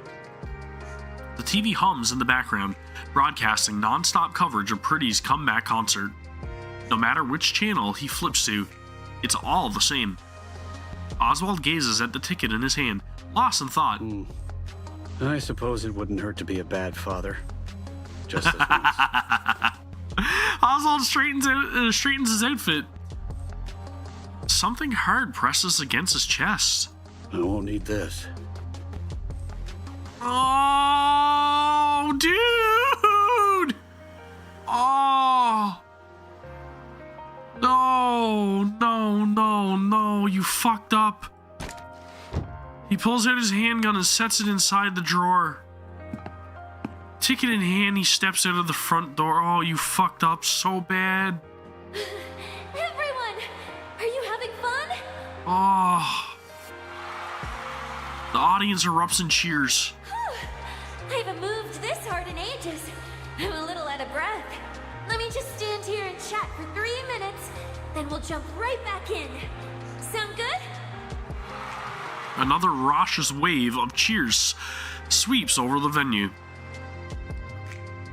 On stage, Frisia launches into some light banter. Honed by countless variety shows, her words flow effortlessly, leaving the audience hanging on every line. I'm already fucking crying. This is not good.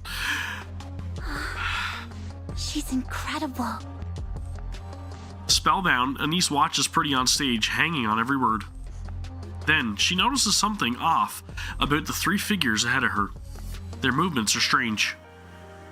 The crowd is in the stands is shrouded in darkness, making it hard to see clearly. Even so, Anise doesn't take her eyes off them. They fumble, searching for something. One pulls a metal rod from their coat. Another retrieves a heavy-looking chunk of metal.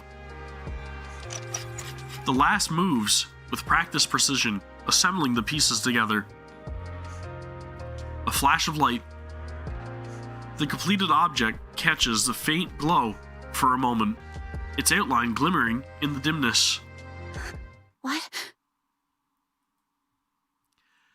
All at once, Anise realizes that what they've assembled is a gun. Anise charges forward, but the crowd is packed too tightly. She can barely move. Still, she forces her way through. Slowly, a path begins to open. She pushes harder, closing in on the 3 figures. Just a little more, and she could stop them. In that instant, the person in the center jumps up and raises the gun, aiming straight at the stage. A chill runs down Oswald's spine. A sound you'd never expect to hear at a concert reaches his ears. It was the sharp clinks and clanks of a gun being assembled. Oswald lunges toward it, heart hammering. Up ahead, he spots the 3 acting suspiciously. His hand slips into his jacket.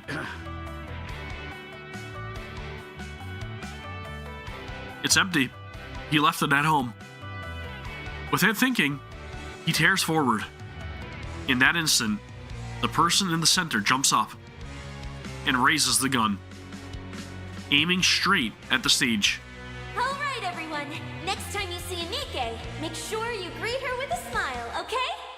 They're the goddesses of victory, who put their lives on the line for us. The crowd explodes into cheers. At the same time, someone vaults onto a folding chair. Frisia catches sight of a dark circle aimed at her. A gun barrel. Then a flash erupts from its mouth. You can't be serious. Oh, but I am. No matter how I look at it, this is the only way. Oh, no, dude.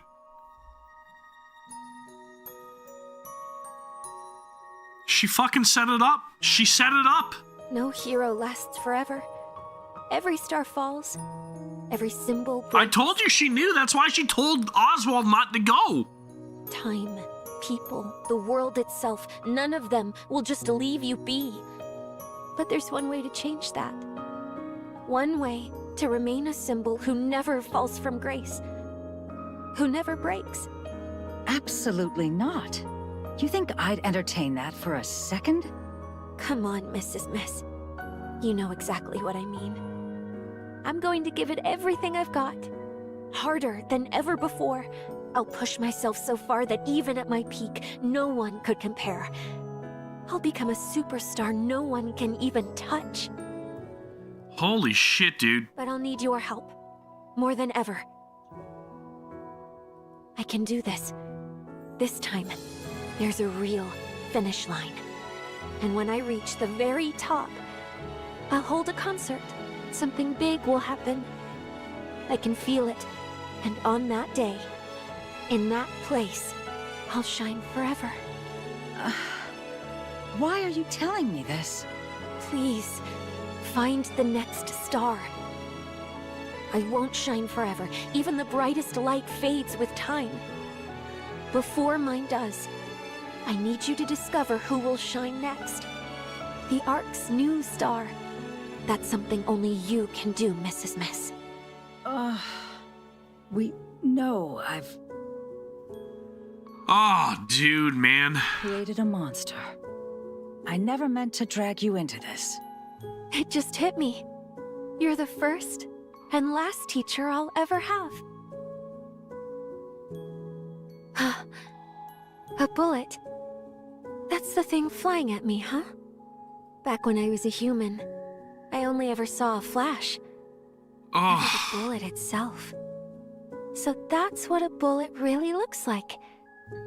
Crazy that something so small can kill someone. It's slow, though. I can dodge it easily. Maybe I can even catch it. But a normal NIKKE probably can't pull that off. Oh, right. Dad mentioned something about Lilyweiss in the hallway the other day. Maybe I really do have a knack for combat. If I'd become a NIKKE sooner, could I have ended up like the goddesses? But what if it hits me and I'm fine? No, it's okay. I swapped to a lighter frame and made sure the area around my forehead is fragile. Let's see. At this angle, it'll hit my neck. Better shift a little. Yeah, this position's good. I'm kind of amazing, huh? Dodging bullets and everything. It didn't need to happen like this, dude. It did not need to happen like this. Okay, that's enough. This is it. No matter how I think about it, this is the only way. I'd be lying if I said I don't have any lingering feelings. But I don't regret this. Oh, Frisia. I leave the rest to you, Mrs. Miss. Hanson, I'm sorry. And... Dad.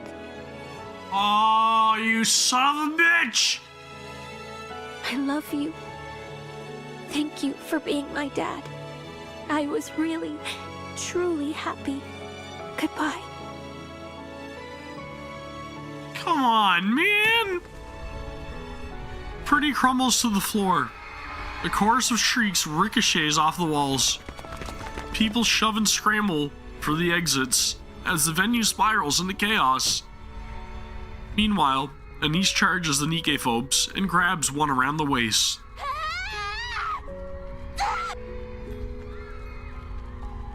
She lets out a raw, desperate scream and refuses to release her grip. The butt of a gun slams into the back of Anise's neck. Her body goes limp, and she drops hard to the floor. The fleeing crowd does not look down and trample past her in their panic. Oswald barrels into the NIKKE phobes and grapples with them, but his alcohol-wrecked body won't respond fast enough. They shove him aside and slip into the chaos of the escaping crowd. He struggles back to his feet and heads for the stage, compelled to see the truth for himself. Frisia. She lies motionless on the stage. No. Mr. Oswald. No. Frisia. Oswald pulls Frisia into his arms. In that instant, he understands everything she was trying to do.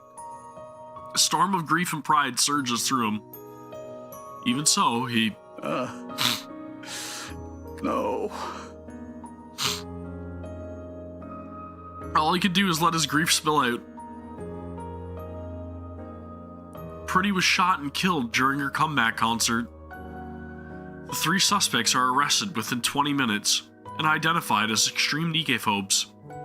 They confess that they committed the crime to halt the rising influence of the NIKKE Rights Committee, the very organization that had backed Pretty. After their confession, their whereabouts are never revealed. The world reels at the truth, a symbol of the NIKKEs, and the Arc Star has been murdered by NIKKE phobes. Within the Arc, the NIKKE phobes become targets of absolute condemnation, and their influence collapses almost overnight. At the same time, NIKKE rights begin to rise sharply. ENIC enacts new legislation making the mistreatment of NIKKEs a punishable crime.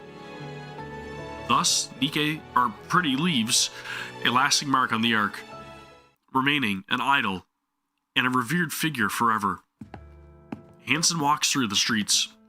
Up ahead, a citizen presses an empty can into the hand of a NIKKE walking down the street. The last of its contents already drained. All of a sudden, someone steps in and knocks the can away. Hanson keeps moving. The NIKKE stationed at the public facility stand guard, their uniforms disheveled and their bodies worn and battered. A group of students lingers nearby, snickering as they hurl scraps of food at them for sport. The NIKKEs don't react. They don't even flinch. Moments later, the students are detained by the ACPU. So as you can see, there is a ton of change happening right now, right? Sorry, guys. So it's a hard moment for me as a dad of a daughter, okay? Just saying, it's that's a hard scene. Hanson continues down the street. In a dark corner of the park, a mass-produced NIKKE is getting pummeled, her body swaying with each hit. It isn't supposed to hurt. The attackers wield nothing but cheap plastic rods and their own hands. hardly enough to cause real damage.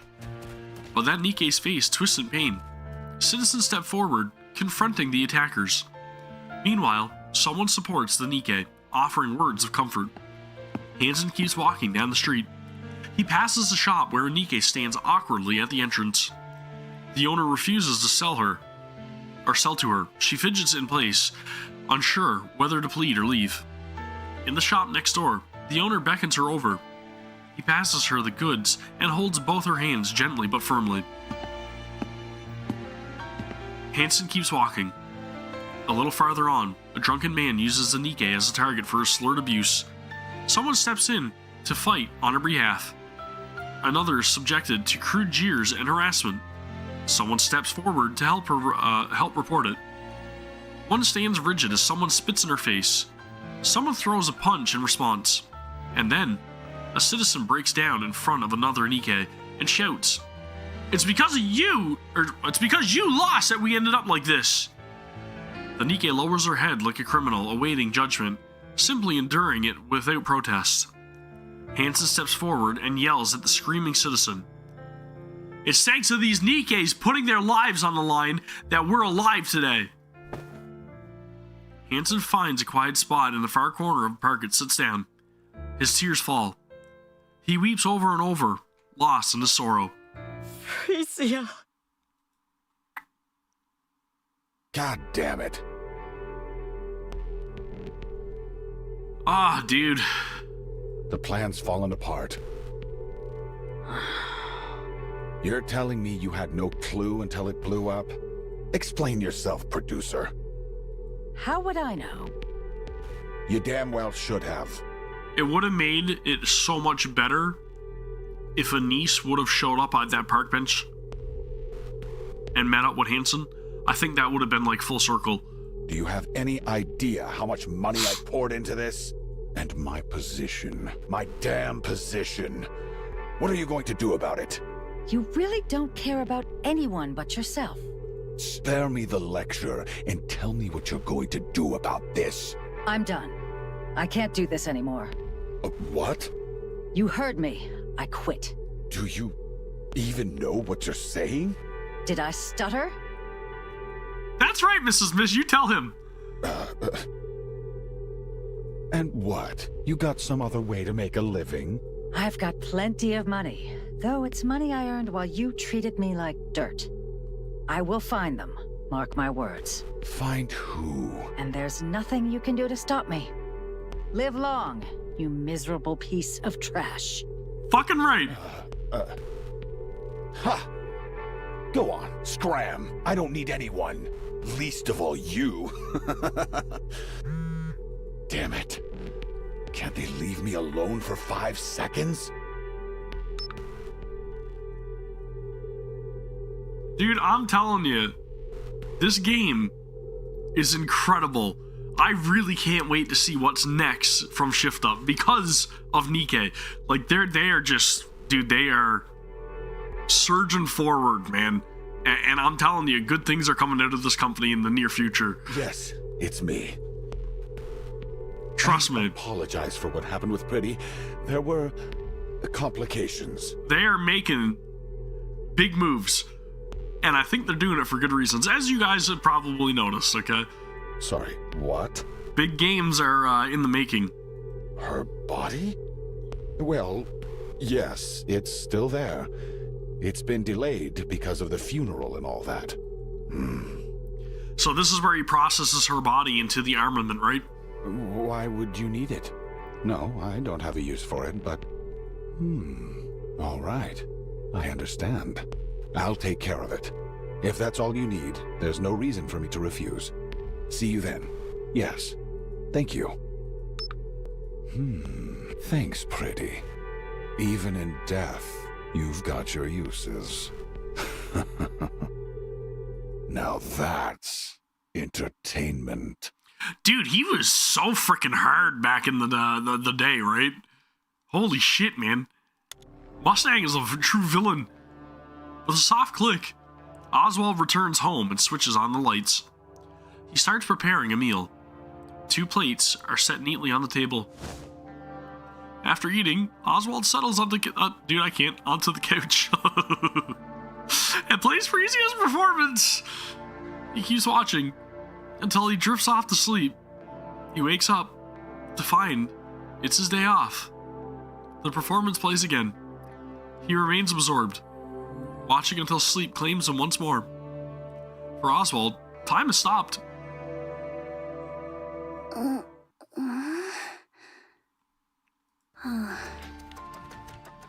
So I've become a Nikke. You're awake.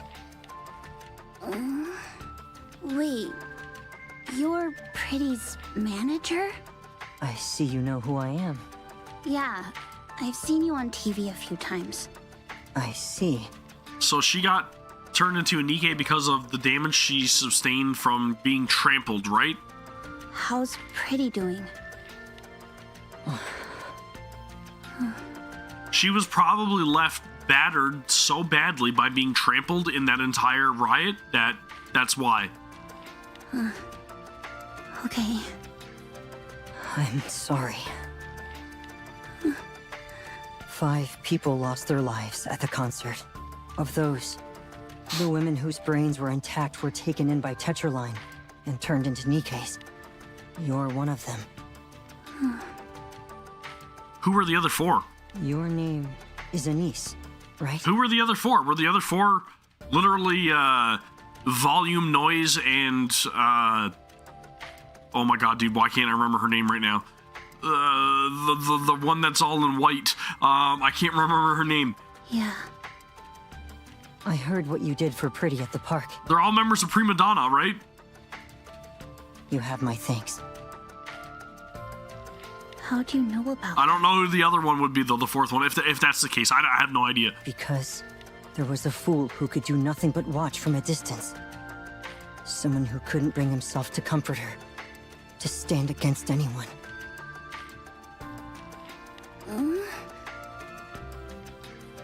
It's Arya. Sorry, I do not hate Arya. I just can't remember her because I don't ever use her. Sorry. That probably came out kind of strange. Anise, have you ever thought about becoming a pop star? The Ark needs stars, like Pretty. Yeah, I'll give it a shot. I really want to. Damn, dude. I want to be a star that gives people hope. Oof. Holy shit, man. Well, that was easy. It's not over yet, guys. It's not over yet.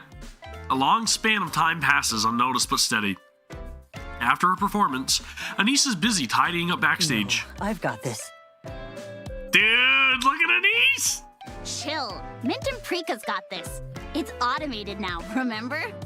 Again? I can't with those two.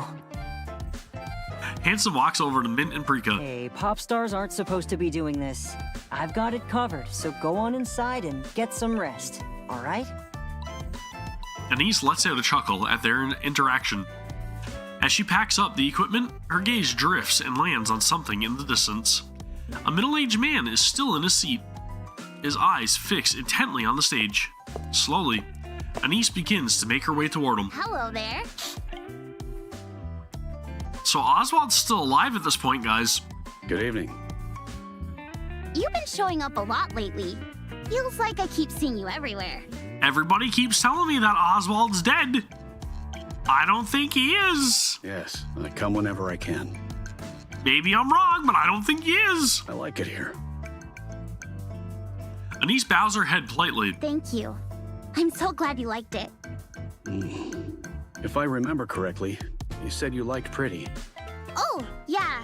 I talk about her whenever I get the chance. Do you want to be like Pretty?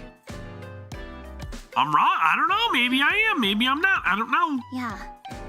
She's my idol and star. Oh, really? Why's that?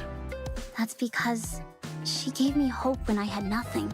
I know I can't ever be like her, but I want to give hope to others too. That way, Pretty's memory will live on forever. I see. Thank you. That means a lot to me. Oswald gets to his feet, gives Anise a quick nod, and walks away.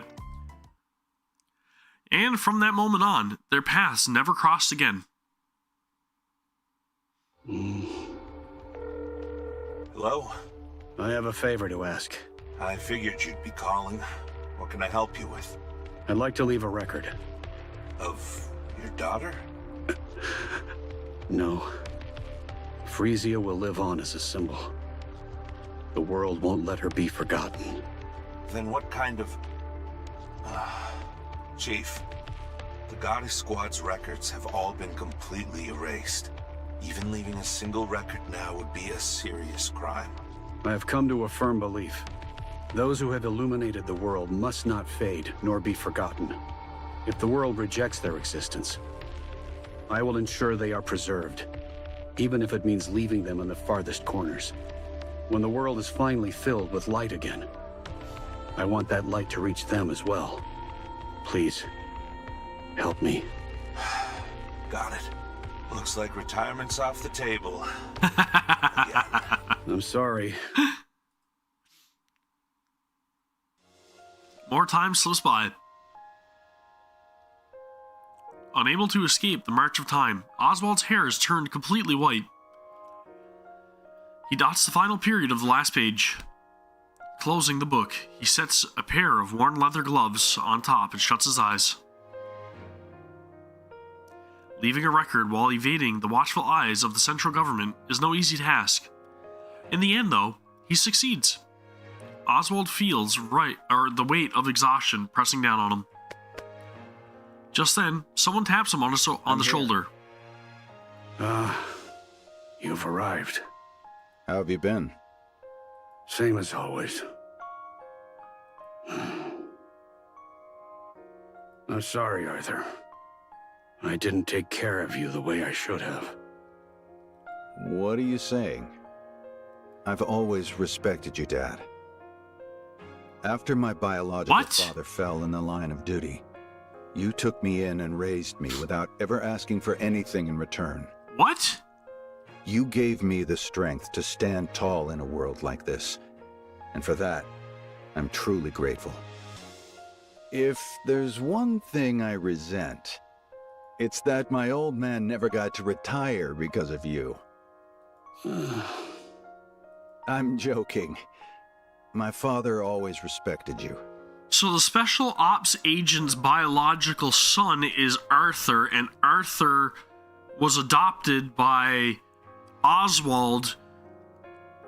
So is Arthur the commander-in-chief? And so do I. I've been training hard to live up to your expectations. I didn't quite make it to deputy chief, which is a bit of a letdown. Oh? But I've made a bit of a name for myself in the Ark. Okay, so maybe not then. You've done well. The bestseller squad will be formed as you desired. Records that must never be forgotten will be passed down through many generations. Oh wait, was Arthur one of the people? Okay, so he had to be involved with the Forbidden Library. Return to the world. Thank you.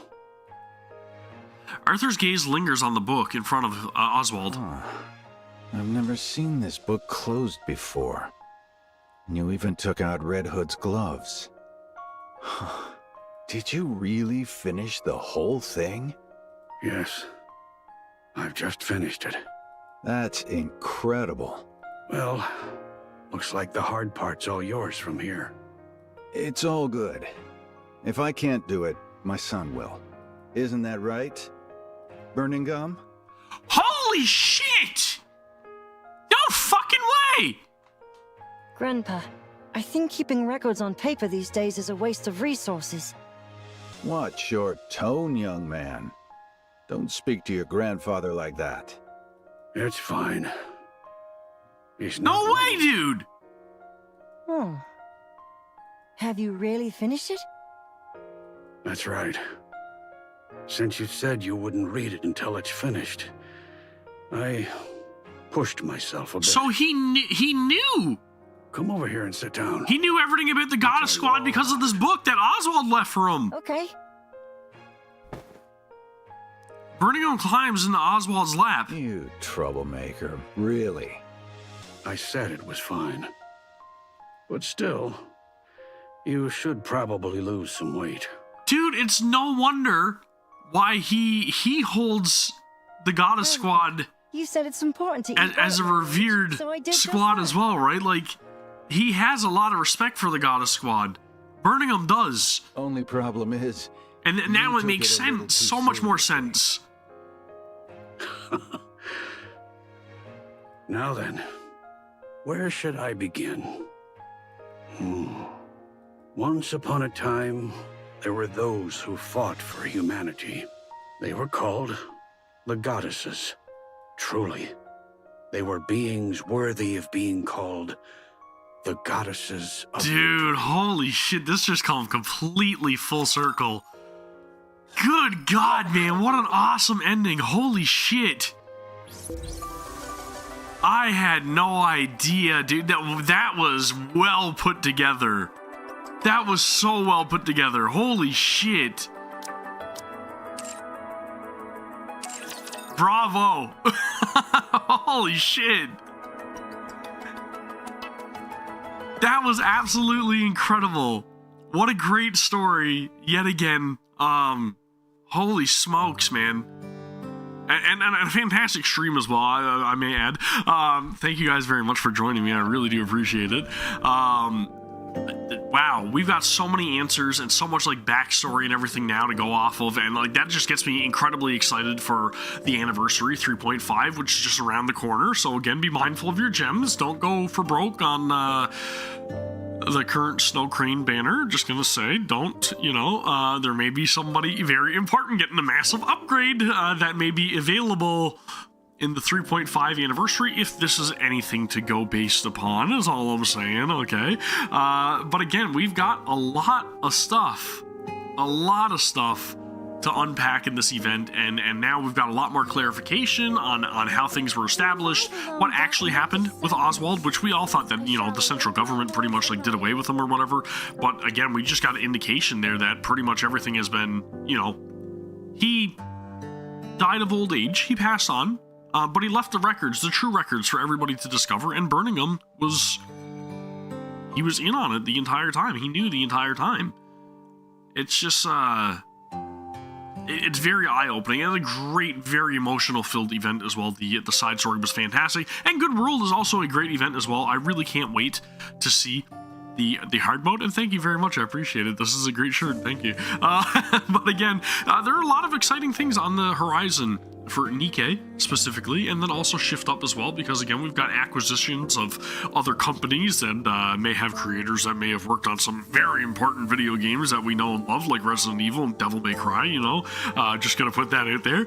And there's a lot of stuff coming out of Shift Up that I'm very excited for, and there's also talks of like open world stuff possibly being announced at some point in the near future, which I'm looking forward to as well. But I'm not going to get into that right now. We are going to clue things up here. We're going to leave this up in the past streams playlist in case anybody wants to go back and watch anything that they have missed. And I will be live from time to time to cover the events of NIKKE, of course, alongside all of you guys. So again, if you guys are new here to the channel, I would highly encourage you to please subscribe to the channel for more Goddess of Victory NIKKE content. Give the video and the stream a thumbs up, as I appreciate it very, very much. And then that way, again, you guys can be notified whenever I do go live. And then also when I post a new video and everything, right? We've got a lot of stuff to cover over here on the channel. Again, very, very exciting times, and thankful for each and every single one of you guys. I really, truly am. Again, my apologies about my voice. I am still currently going through a cold. Hopefully it'll be gone by the next upload or the next time that I go live. So again, that is going to do it for this one. I appreciate you guys very, very much. I'll see you all in the next one. Take care. Peace.